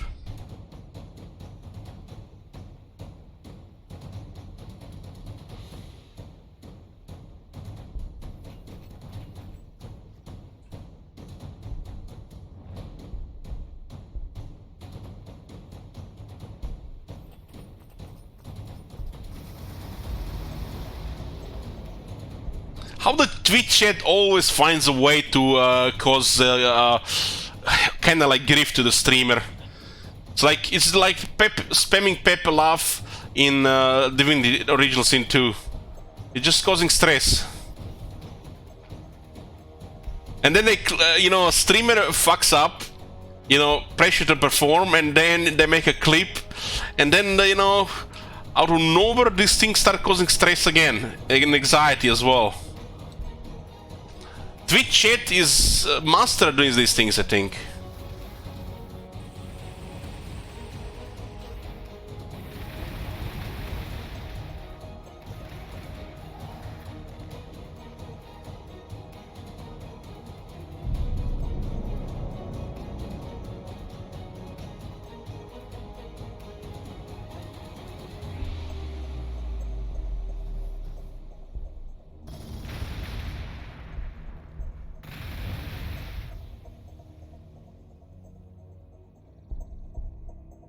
Barconas, you build your whole reputation in this channel from bad sabotage.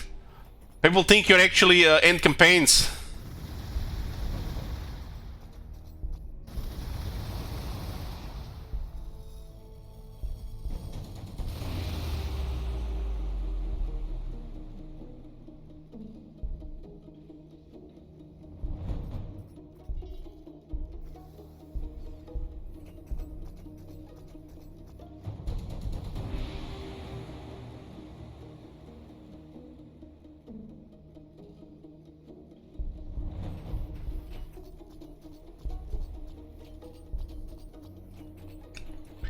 You have any more good story games, Royalty?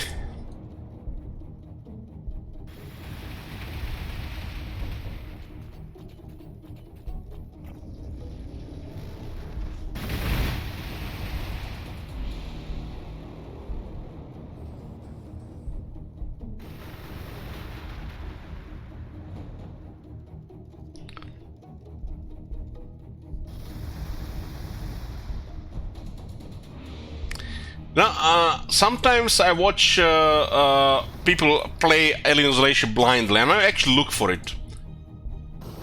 And then I understand the Twitch chat a bit more.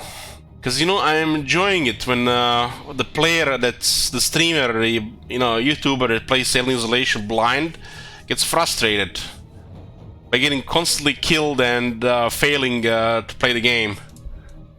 And I do understand the chat a little bit more then.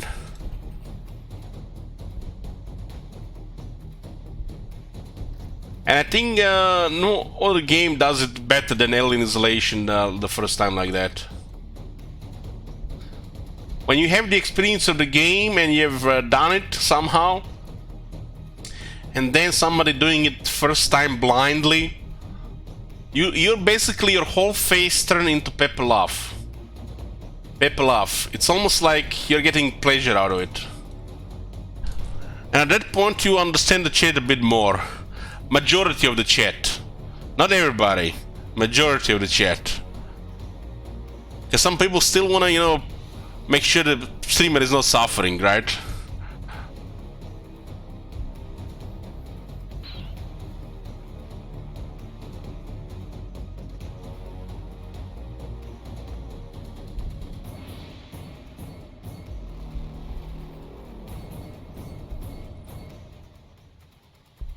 I feel like the last 4 hours we've been talking about all kind of stuff, but I've been just moving units left and right.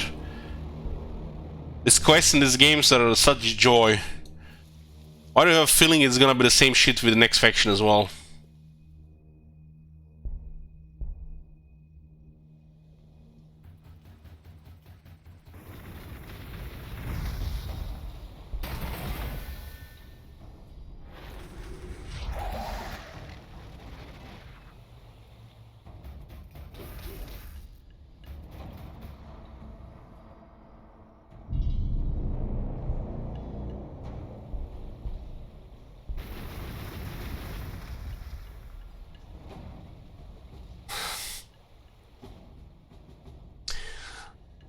Dura says, I have not really watched what you were doing, Elich. I've been just reading chat for the last 4 hours. Well, as over 70% of the chat here is just lurking. You know, some of them are thinking if they're gonna buy this game. They might not have the courage to ask the streamer if the game is worth it. Might need 5 hours to get balls for that. And the rest of the majority of that 70% is just farming shekels. So they can sometimes, you know, claim some of those rewards down there.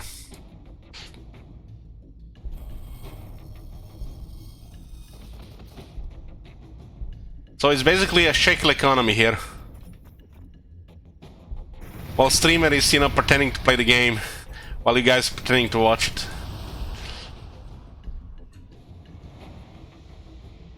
Rewards are just timing out its royalty? Yep. Well, some people have claimed Man of the Month. They have not used it, but they've claimed it. Just making the streamer nervous with the potential what they can request.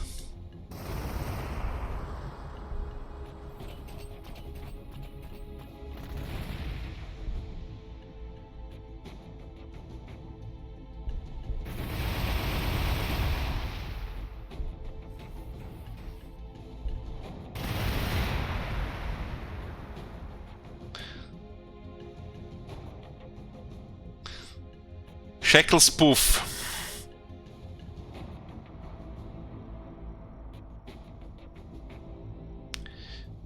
This whole channel reward system that Twitch have pretty much put into streamers' lap for more interaction.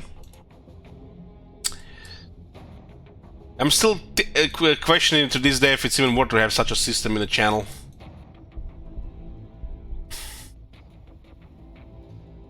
Cludy says only 170k away from end of the month. Are you sure you don't want to request some howdy, Cluris?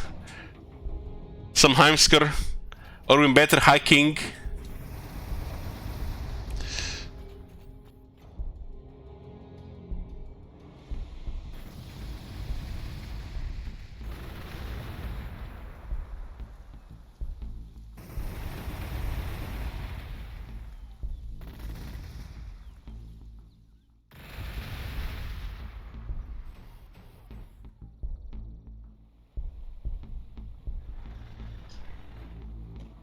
You're good. Don't give me feels weird man here. What did I say about feels weird man?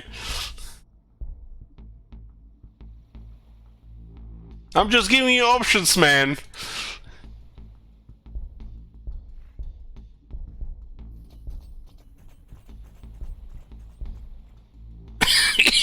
Scorn, of all people, you can't give feels weird man here.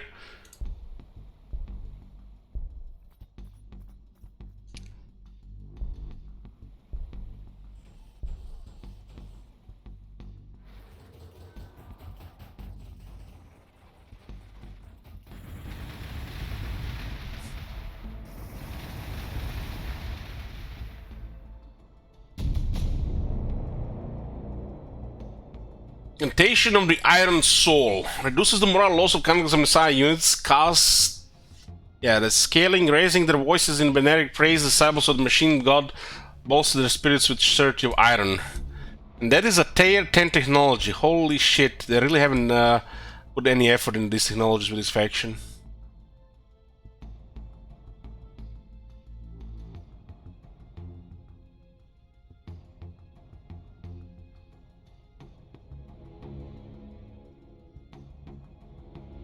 I mean, the morale loss reduction is massive. That is a super situation that's ever going to work.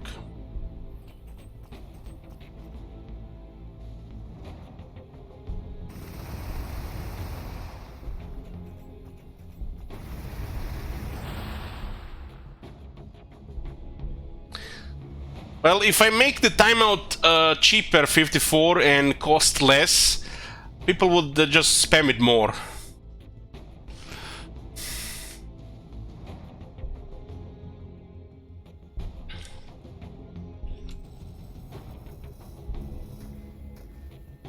You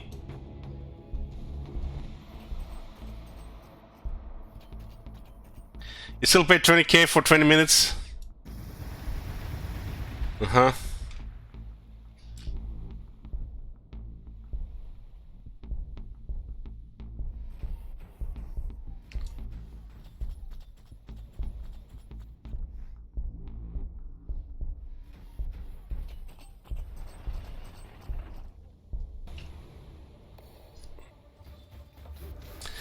Still, I thought you went, I want to watch Cowboy Bebop on Netflix.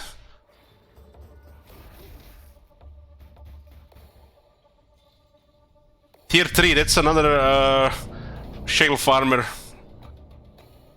Premium shale farmer. How does it feel, Steel, to pay more to LHTV than HBO and Netflix combined?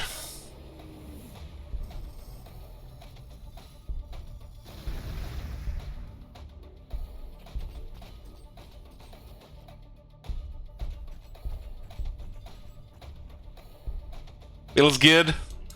Okay. Feels weird, man.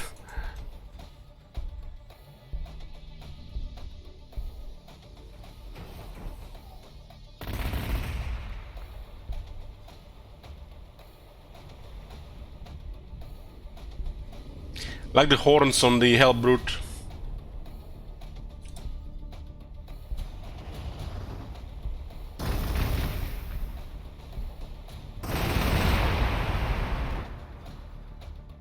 All Brutes and Mauler Fiends are not bad units.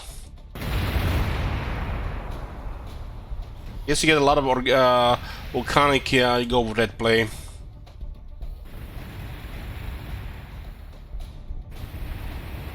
The problem with Netflix still today that you can't use Kekwi there. You can't share the experience, right?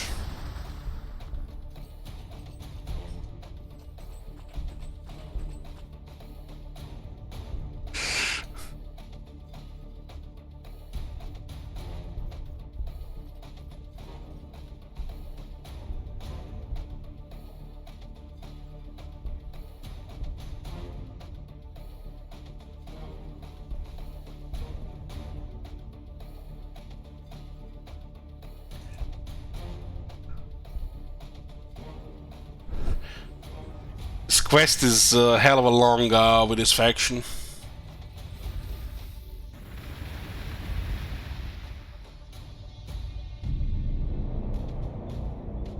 They added some achievements for the quests. I completed them in the past, and now they added them after. I think I saw it with the orcs, for example.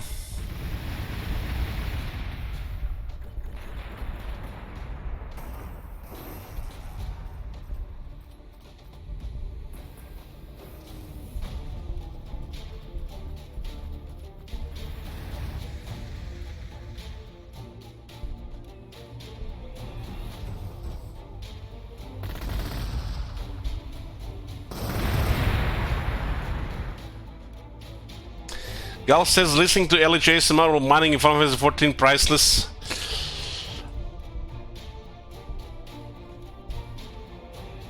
Have I asked you to show me the picture of your character, Gal? In Final Fantasy 14, was it somebody else? Put it on Discord.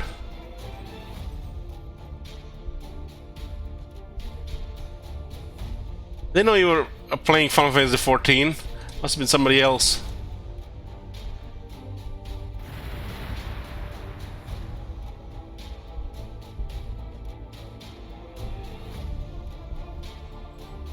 Asking for pictures. I'm just curious.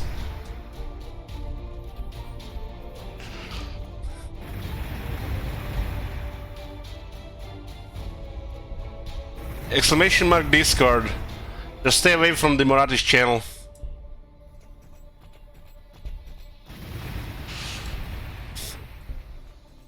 Didak Bro has given me some pictures of his characters. I've saved my PC for the you know, for future use.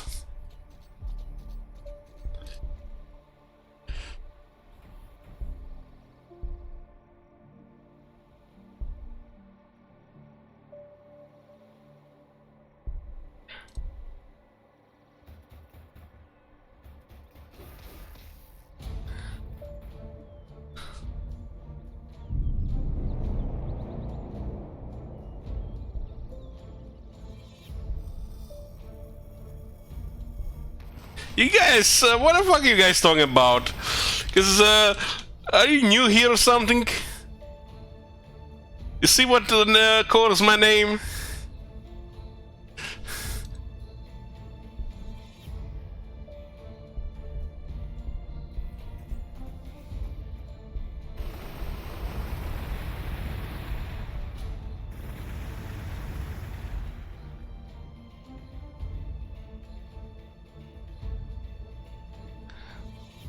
The seagull. I remember getting that game Nier Automata and then thinking like, oh, it's gonna be a nice game to play. And then when I started playing in the stream, oh, how wrong I was. The game was making me uncomfortable on stream. Maybe because I spent too much time in the artwork section of that game.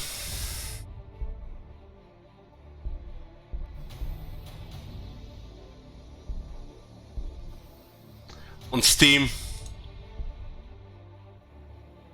Nowadays, no matter what game you're looking at, Skyrim, Nier Automata, Cyberpunk, any game that has you know, this some customization like this, you see the same naked pictures everywhere.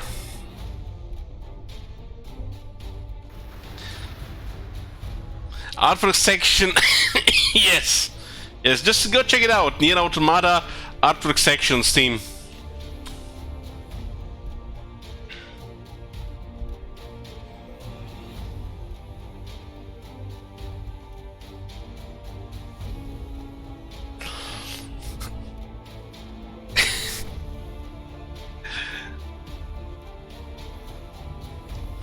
He's one of them.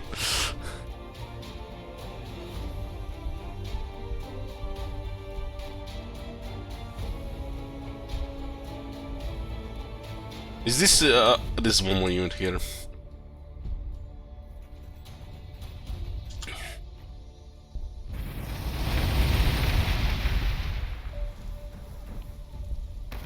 It's kind of crazy how long this quest is with this faction.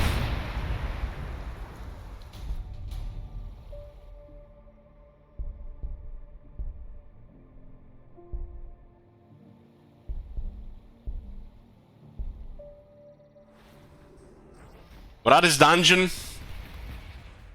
Careful there. Little brother is best. Little brother is best with this. So basically, every now and then, people are putting some sick perverted things in Radis dungeon, some sexualite stuff, full nudity. You know, hybrid models. And every now and then, what you see here, little brother posts this. So if you end up being innocent in this ways and you go to Murati's dungeon, you're gonna end up like this.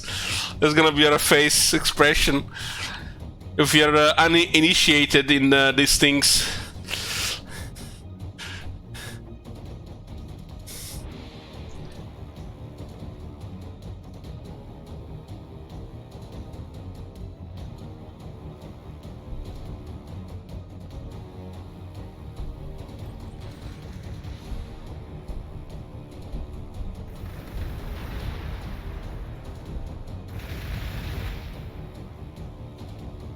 Fish says, why did I click into it? Dot, dot, dot. Well, you can always change your name to Red, and then we understand. At least the red names will not judge you. You'll just get hands up. Those green names will give you propaganda.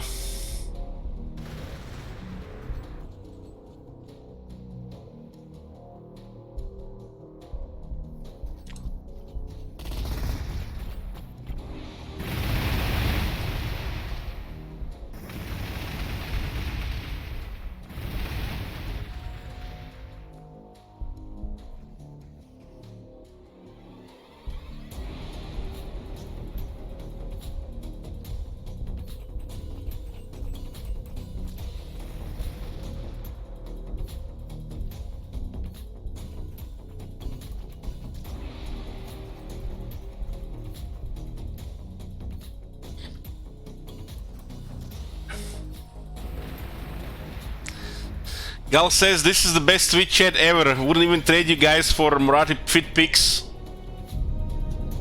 What about Murati boobs? Her feet are pretty dark.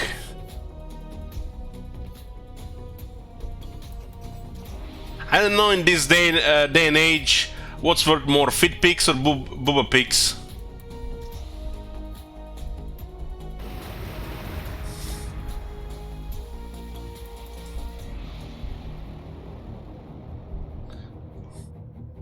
I did see this one fucked up clip on Twitch one time when I was checking, you know, what people were clipping in my channel. It was this girl standing in some kind of hot tub, you know, guys, the hot tub meta. It was a kind of like a kiddie pool, and she was showing something on her knees, and accidentally she raised her leg too high, and she shown her feet. And she said it like, I'm never gonna forget it. Like she was like. That she said that she showed her feet for free, she lost money, and was like a disappointment in her her voice or something.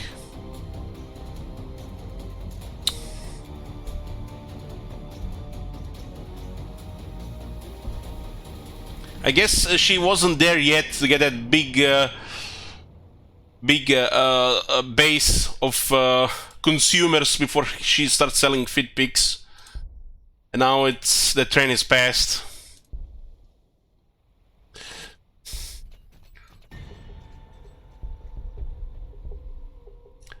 I find it weird that it was on Twitch. She said that on Twitch. Showing her feet for free. The fuck?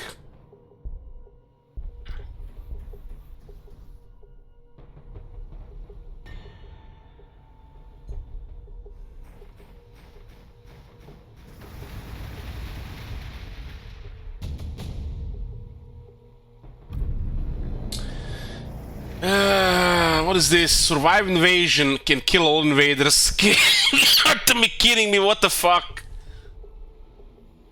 There's an invasion, top invasion. Who's this? Space Marines? The warsmith lies eviscerated amidst the remains of his demonic engines. His crushed walk still whispering betrayer. You order all the heretical. Hold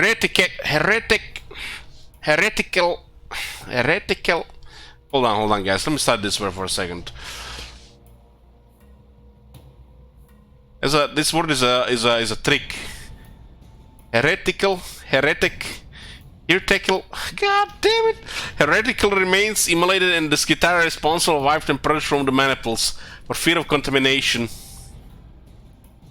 On your return, a Desitor Cambernian 7 prostrates himself before you. He found Magus Benedict leaving the city with many Skitaria and Magi. He was unable to engage because of the Magus' superiority in the Forge hierarchy. Magus, he has betrayed you, whatever his reason, and he has taken himself to those who cannot know our mission. The Assemblatarum and the Adeptus Astartes, we must subjugate them all to prevent the heresy spreading. Can't disagree, but this is a step beyond.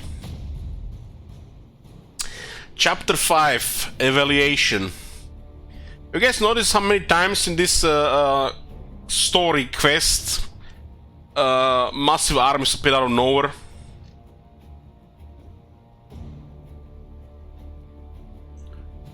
Archmagus Heretic. Fecundia Mars Gladius beyond evidence attached extreme deviation. The message loops over and over. Benny claims that you plan impossible wickedness and that there are a procurator sent to investigate you. That you are connected with the Tyranid facility breach.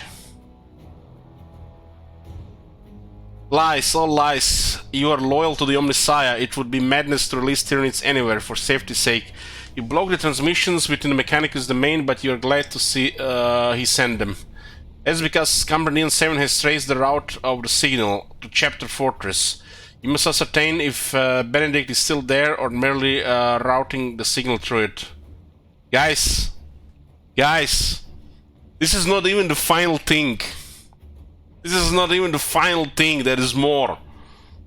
Research Sicarian infiltrators, produce Sicarian infiltrators, move Sicarian infiltrators adjacent to the enemy fortress. And yeah, adjacent to the enemy fortress where there's a massive army. They even have Terminators.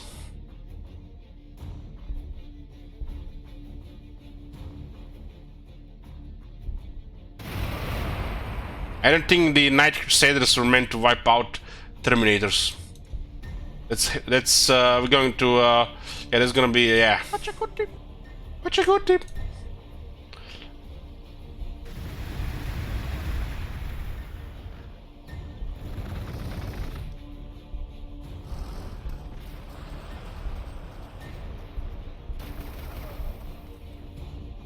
How do they fall?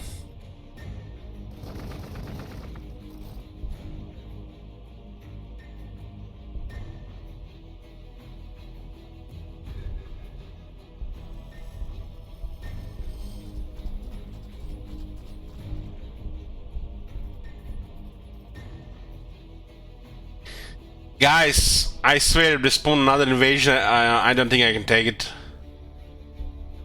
I don't think I'm taking. I'm wavering here.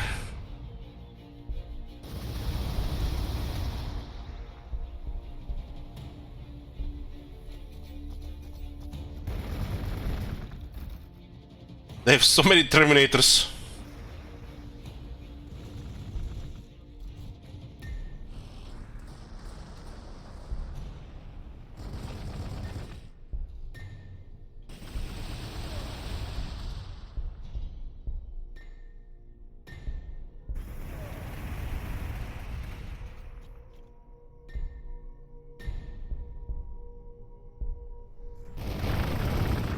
Oh my god.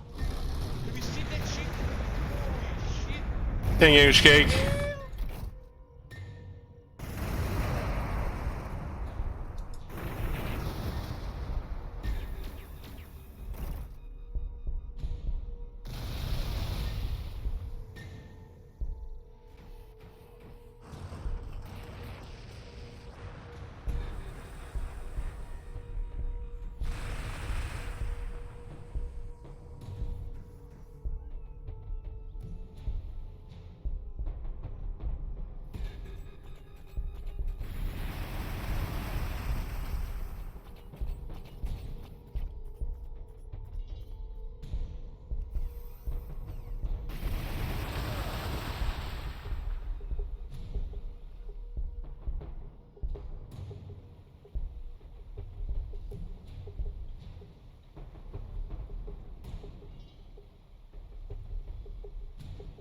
Another moral loss.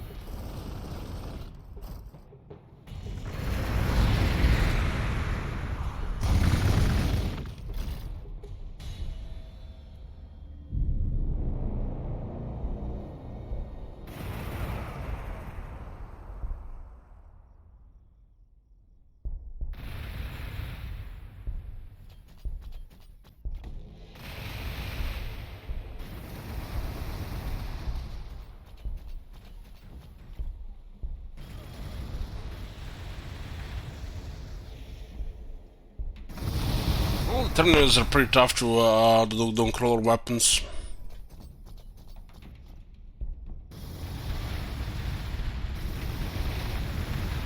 Just Thunderfire cannons are melting. Why there's so many Thunderfire cannons?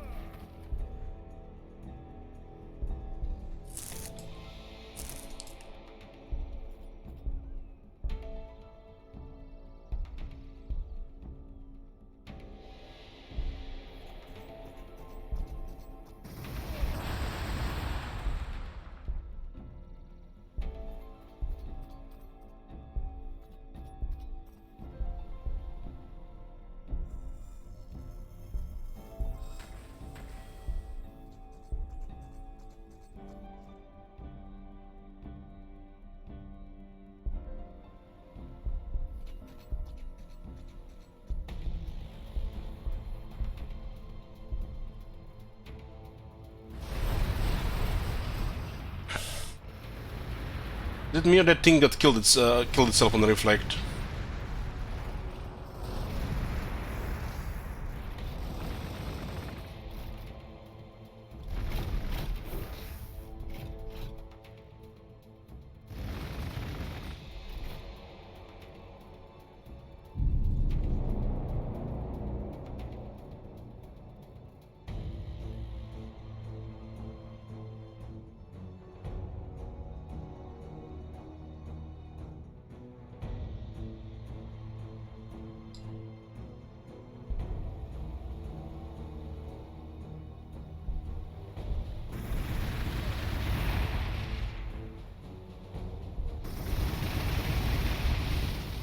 Terminators are resistant to these weapons.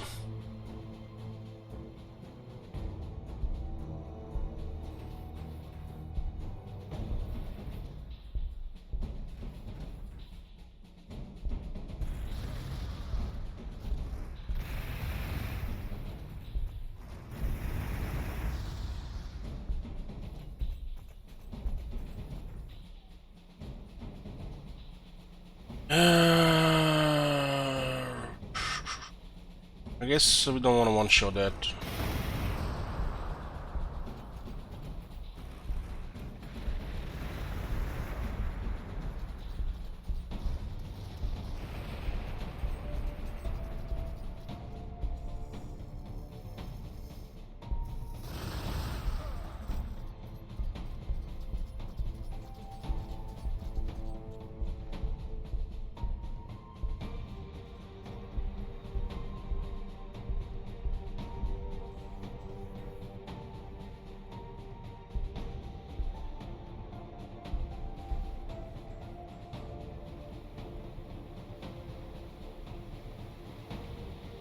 Those the infiltrators? Yeah, this at once.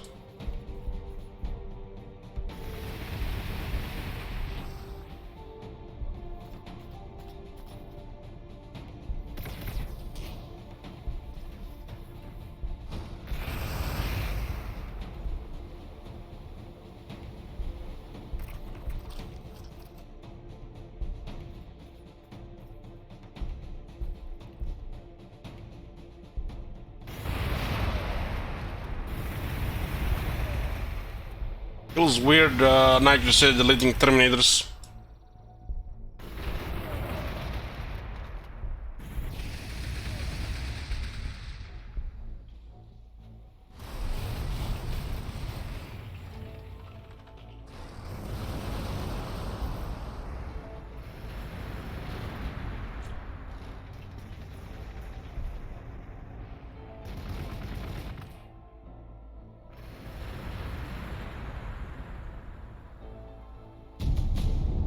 Old Spectrum Data Tater. Ability for answered variety of units. Reduce moral loss of adjacent Adeptus Mechanicus units.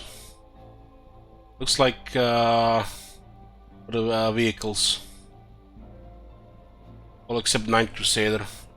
Vehicle mounted version of that carried by veteran Skitaria are the broad spectrum data tether projector tech priest by Eric blurs with such clarity it seems he is amongst the ranks of the Skitaria himself. Parties delivered via such information relays are more potent and reliable than any other. Well, less morale loss now.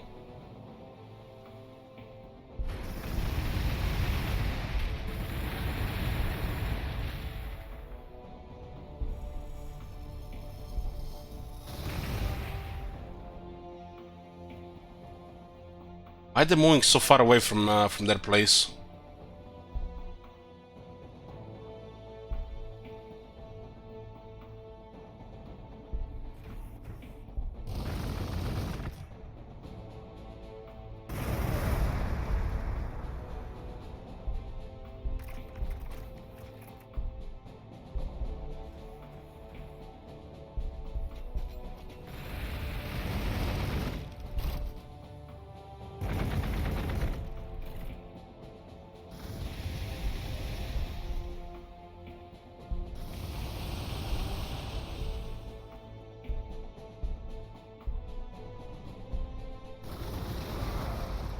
The blast weapons mess up the Terminators.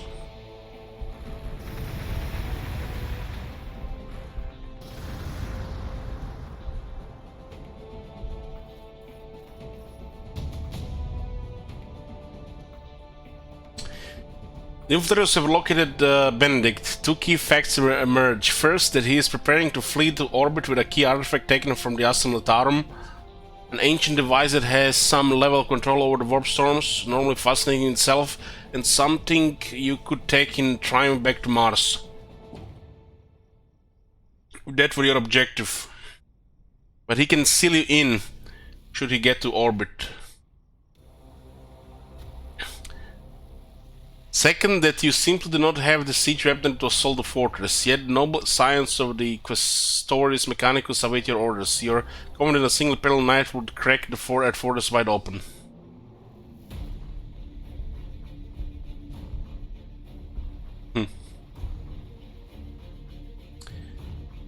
Parallel knight, they say, huh?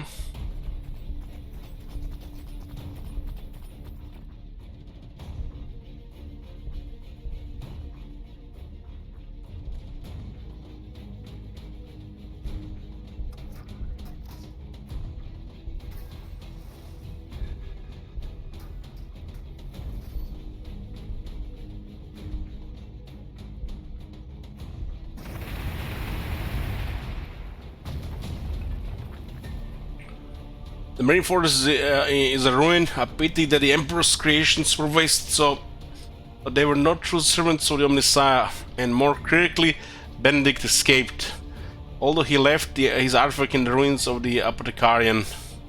But you do now have his data files on the planet, relevant nonsense about active exodite technology embedded in the planet.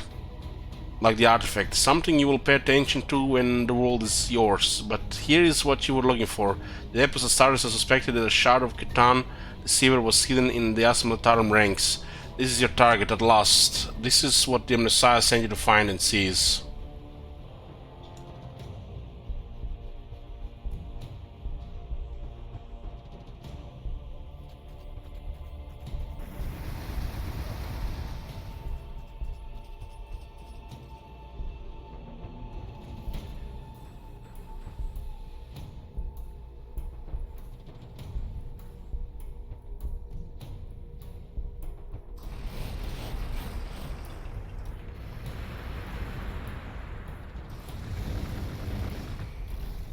I feel like the quest is longer than the other ones.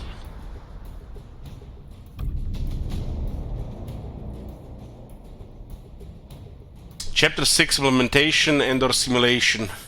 That was the success of the Night of Soul that the order innovation of the Titan frame to be stepped up, ostensibly to undo the Benedict's heretical sabotage. But you fear this is too late to aid in your true mission: capture of this malevolent Khitan. Cambanian 7 indicates that the Necrons have technology that could be used for this end. This is heresy, but the Messiah so commands. Oh, look at this. 2 massive Necron armies out of thin air. Are they fucking serious with this shit? Holy fuck.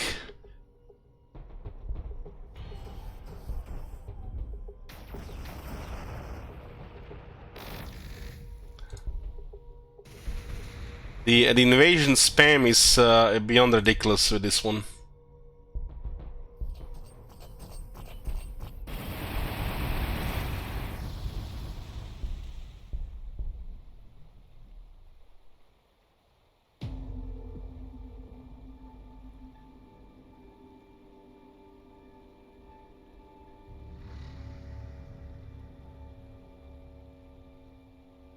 Man, if they put 100 Bane Blades, I would not complain. That would actually be a good invasion. But this is just fucking tedious. Every time the same shit.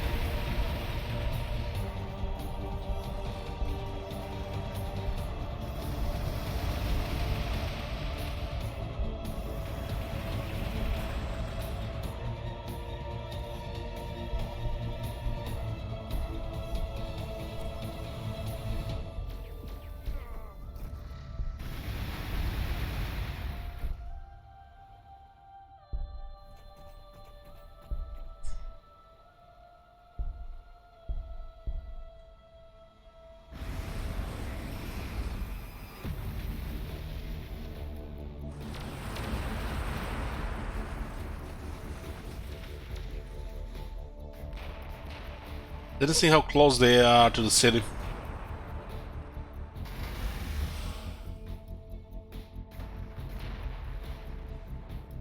Oh my god. Have you seen that shit? Holy shit. What the hell?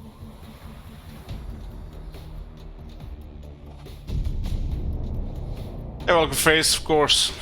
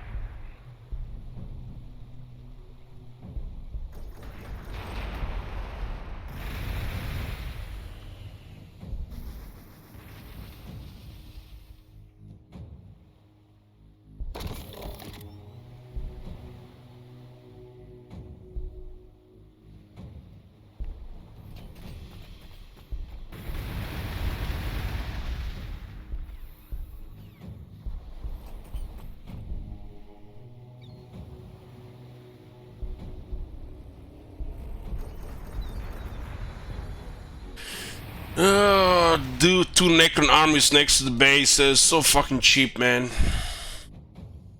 While you're on the other side of the map.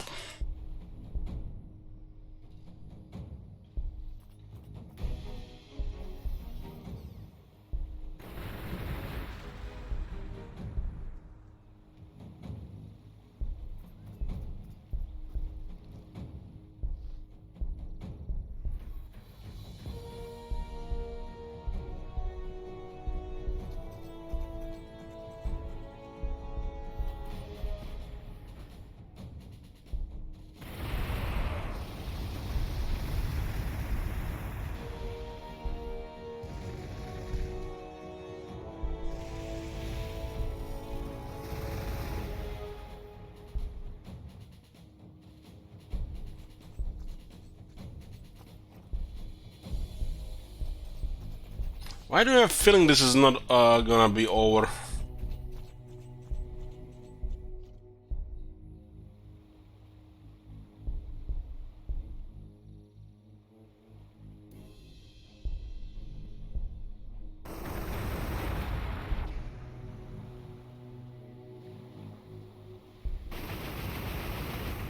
Guys are lazy and boring, yeah. Every single time the same shit. It's also behind a wall of text as well.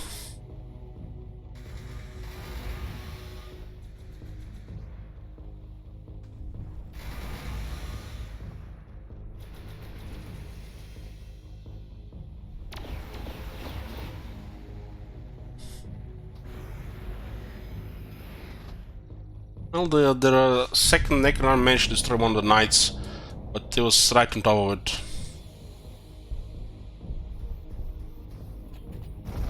It's kind of funny they don't have a single monolith or obelisk, at least to make them look intimidating.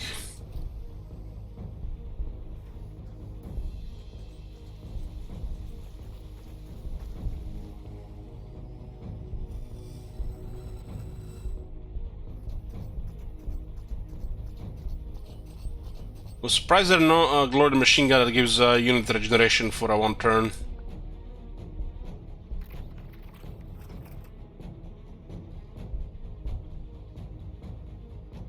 What faction I'm looking forward to playing the most and why in Warhammer 3? Well, Kislev, we've been miming about Kislev for a long time, even before they were confirmed as a faction.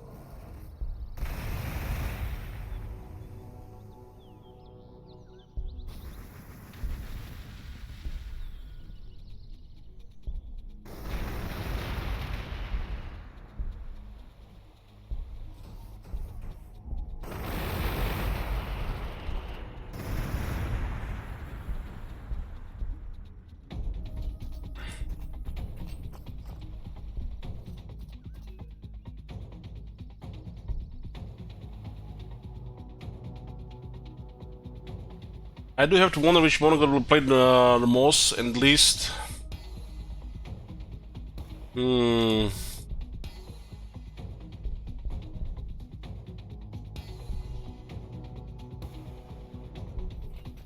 how strong is that Zinch Pro Shield they added to the game that I heard of. If that is strong, might be Zinch.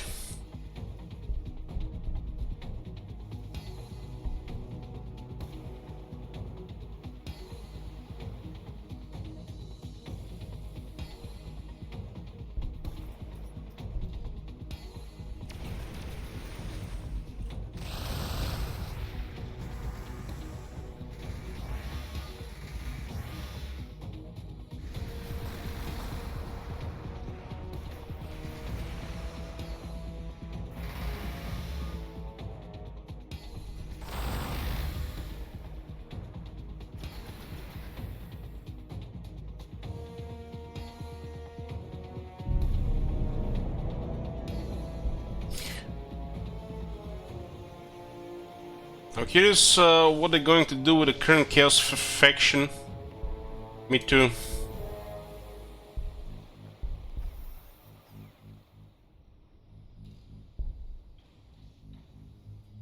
Me too.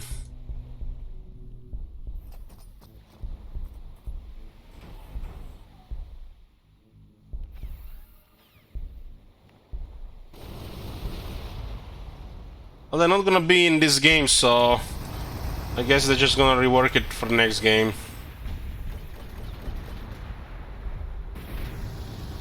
They already deleted the several Chaos factions from the game over time. This is gonna be no different.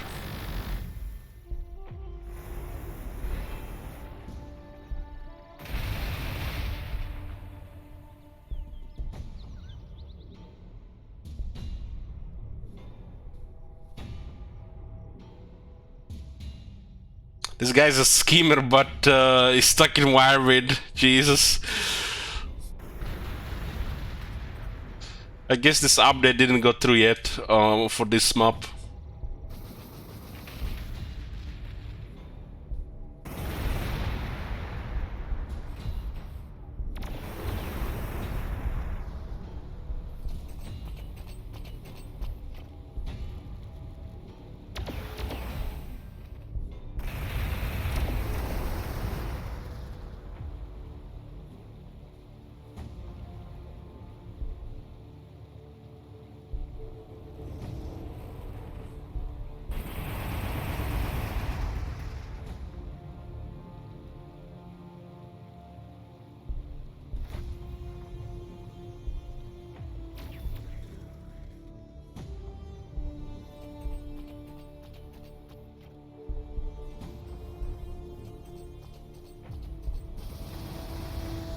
There's been buggers DLC for this game so far, yeah. They did release a patch a few days later that fixed a lot of stuff. So at least these guys released a hotfix.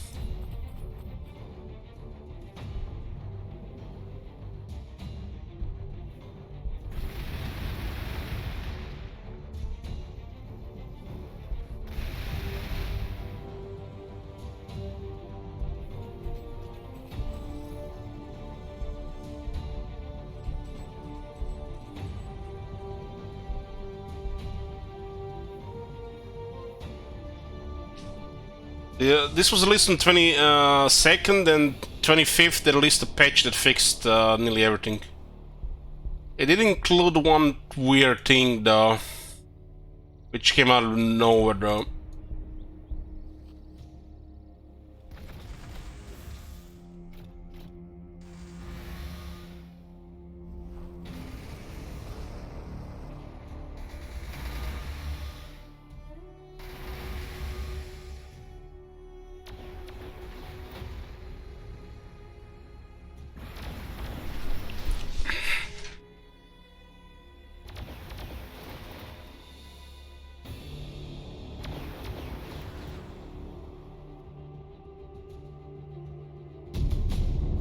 Showered Psalm. Increase the range damage reduction of Mechanicus of the Messiah units. Robot server and priests shift their binary emissions into the visible spectra, static pouring from their vox grills, manifesting as an electromagnetic storm that hides them from the foe. Yeah, because talents are tough.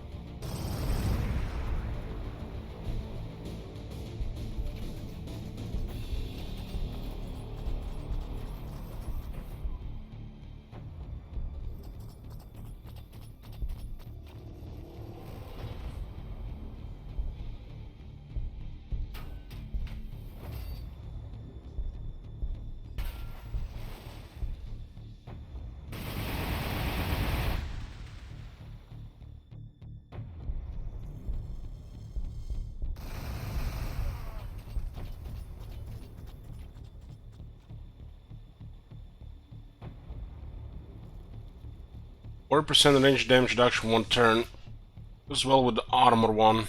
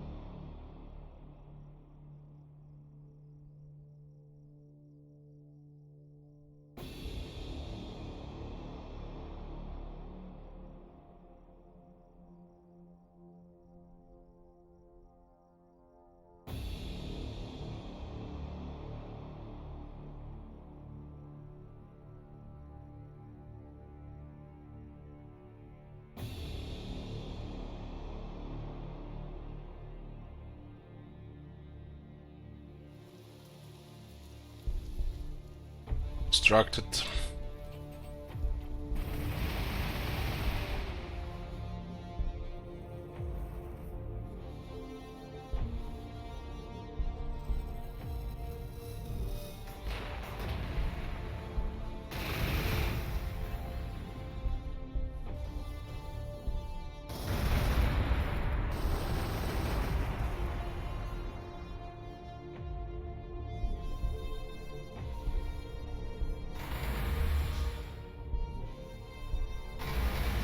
And these things have pretty awesome firepower against this.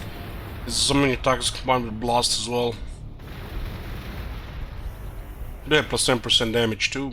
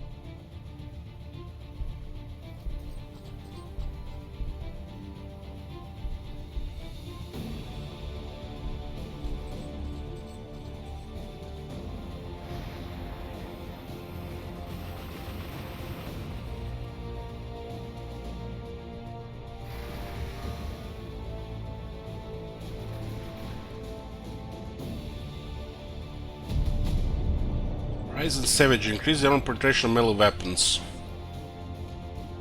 Despite the planet's position in plasma shielding devices, so common are orc invasions on the Forge World of Rise that the defenders are known for their orc-esque enthusiasm for melee combat. Sometimes this shit does make no sense to me. Why would they give in to what the opponent is specializing in? I guess in the big picture kind of makes sense to have an option.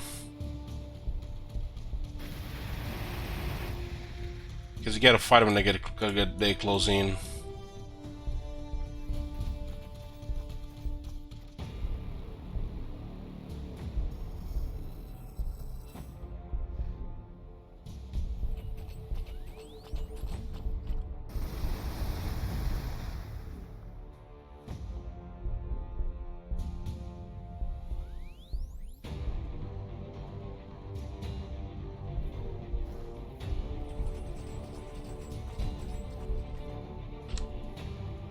Oh, look at this, the U1s actually have Stomp. It's a big damage.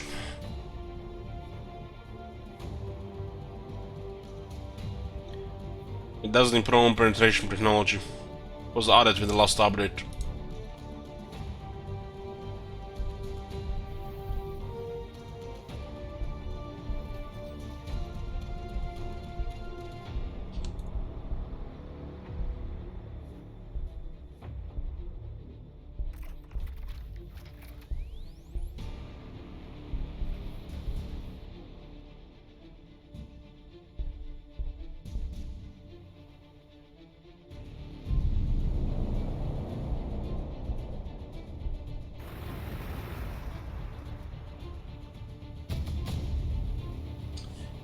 But now, they literally added every faction against these guys.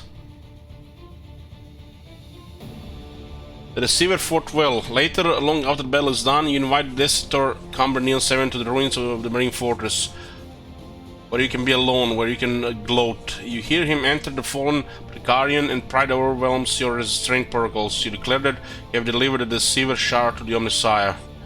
Query Omnissiah Heretic of Flight Voice states it is not the Destitutor, it is Benedict. Somehow you try to shut him out, not to signal for aid, but your commands go unanswered. His permissions exceed yours now. You feel distantly he has been able to take over your city without alerting you, without a shot being fired. Just Kitari, now Benedict's enter, you feel him taking ultimate control even of you. Somehow your mechanical parts are shutting down, your ancient human organs cannot sustain you. The darkness closes about you. In the dark you feel the Omnissiah enter, empowered, glory, glory, glory. All of takes, all of takes, all of takes. Trapped in your dying flesh, in your mind's eye, you see the ruin of Precarian filled with static hallelujahs. Feel joy as his body, living metal chitin, and iridescent ichor blackstone crackling in its wake, sways above you all. You do not know if this is in your dying mind or reality anymore, but you swear the other screams are real, very real. Later you think this is later you're bowing to your master, the savior of mankind, your Messiah, you're rejuvenated, in control again. Everything is so clear, you understand it all. Are you deceived? Now to return to the Titan frame, your greatest gift to him, and rule this world at his command. Survive invasion for 10 turns. Keep Arcane Infundibulum alive. Who? Oh, look at this. They have a scorpion. Great blades.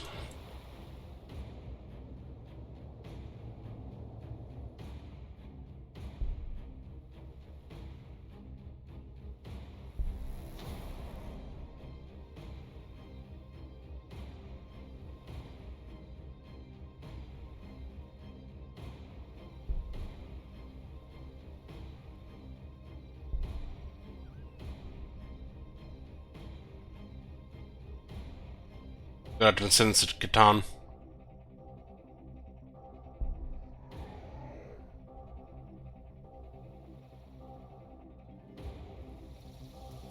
Even have a Wraith Knight. Is it me or this thing is missing a weapon?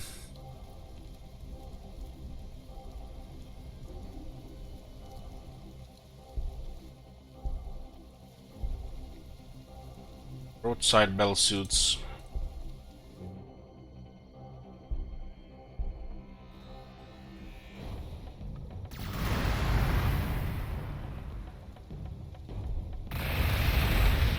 Because this thing with just a sunk cannon looks sad.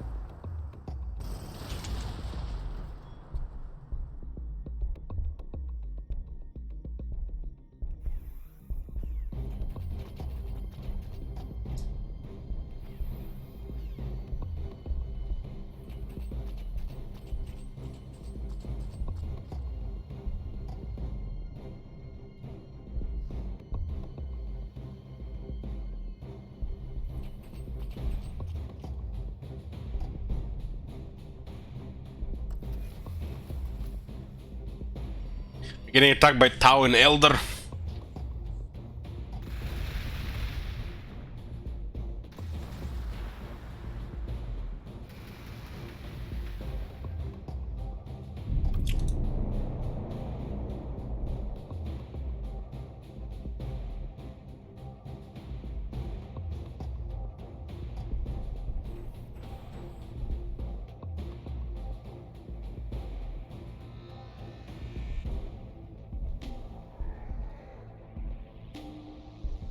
Where are you going, little Bellsuits?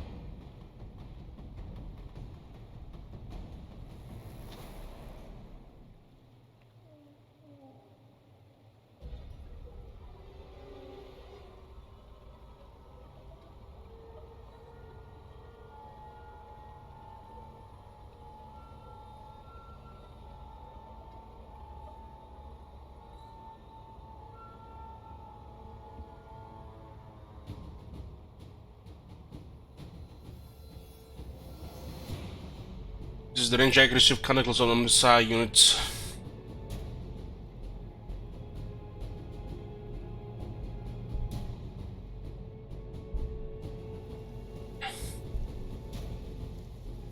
This one is not consider any of this.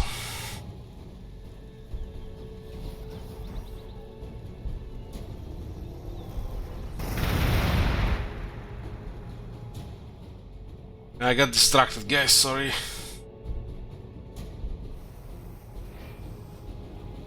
Such a beautiful ship.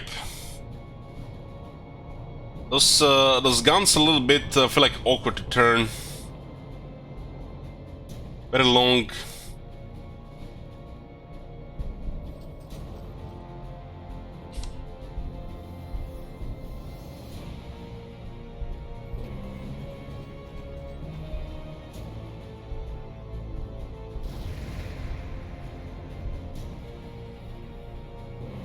There's another Wraith Knight.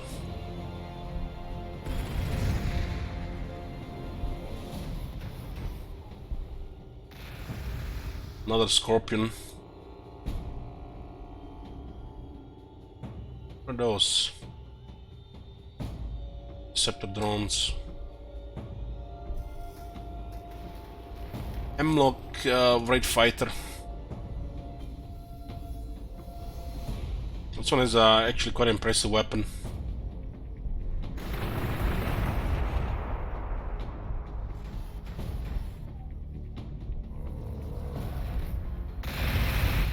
So squishy though.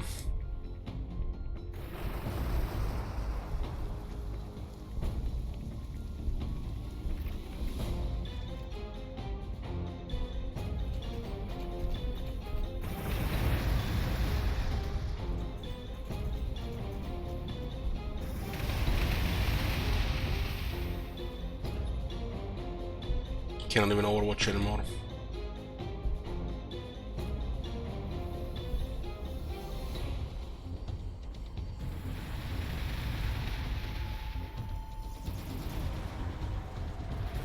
He's seen the damage from the Raid 9, it's pathetic.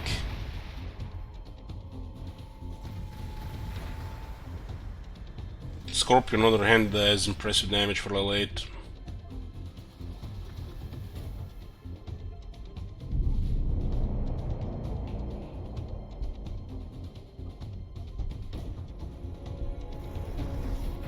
Clash of the Titans. I think in the Dawn of War 3 trailer, the knight was way smaller than the Raid Knight, and in here the knight is much larger than the Raid Knight.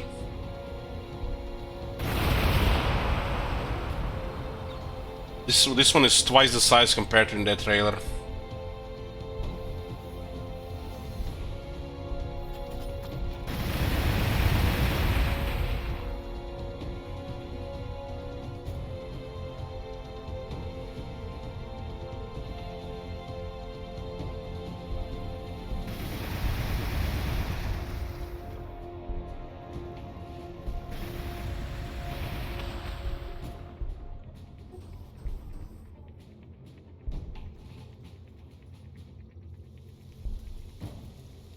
Storm Surge is here. It's some of the craziest firepower in the game, but he cannot Overwatch anymore. That's a weird change.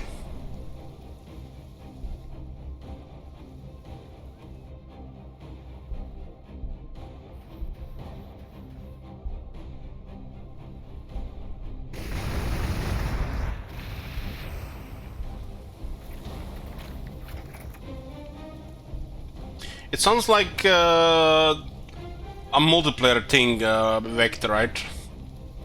Such a weird change. Some of these big things, the walkers, especially, you know, Overwatch is their thing, right?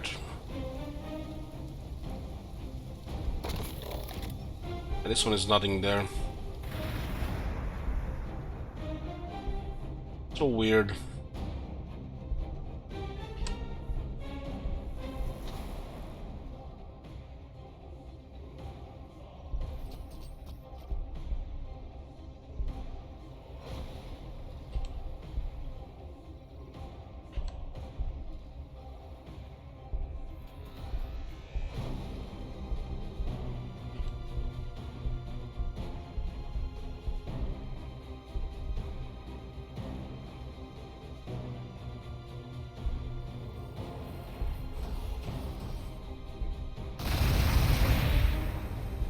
So it doesn't have much HP, but it's as very resistant damage.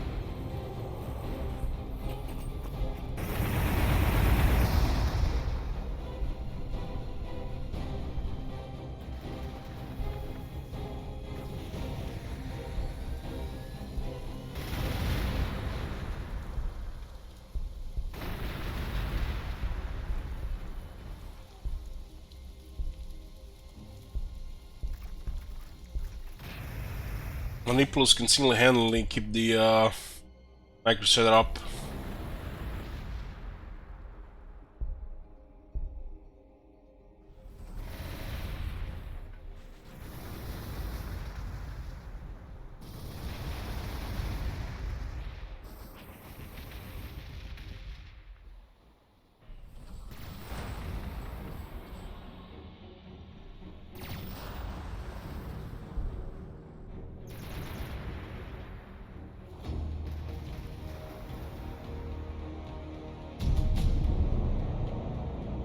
This one is for melee accuracy.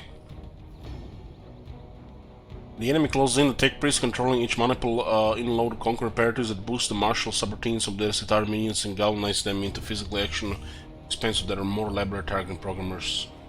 Drums.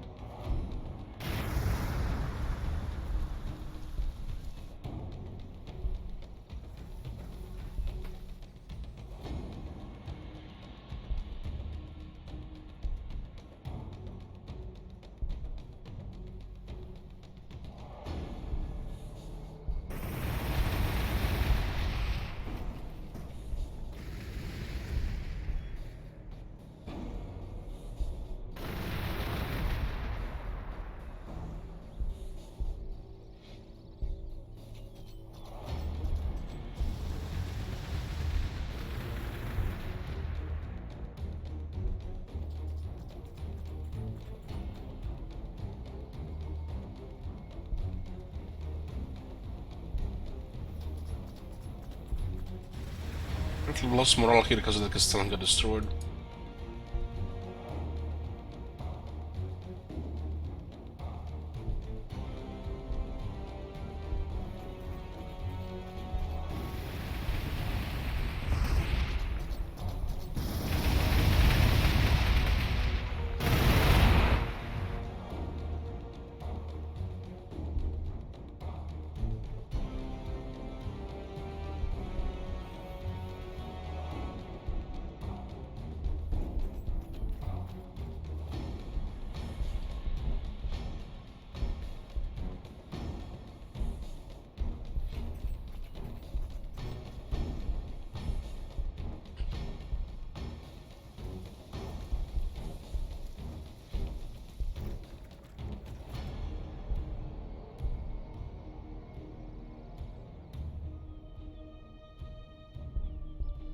Has a weird technology.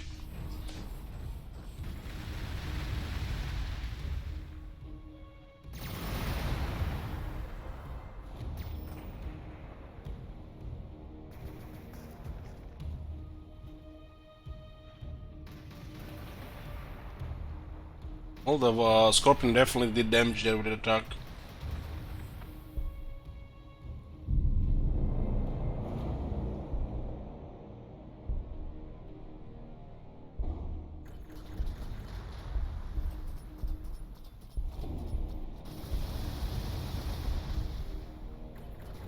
How much it costs this thing is pretty tough.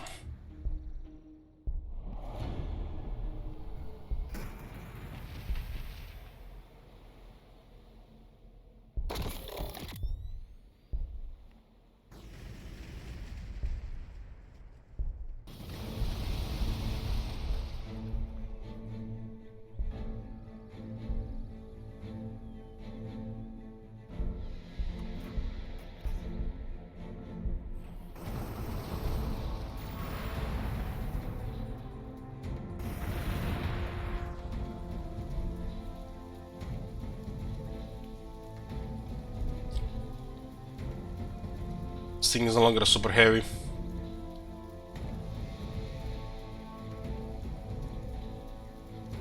It says super heavy schemer, but no longer super heavy here. There's the Overwatch.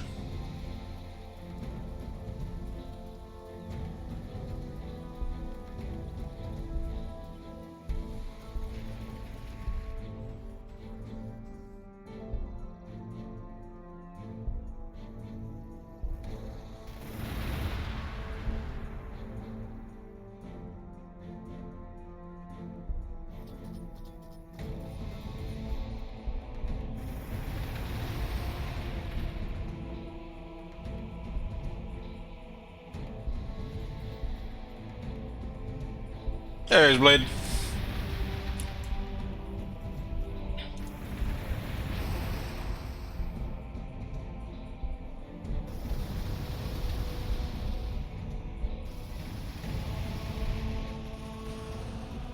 This is interesting, they're getting rank 7 Scorpions.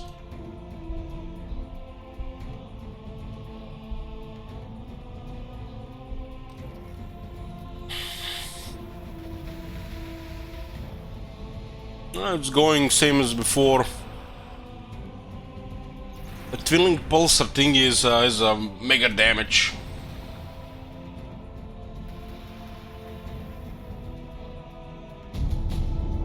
Voices in the code. Does this mean spaghetti code? This is the morale loss of enemy units just as a current infantry. So what a nonsense. Also, Mr. Current infantry is a mistake that augmented craniums broadcast a brutally disrupted artificial assault, causing enemies to fall deaf and blind in battle are often decided before even a single kill is confirmed. We're getting a shit ton of these big things here.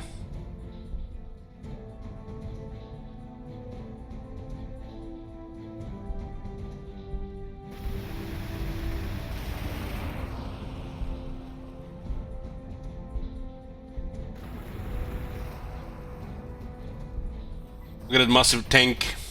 Oh, can't overwatch anymore. Probably been all the fighters firing this turn.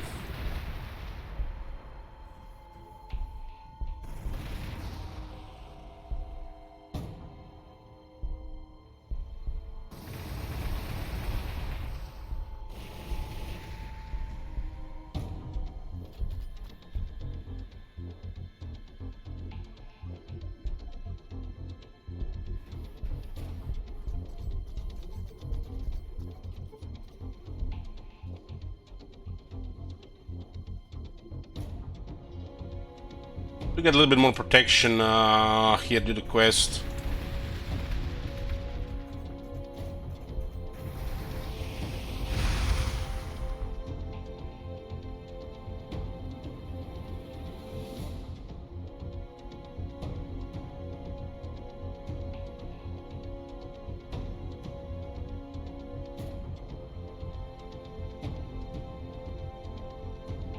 Look at the size of this gun. It's gotta be one of the largest guns in the game. Meanwhile, the damage says otherwise.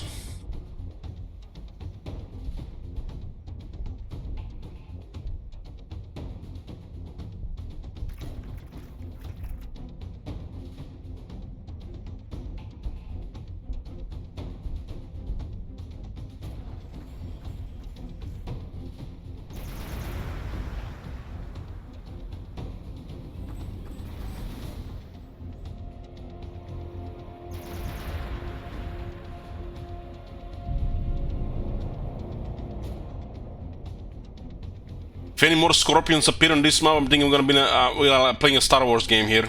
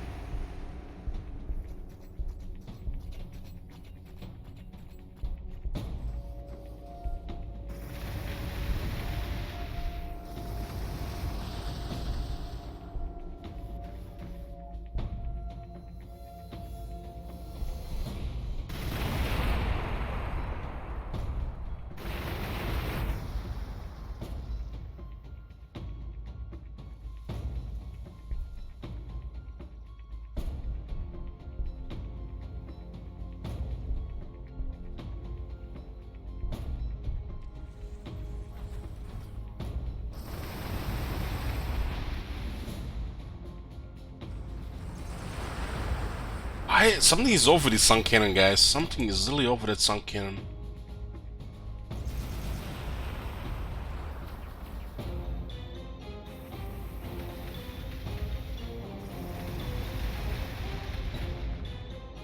Keep in mind we could have had 10 times more Crusaders. We just stopped producing them.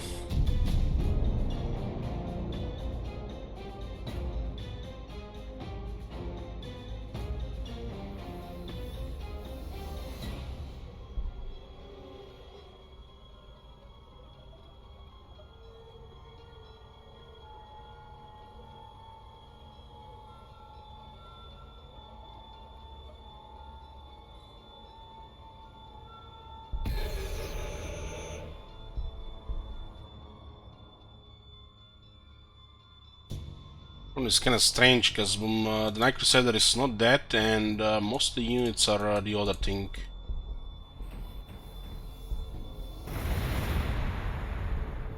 Why have we been fighting just in the turn?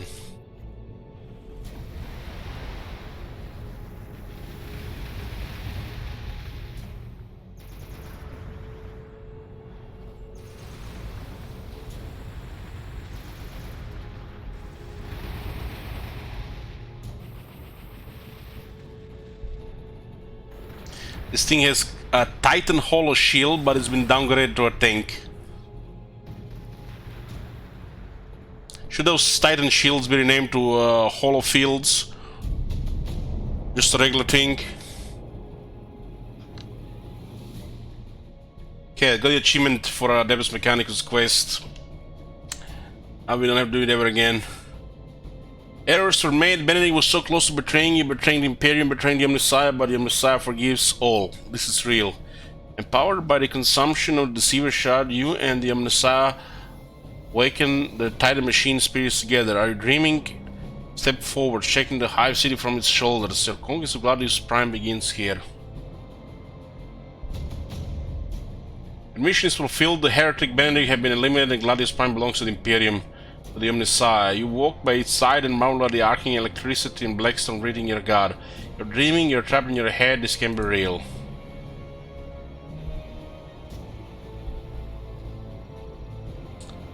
Yeah.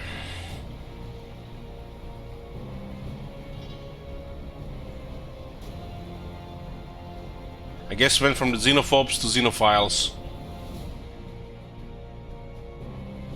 Well, this is complete as well. Man, I love the scorpions.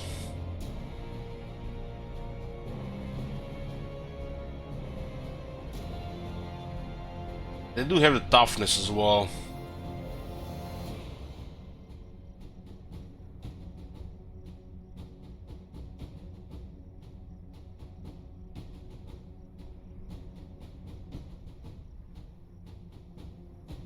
This thing costs the same as the Baneblade. I totally forgot it costs the same as the Baneblade.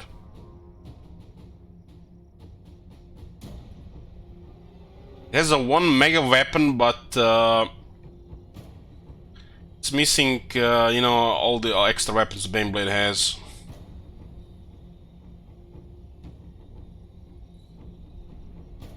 In the Warhammer 40k, Marcon, this is called Twin-Linked. So there are 2 guns instead of 1. So it's extra destructive, or at least more accurate.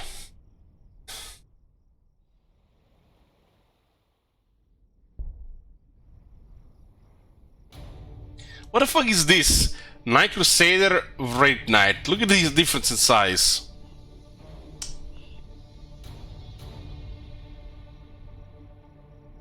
This seems weird, right? This whole scaling is just getting more off every time. I swear there was a knight in that trailer. It's that time again, boys. The best trailer ever made.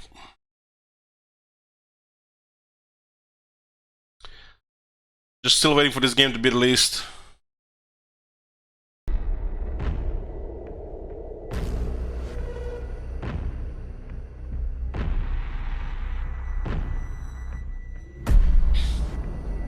In darkness, I shall be light.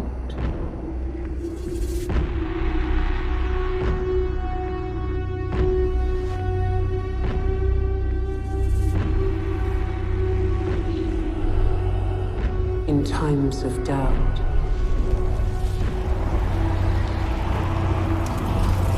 I shall keep faith.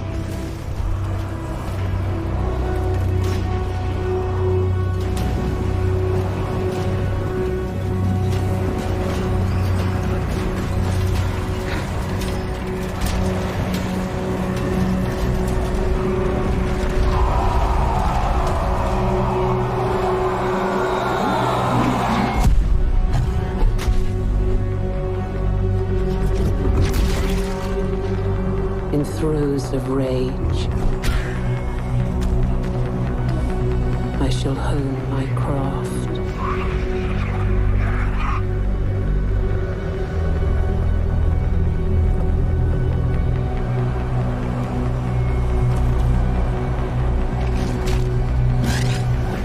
In vengeance,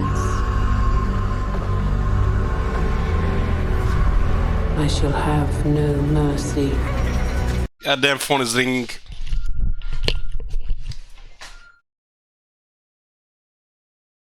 Oh. Oh.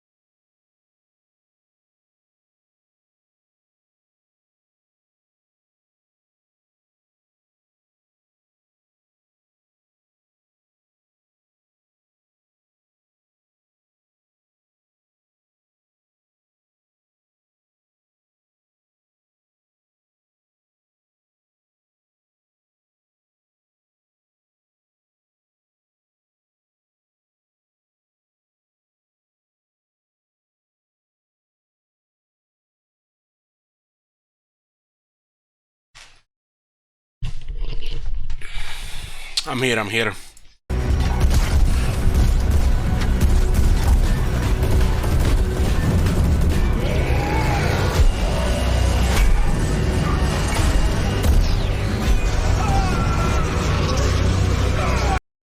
It was so loud that I actually didn't hear the phone ring the first time.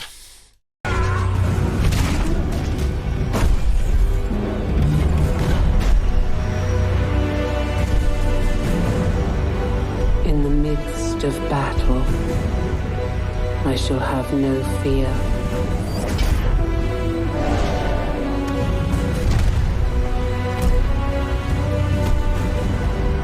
That's basically the knight, right? It has its big cannon and some kind of melee weapon on the other hand.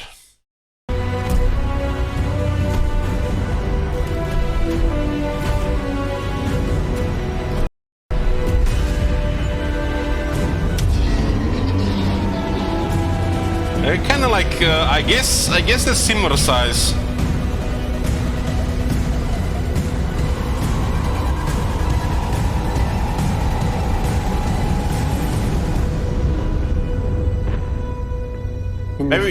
Maybe they look bigger because this guy jumped. I shall have no remorse.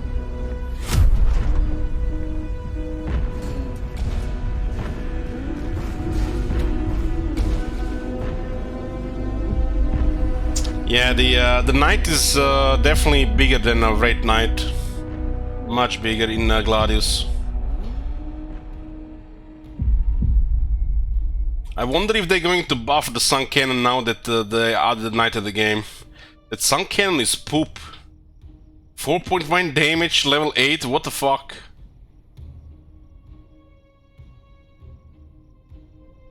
I don't remember this being so weak. Holy fuck, that is so weak.